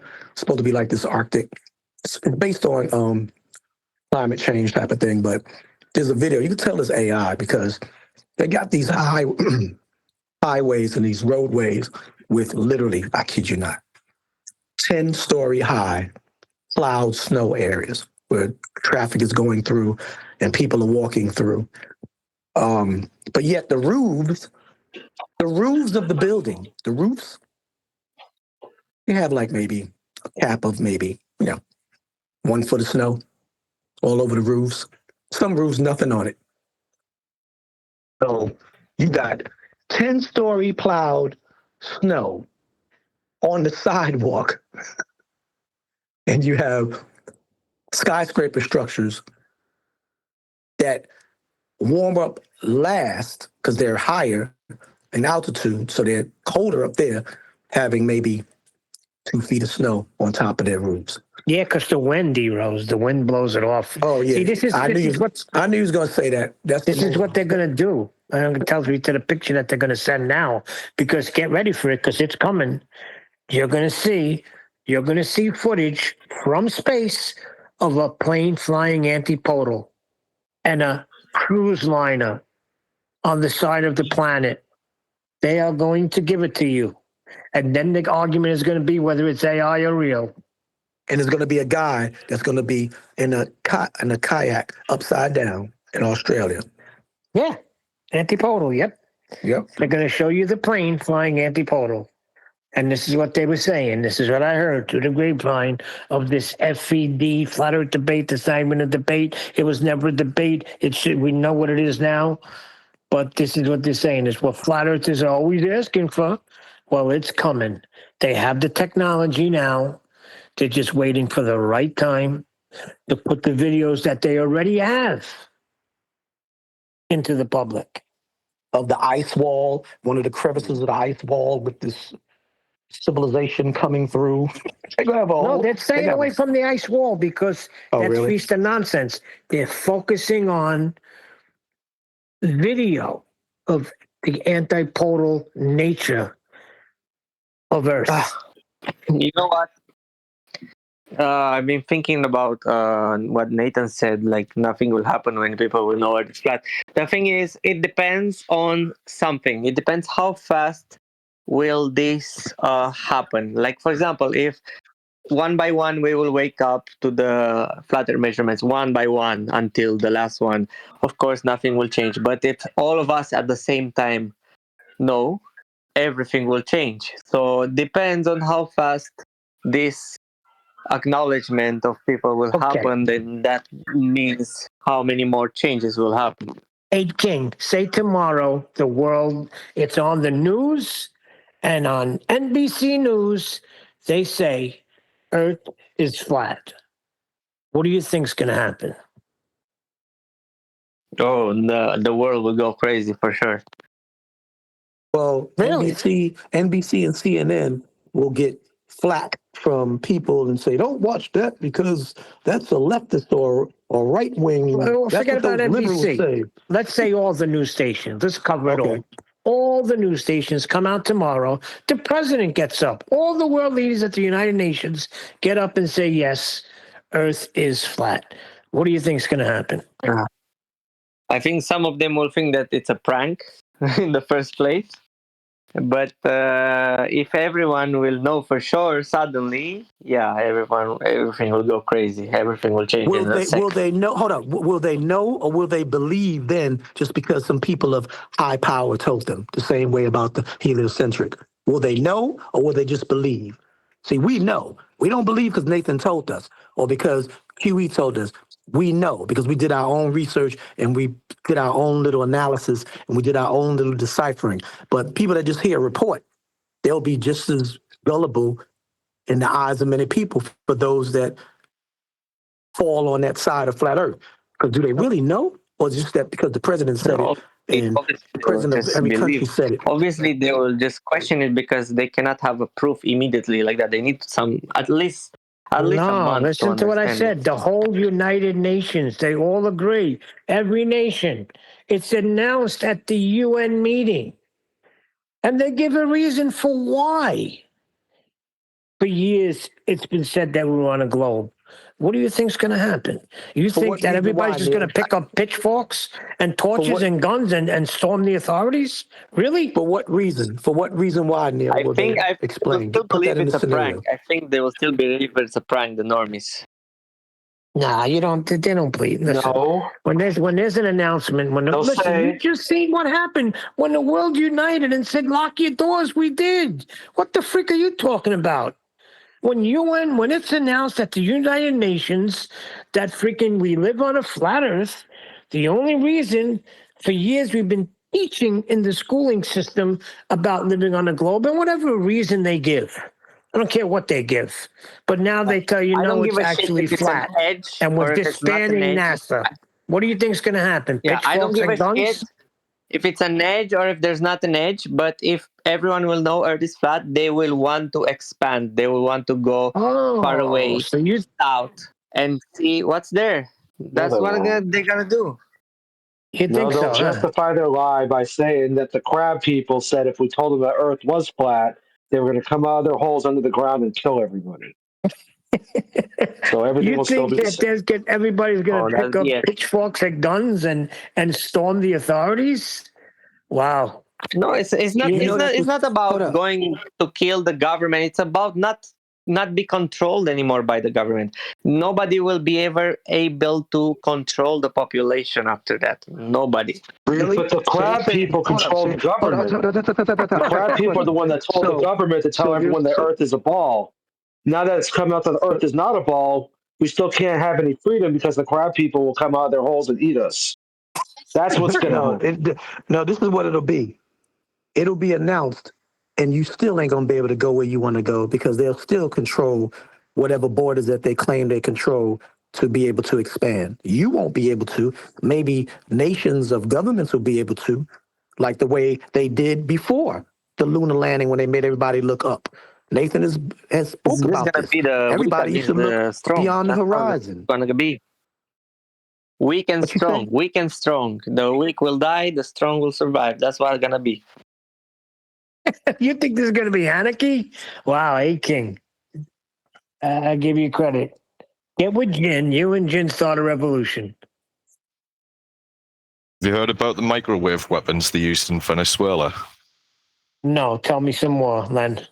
Well, basically, that flawless operation in Venezuela, they used some microwave weapons which rendered the enemy useless. They couldn't shoot back. They were bleeding from the nose. Shit No like that way. in the future. Neil, you don't know about that? Yeah, No. it's quite They got interesting. EMP. They got EMP weapons. They got microwave weapons. They could take a crowd and literally fry them from the inside out. They have trucks that already.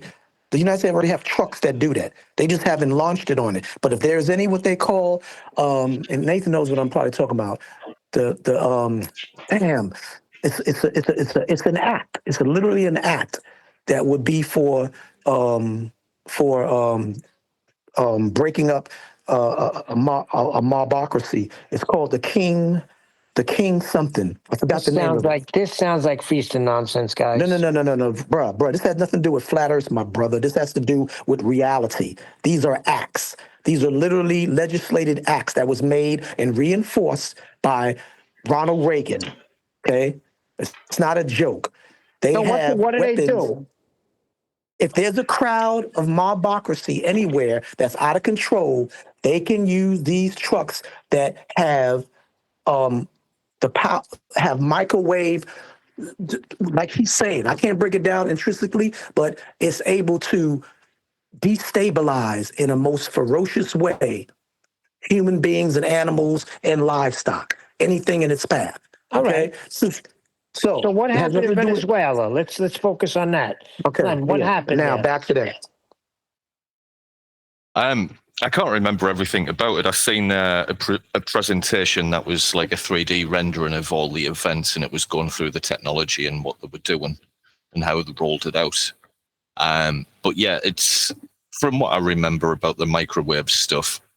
It boils the water. Well, it raises the temperature of the water surrounding your brain by a degree, which just makes life very uncomfortable for you at the time, feeling like you're going to burst or something. Holy shit. Prior to this, I remember seeing something years ago where it was alleged that the military could put voices in your heads miles away. They were doing it in like Afghanistan, like put the voice of God in the heads of the enemies. It sounds like a lot of feasted nonsense, and I have none of these videos at hand to back up what I am spewing. But there's a lot of interesting technology out there. Yeah, there's a lot of interesting technology, but we don't care about that, because if everyone suddenly knows the Earth is flat, we will find ways to be free. They'll That's use these weapons on us. Let him finish, Neil. One more time, mate.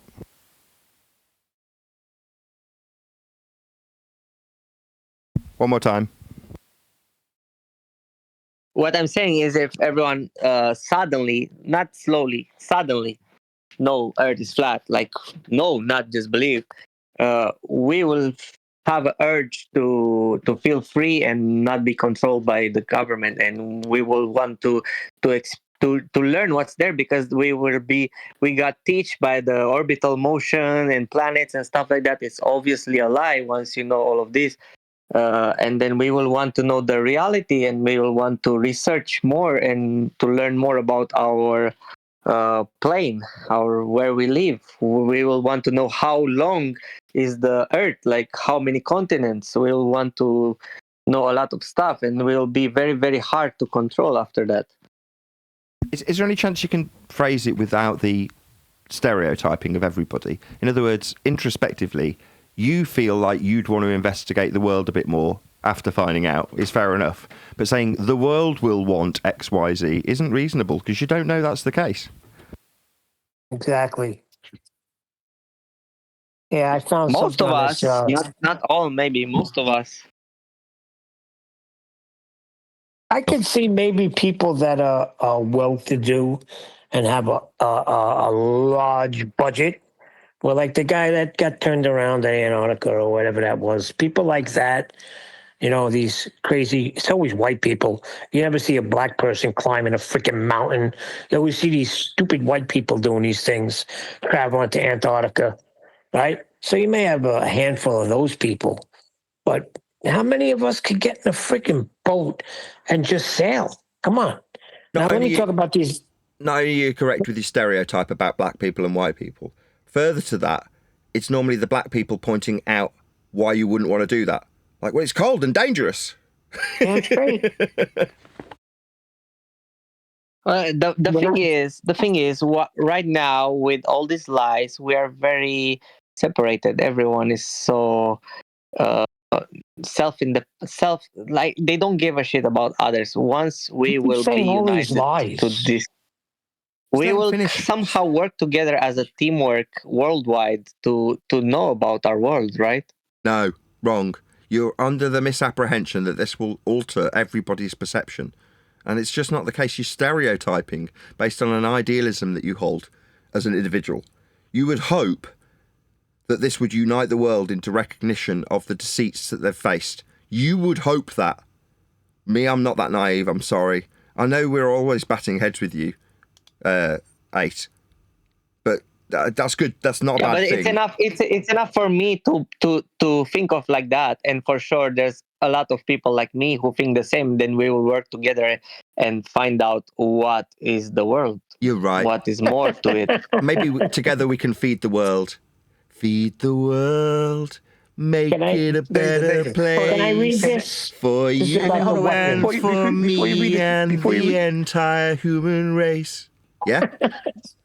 Before you read it, hold up. Before you read it, what you must understand is, like I said before everyone was thinking about rocket ships and going to Mars, everybody knew that you can go out. And guess what? They went out and they slayed other human beings and took over resources and land. So no, it's not going to make the world a better place. They're just going to find another damn landmass, and slay some more people to take more resources and land. It'll not make the world a better place. Right, because 1 in 20 people, especially in Western world society, the narcissists of the world, will just see something that can benefit them. What, there's other resources that I could be stealing? Wonderful, wonderful.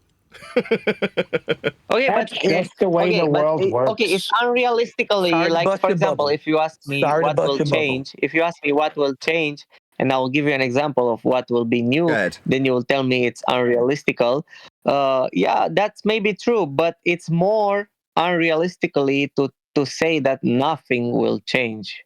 No, it's not. Something will change. No, Maybe okay. we don't know what, but No. something In terms will change. of how Earth is practically dealt with, you finding out that Earth is flat, literally nothing will change. Literally. Let's say we all gang together and put our heads together and figure out what the best possible solution is to make Muktoon understand that he's measuring Earth flat. Number one, he's measuring Earth flat anyway. Number two, literally nothing will change if he comes to that conclusion and realisation. Nobody will benefit. Nothing will change. The world will go on exactly as it was and be dealt with exactly as it was, measured as it was, mapped as it was, charted as it was, built on as it was, sailed on as it was, and flown across. Exactly as it was. Nothing will change. I'm not talking about 1,000 people. I'm talking about billions. Yeah, even if every single person on God's green earth found out that we deal with it flat. That is to say, we were dealing with it flat and you just believed otherwise, but your belief otherwise to how Earth is actually dealt with was inconsequential. They still flew in flight level, didn't they? Yeah, what you're saying is that we're measuring Earth flat now, and we will keep on measuring Earth flat even after that.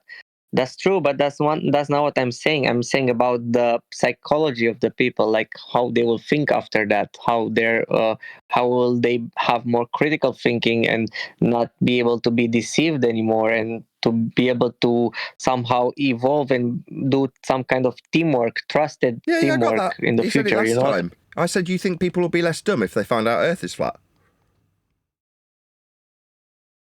obviously. Why?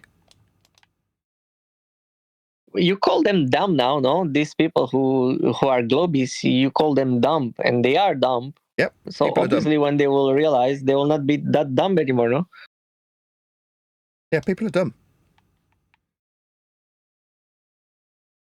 Yeah, and slowly becoming smarter. You reckon? Oh yeah, because the dumb people die faster, so the smart ones evolve. This guy is talking about survival of the fittest. Wow. I mean, you can believe that.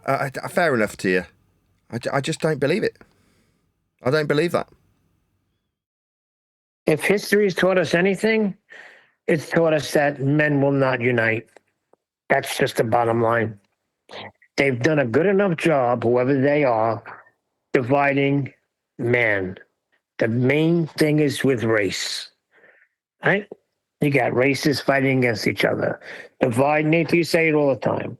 Divide and rule, or divide and conquer. That's the way to do it.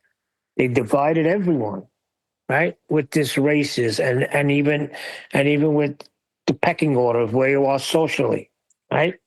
Economically, what you make is to what another man makes. Well, you're going to have these people that have a lot of money. They're not going to join the cause. Now, you might get. There's a way to have peace.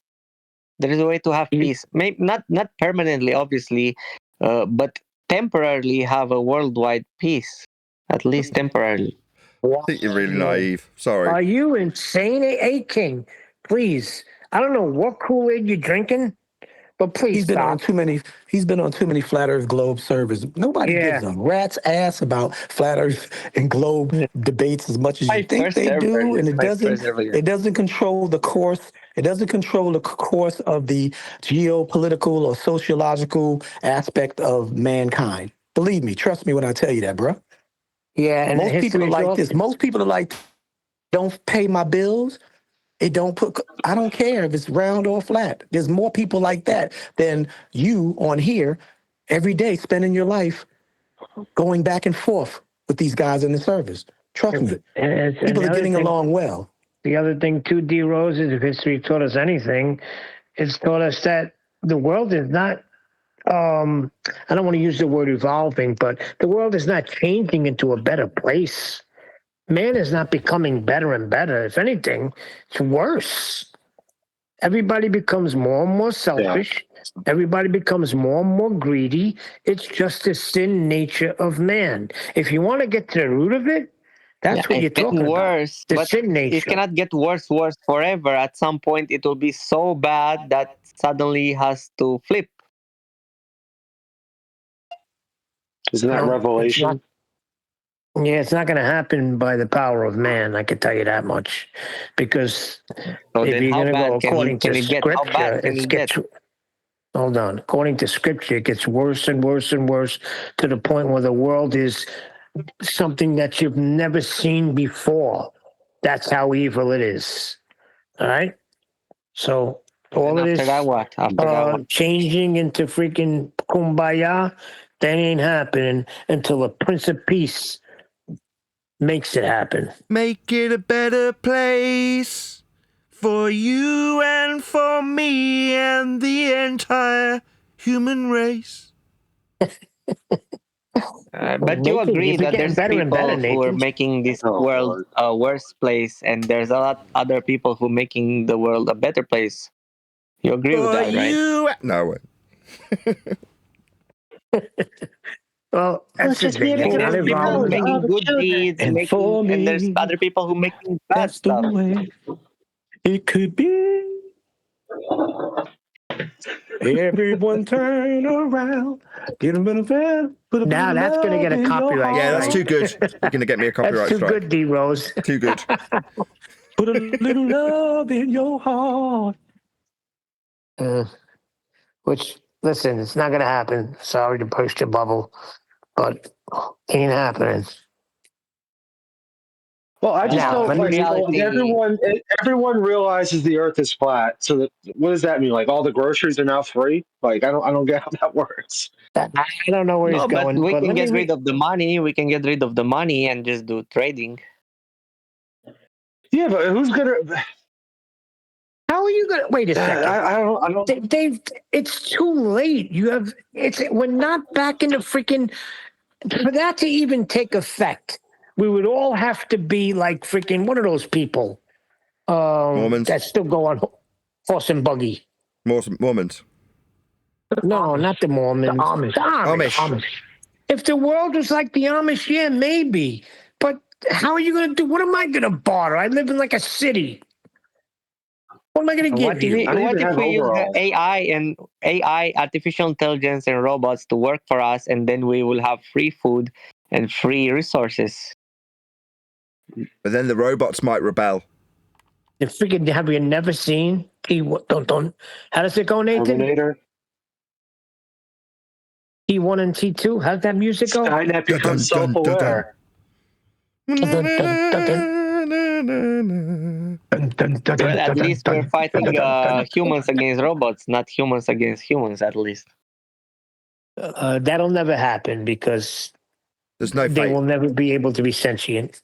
There's no fate than that what we make for ourselves. Now we know the world is flat. Obviously, we can use the artificial intelligence to farm for food, vegetables, fruits, meat, and then we don't have to work anymore. And then we're just gonna trade with other countries. Like I give you carrots, you give us potatoes. I give you beef, you give us chicken, and so on and so on. And then we live like for free, everyone. I give you information. Which am I going to get carrots in Brooklyn? That's the way it used to be, though. Before cities. Be like, hey, I like your daughter. It's never been like that. You got there first. That's never how humans have lived. That's where I was going, D-Rose. I was going to go to, I want your woman. I give you information, you give me your woman. Wait a second. Vaxie said it was never been like that. There was a time when people used the barter system. Of course. That's all money did, replace the barter system. Like, oh, you give me a bag of dates, I'll give you 40 slaves. Like, okay. Yeah, that's propaganda too. Let me get back to these microwave weapons you're talking about. Hold on. I still use the barter system. What do you barter? We grow all our own vegetables. We grow all our own vegetables. We got our own chickens, sheep, pigs, and we trade with other people. How many carrots to cover your council tax, though? Oh, we still have to pay. In Canada, we still have to pay our land rates, which is $1,000 a year, but we can still barter. What do you call them? Van rates? Is that like council tax rates? Yeah, land rates like your old. You used to have it in England before council tax. I only ever knew of it as the rates. What do you call them though? Van, VAN. No, land, LAN. Oh, land land rates. Oh, yeah, fair enough. That makes perfect sense. I heard van too. Right, but what if you have like 500 acres of land, and then all of a sudden everyone knows the Earth is flat, and everyone's trading, but you got all this land, and everyone else over here just lives in a parking lot? How are they going to grow anything? That's what I'm saying. Since Since cities came into effect, and then everyone rises up against that landowner and kills them. What are the people in the city going to buy? Everybody, to survive, you need at least 5 acres for your animals and thingies. There you go. That's my point. The barter system only works if you got land as well. If the people in the city that live in apartments, what are they going to barter? I'd sell this fine ass. I'd do very nicely. Manufacturing crack. You got it. Oh, there you go. If it turned into flat Earth communism, would all be farmers and farm workers. That's what this whole thing is with this new golden age with AI doing everything. So what are we going to have? The world full of Picassos and freaking Leonardo da Vinci's and Michelangelo's? Give me a break. Everyone will know where it's flat. But that's what they said. Everybody will be free to create. Or there's no more land. No, that's what they said. In the golden age, everybody will be free. They won't have to work. They can all be little creators. Yeah, okay, right.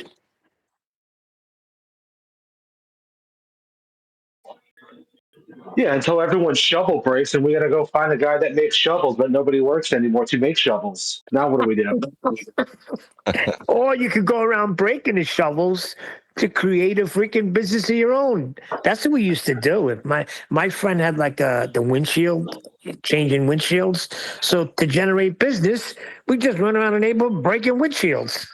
That's true. If you work for an insecticide place, you just throw around some eggs of some termites and stuff like that, and be like, wait a few weeks, but like, sir, you seem to be infested here.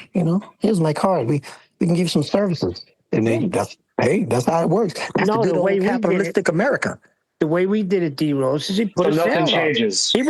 He would charge like $50 less than everybody changing windshields. So everybody would go to him. Just go around and break maybe 100 windshields. Not in the same area because then they catch up on it, but in the vicinity, About 3 broken here. About 10 blocks away, break about 5 over there. Stories sound like episodes from The Sopranos. Well, that's how you made money. Same thing with the Cadillac bumpers. In the 80s, you'd see Cadillacs driving around without bumpers. Why? Because they were paying $200 for them, and there was only 4 bolts on each side. It took 5 minutes to go underneath and take a Cadillac bumper off.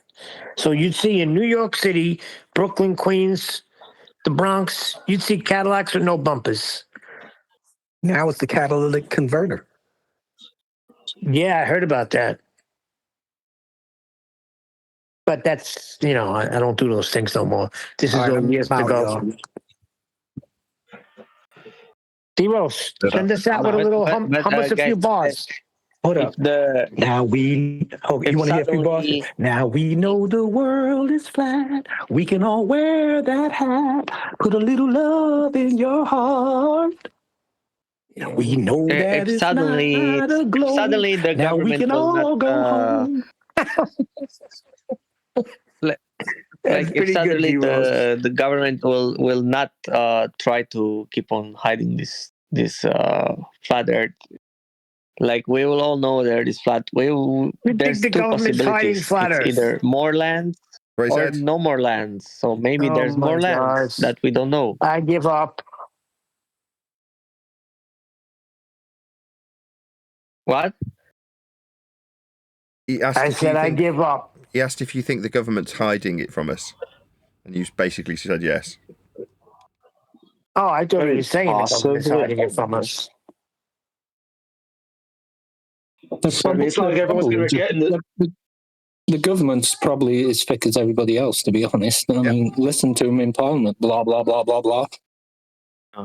But in the globe, we know there's no more lands in the globe model. But in reality, if it's like if everyone knows the reality, we don't know. Maybe there is, maybe there's no more lands. Yes, It's that's a two better options. attitude. Maybe there is, maybe there isn't.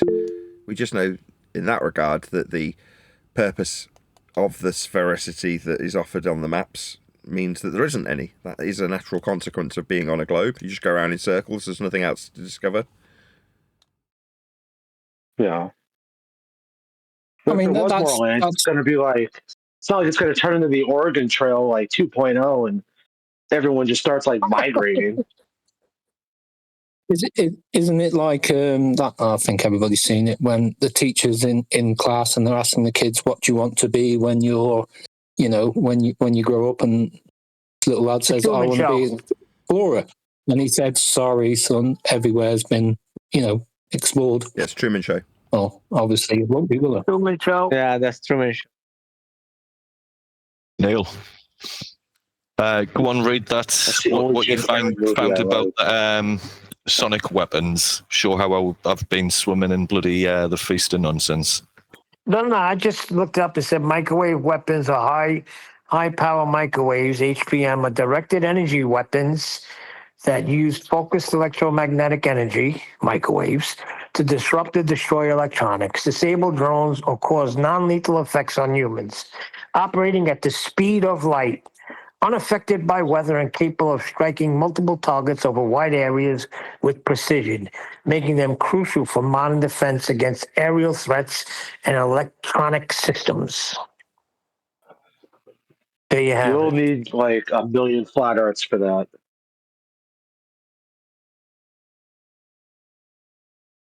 But you would have looked for its direct involvement in Venezuela or alleged use in Venezuela. Oh, okay, I can find that. Give me a second. All right, guys. See you next time. Good night. Yeah. So they use like these microwave weapons to kidnap Maduro. That makes sense. I can see that.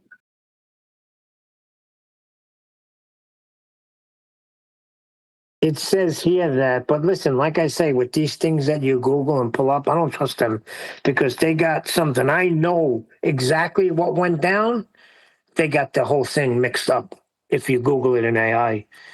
Claims that microwave or sonic weapons were used during a recent U.S. operation in Venezuela to capture Nicolas Maduro are unverified and remain speculative.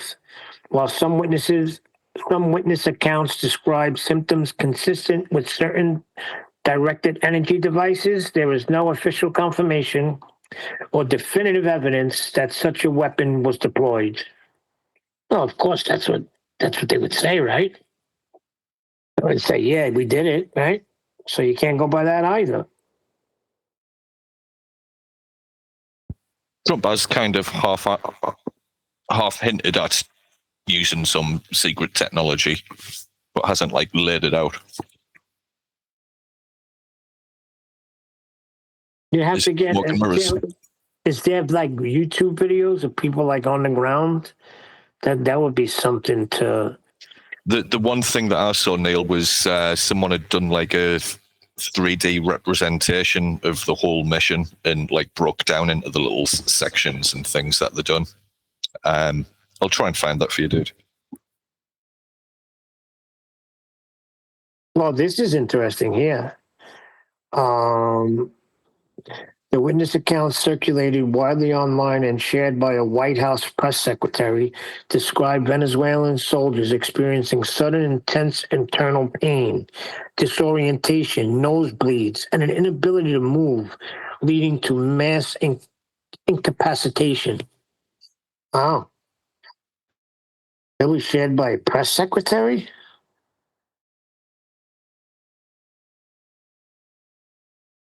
They said it was shared by a White House press secretary.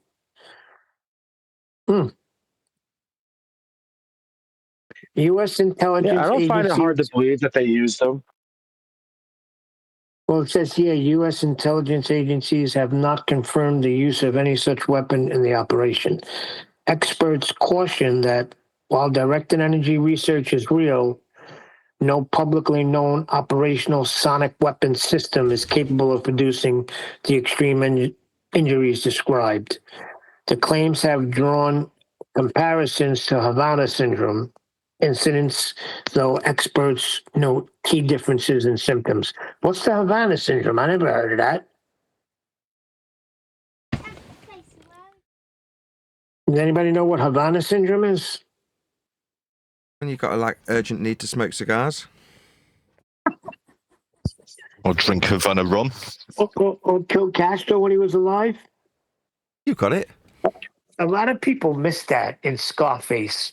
When they're in the, behind the fence, they're still not American citizens, and Manny comes up to him and tells him that he's got a freaking plan. We're gonna get out of here, and are we made or are we made?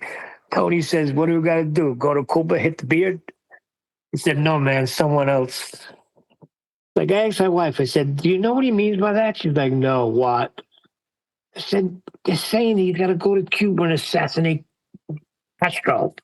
The beard, hello?" Anyway, everybody misses it, but I didn't miss it.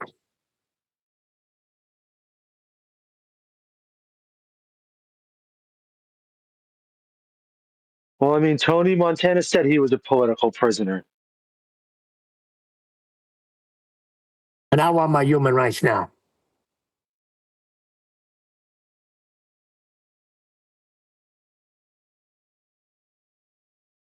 See, if you're trying not to use swear words, you can't freaking quote Scarface.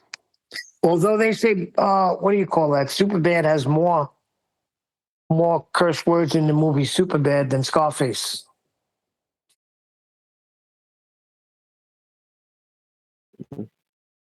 Took that video I Can you saw. verify that? To Mr. B. Oh, survey say. What was that, Len? That I've stuck that video that I saw in Master B. Okay. Doubt Nathan will play it.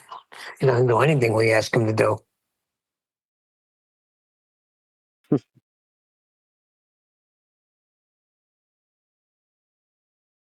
In the 15 seconds I Googled, it pretty much states that microwave weapons are not a conspiracy. They exist. They're being developed. They're being tested, and some places have used them on crowds, like in China and shit. So I mean, it's not really a thing to say, "Oh, they're not real." I mean, they will certainly exist. There was a whole conspiracy around I this. didn't say it wasn't real. There was a whole conspiracy around it when 5G came out. There was a lot of people saying that they're going to use it to control us or attack us. Yep. But back then, there was information about this microwave weapon technology, but these were just jumping to conclusions from the rollout of 5G and what the masts were capable of.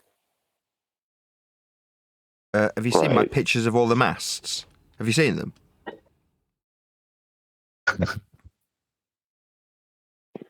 I've been following this since 1999. It's 1999. That's how old this stuff is. Yeah. You know who was big on that? Whitsitt was big on the 5G. Well, in the transmissions, there's barium, strontium, aluminium. You just got to look into this stuff. Just look at the pictures. It's in the soil, man. It's in the soil. As a matter of fact, there was a local farmer, and his children, years later, were born with autism because of all of this stuff that was in the soil. Outrageous. Autism's not real. Saying there's a lot of stupid kids.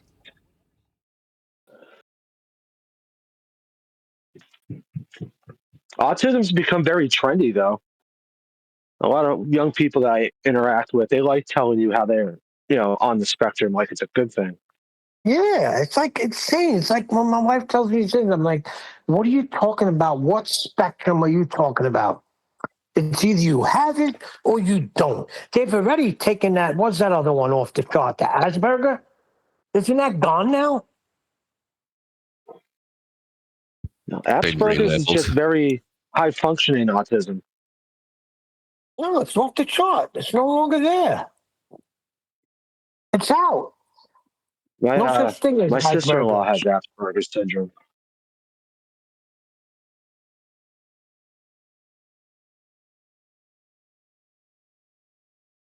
Like she's, I don't want to say she's dumb. That's mean to say that, but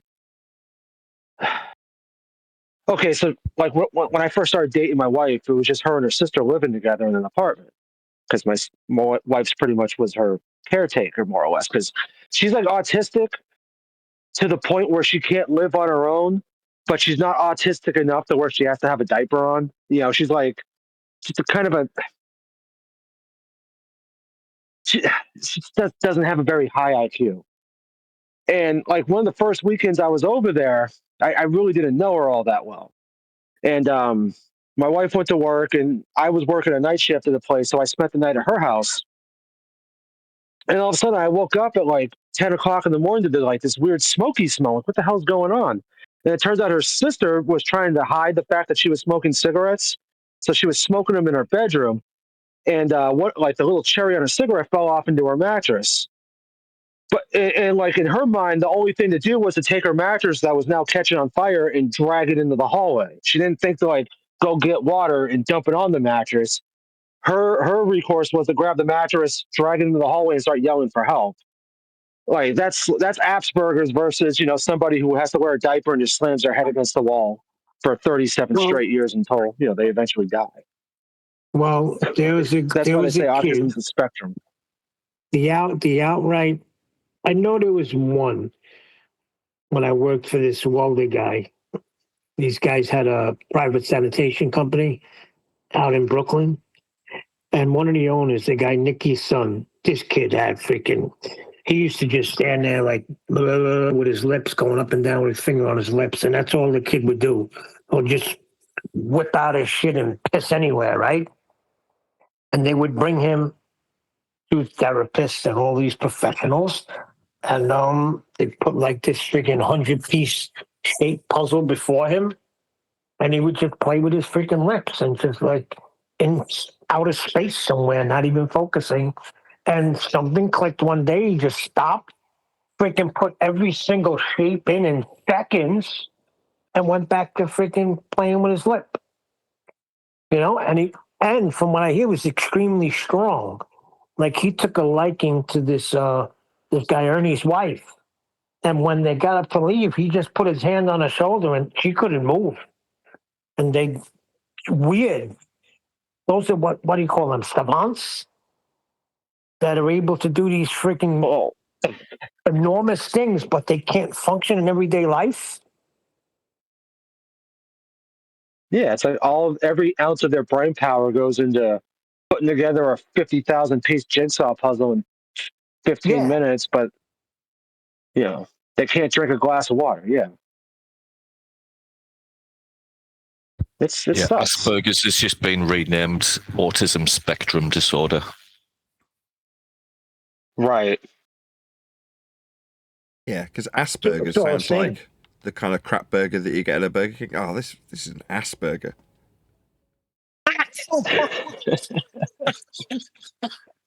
Oh, this burger's ass, but that don't sound as good as this is an Asperger.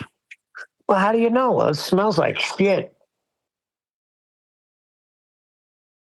Yeah, Fanny Filet. He's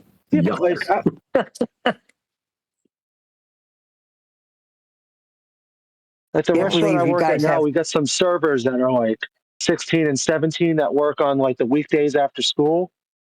And like I'll be like over by the break table and stuff, and they'll be just chatting with each other. Yeah, well, I'm pretty sure I'm autistic because I get really uncomfortable in crowded spaces. So yeah, I'm autistic. Like Like, being able to claim you're autistic in 2026 is like a badge of honor to, like, Gen Z and whatever they are now. It's really strange. That explains it. That shows you how dumbed down the world is. It's trendy to be a freaking lesbian with autism.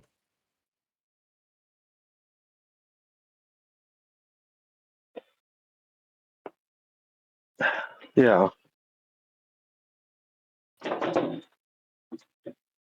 I got more problems. How am I going to watch the games this weekend? I don't understand what happened. For years. What do you mean? For years, Vax, I'd put on my freaking Fire Stick thing and I would watch YouTube TV. That's how I watch it. I mean, I have to have Spectrum to get the the internet service, but I only have basic channels on that, which is basically nothing. So I've been watching YouTube TV with no problem until yesterday. He was telling me to sign in. $80 a month. Yes, but I don't know what happened. Now, a few weeks ago, my brother was here watching something, and his name kept popping up in the freaking corner. Like, send this message to, he's like, why is my name coming up there? I said, I don't know, but it happens every day, all day long. And then he goes, I think you're logged into my account. I said, how would I be logged into your account? I don't even know how to do that. He said, I don't know, but if you're not paying for nothing, I'm saying, listen, Chris, this is a freaking jailbroke Fire Stick. It gets everything. I don't pay for anything. I've always had YouTube.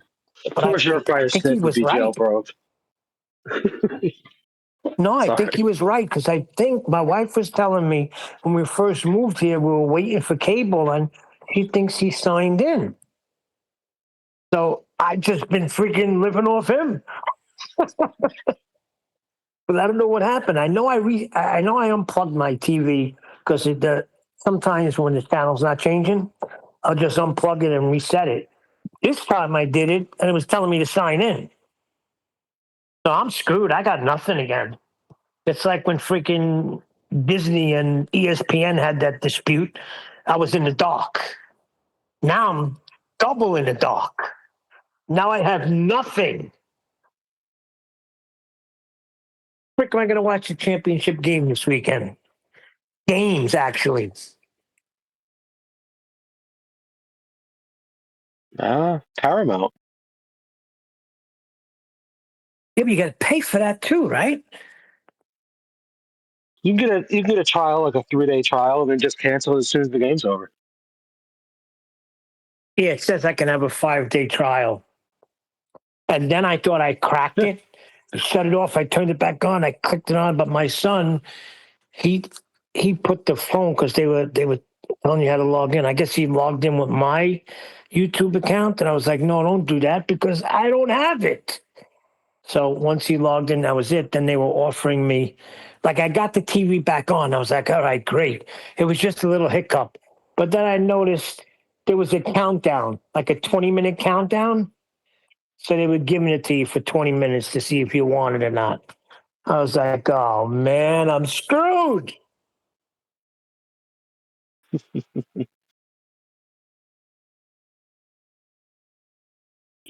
First world problems, Neil. We've got to teach every autistic lesbian that the earth is flat to make the world a better place. Yeah, that way TV will be free for everybody. Hold on, I heard Nathan singing again. You're getting better, Nathan.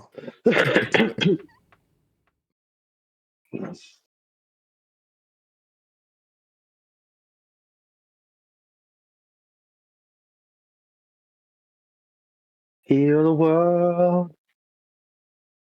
I'd like to hear D-Rose rip it one day. For the rest of the day. Sorry, I rumpushed you.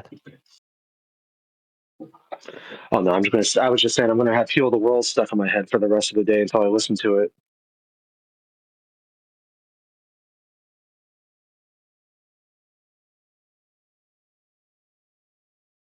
Get Flatsy to come sing it for us. Oh, please don't. I didn't want to. There was so many times I wanted to say, you just can't sing for shit. Just stop.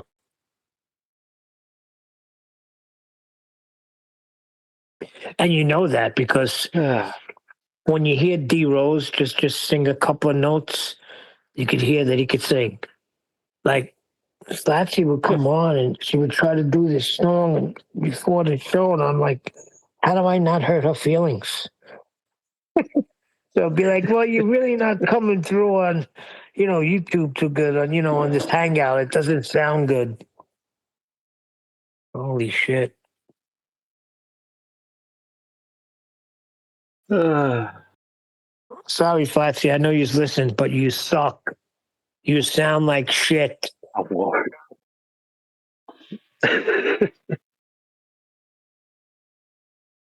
Oh, they listen and they watch and they record. That's the other thing. They record. That was what I was reading today. That McToon has somebody in here that's bringing him the pre-show. Whoever's recording it and bringing it to him, and that's how obsessed he is with We're all Nathan. looking at you, Sasha. Who's he paying? Come on, come clean. That's one way to save $2 on membership.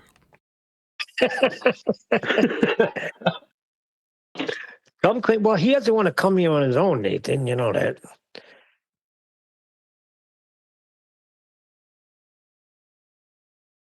I don't think he's ever going to come. Go ahead. Send out his stalker spy. Meanwhile, the Earth's measured flat. Well, here's the thing. He will never go head to head with Nathan again. He tried it at the TFE thing. And, Nathan deflected with measurements as he was deflecting with the guns. So he knows there's no way he could go with Nathan. Because Nathan's going to hold him to the measurements, going to keep him on the ground, going to keep him grounded. So he will never come in and try to have a one-on-one with Nathan. Not a chance. He had every opportunity in worldwide debate. You can cry all you want that you were nefariously muted, but you could have very easily came off mute and said, "Excuse me, I'd like to ask Nathan a question, or I'd like to have a go at Nathan," and everybody would have stepped aside. Am I right or am I wrong here? Yeah. Yeah, ears pierced and poked up. Well, how come everybody else was unmuted? Like that Buck Sawbuster guy, he was screaming the whole time. He would he would interrupt for like 40 straight seconds, get muted, and then 3 minutes later be unmuted and do the same thing. How come that wasn't happening with McToon? Well, that's what they're saying. Buck was being fed by McToon. And if that's what he's feeding him, you better stay on mute. Yeah. That show was actually on yesterday, the Uncut and After show. It was on. And it was funny because he said, I never said distance. Nathan's like, it's not like we're recording. It's not that it's a live show. No, I never said distance. Then 3 seconds later, it says distance. It is retarded.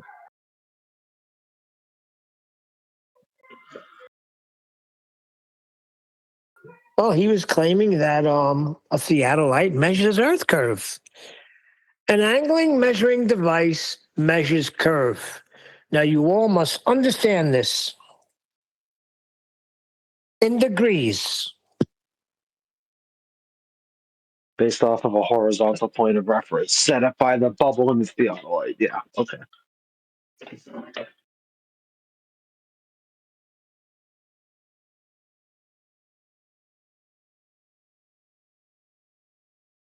Yeah, with the 0 degrees slope baseline.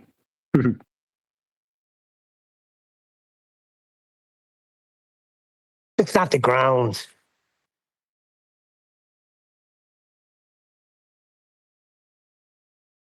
Yeah, sky surveying. You just don't understand.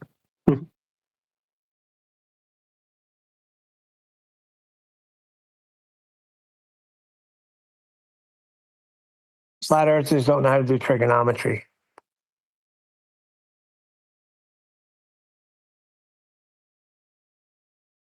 Yeah, with things that don't apply to trigonometry.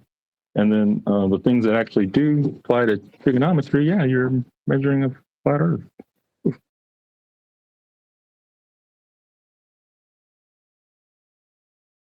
Well, we could use, we'll call it applied trigonometry. We'll borrow a little bit of trigonometry, and we'll demonstrate to you how Earth is measured flat. Now, we don't need the part that gives us the height of the star, because we're not navigating the star. We just want to borrow this, sort of like they borrowed a scientific method. We'll borrow a little bit of freaking trigonometry. Oh, yeah, it's applied trigonometry and applied science. Therefore, you can calculate and approximate and extrapolate and estimate a glob. It's real simple. Was I the only one that was really rooting to see McToon and Jen debate science? Yeah, I would have eaten that up with a spoon. That would have been hilarious. I was trying. He wasn't biting today. Jin was not taking the bait. No, he wasn't. You're right. Very measured. I was quite impressed, actually, with Jin. He went up one notch in my estimation when he didn't take that bait at all. Very, very, very good. On Jin's part, that is. You, scumbag. But what was happening is I was getting messages as that was going on, and the message said he very well said he wanted to beat you specifically, Neil. So I don't know. It could be people trying to stir up some shit. Yeah, stems to anonymous poop starters. I don't know, because he started changing his position maybe 30 minutes in. He started saying what I do remember about debating science, So I don't know. Like I said, I can't take what he says one way or the other because I have information about something that he literally said. So, and he denies Who, it. Jen? Up and down. Yeah. I'm starting to get the impression that maybe the penny's slowly beginning to drop for him. Of course. You can't hang around us and not have I mean, these things be he's made not aware, an idiot. Right? You can't be in our presence and not be aware of these things. There's a reason McToon is stuttering and stumbling around the fact that he has to measure Earth flat, because he's watching the show. Well, you can't help have it rub off on you, regardless of what your position is. So for Jin, that's no different. I welcome that. He's a little gauge. He's a meter, a metric for other people like him. Exactly. Right. Well said. Well said. Yeah. And I wasn't kidding when I said it. I have full confidence that Jin understands the scientific method, because why else would he want to go debate somebody about it?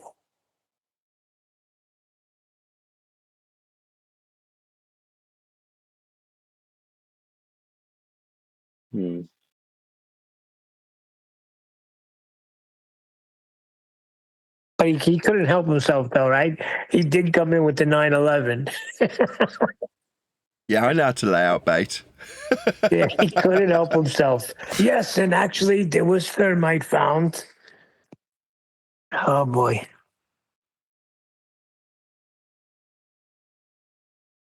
Really? So if there was thermite, how did thermite get there? Oh, people. Oh, okay. Science. Perfectly natural. Well, we got, what's his name, Tricky Guns and Navarone.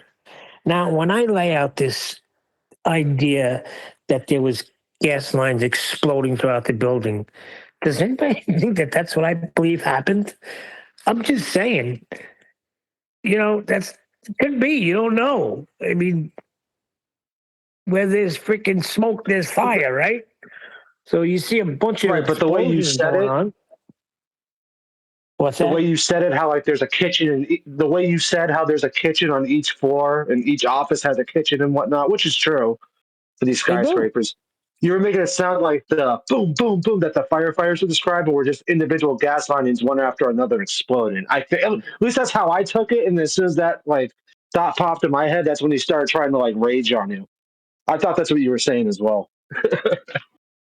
Yeah, that's what I was saying. And It is then, what he's saying. freaking Duns went nuts. But you can, if you don't like the position that Neil takes in that regard, you can easily pick it apart. But what you don't realise if you're dumb is that you're picking apart his standard based on the standard that we're criticising you for not having. So, for instance, if I say they're contrails, well, just look at the pictures. Isn't it obvious? You go, it's not obvious from a picture that they're contrails. Oh, right, so I haven't satisfied the burden in terms of a standard of evidence that would prove that what I say about them is true.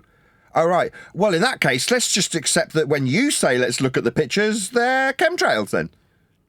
Do you see how it juxtaposes their shitty standard? That got him really pissed when you said that, too. That's when Harp started really melting down. That was funny.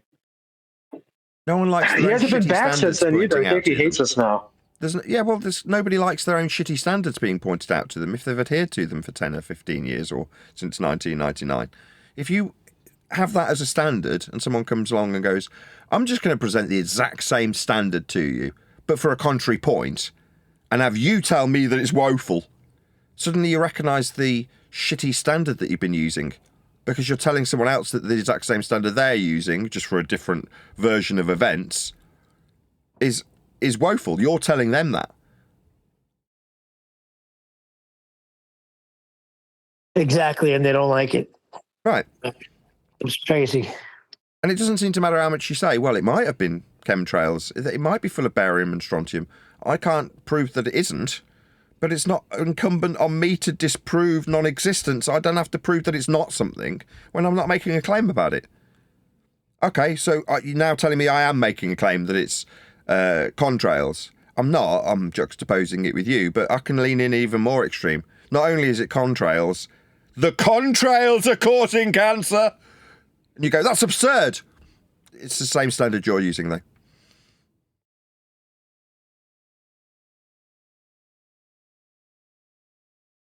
It all depends on how much you got invested in it. Harp's case he's got since 1999. That's many years. Sunk cost fallacy, it's called. If I've invested this many years into it, how could I be wrong? Well, very easily is the answer. And we're lucky that we're in a subject where there's no chance around the corner that someone will turn around and go, okay, well, actually, you know how you thought they measured Earth parallel to surface level? Well, actually, they don't. That's never going to happen. They do measure it that way.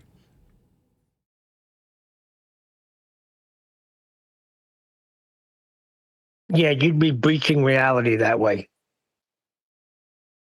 Yeah, you know, you've got a statement of fact that can be accepted on all sides, and moving forward in the so-called debate, you've got to accept those axioms, like we watched Toon do.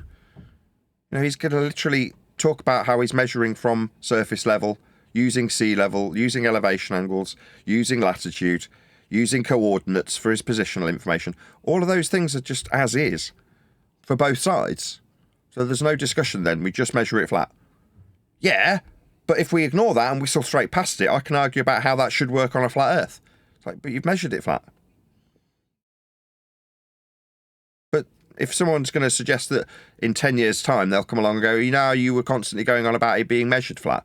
Well, as it turns out, horizontal as an axiom, it doesn't hold true. Let me show you how. Horizontal isn't horizontal anymore. Like, really? You think that's ever a possibility? That's why we stand in a unique position here, because that'll never happen. It will never happen. Yeah, but to be honest, Neil and Nathan, you weren't there 10 years ago, were you? You were just conspiracy theorists, considered as. Yeah, you were.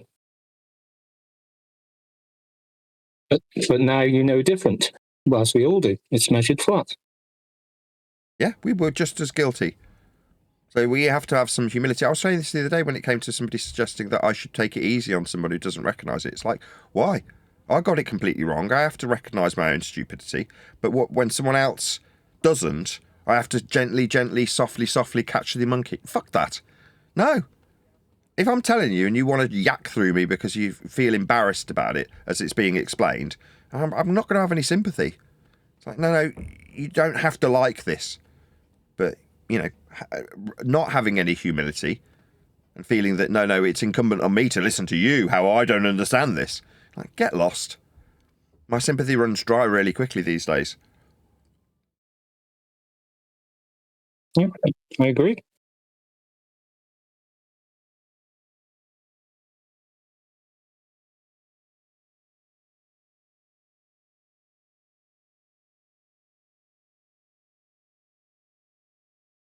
The other thing I hope, moving forward, is that this, no offence to 8 if he's still around, this idea that we are consequential to this discussion is another folly.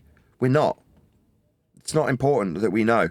It's not, but it's like, but if we can get the whole world to recognise it, suddenly there won't be any poverty.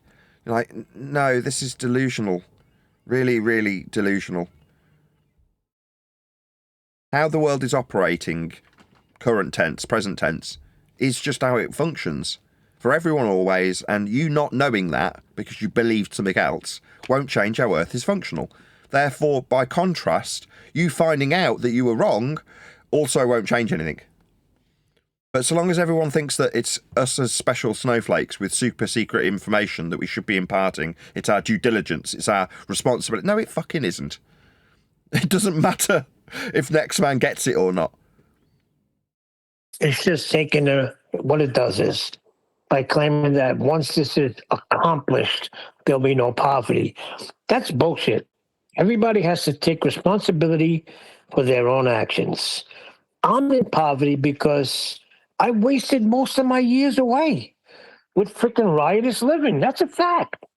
I have to come to terms with that, and I have to point the finger at myself.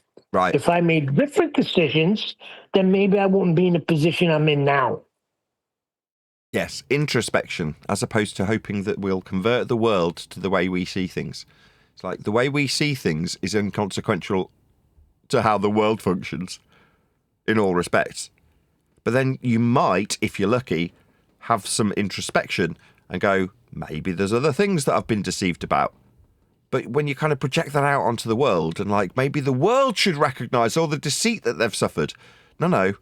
You, at best, might start to recognise that you are living in a world of deceit and that there's lots of things that you thought were true that aren't. Hopefully you'll recognise that quickly. You knowing it won't necessarily change the world, though. So stop sniffing your own farts thinking that you've got some super special secret information that must be imparted on next man. Because number one, next man might not thank you, might not be ready for the information or value the information. And even if you got him to recognise how important you see it to be, it might not have any bearing whatsoever on that person's life. And ultimately, the way that the world was being dealt with was dealt with while you were explaining it and will be dealt with after the person potentially comprehends what you've told them, won't change. It'll stay exactly the same. So the most true question that was asked was the most annoying 10 years ago. What difference does it make? You just felt like punching them. Well, it's really important. I'm a special snowflake with this information. How dare you?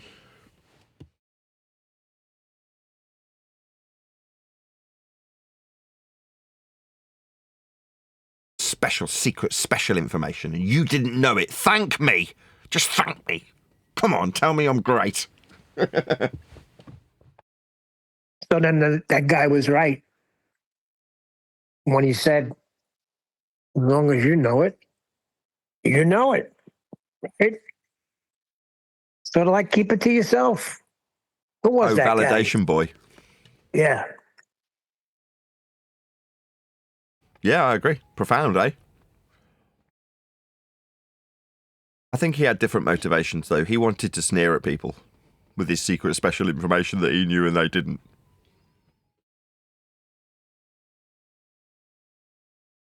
Yeah, maybe he was different, but we could do it the opposite way. We're like, all right, we explained it. We told you you don't. No. I'm going to resist it. Okay. See you later. Yeah, it won't change how Earth's been dealt with. If you get this or not, it doesn't really matter.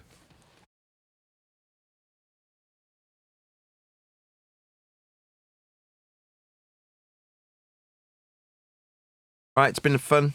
Anybody got any last words before I round out? No.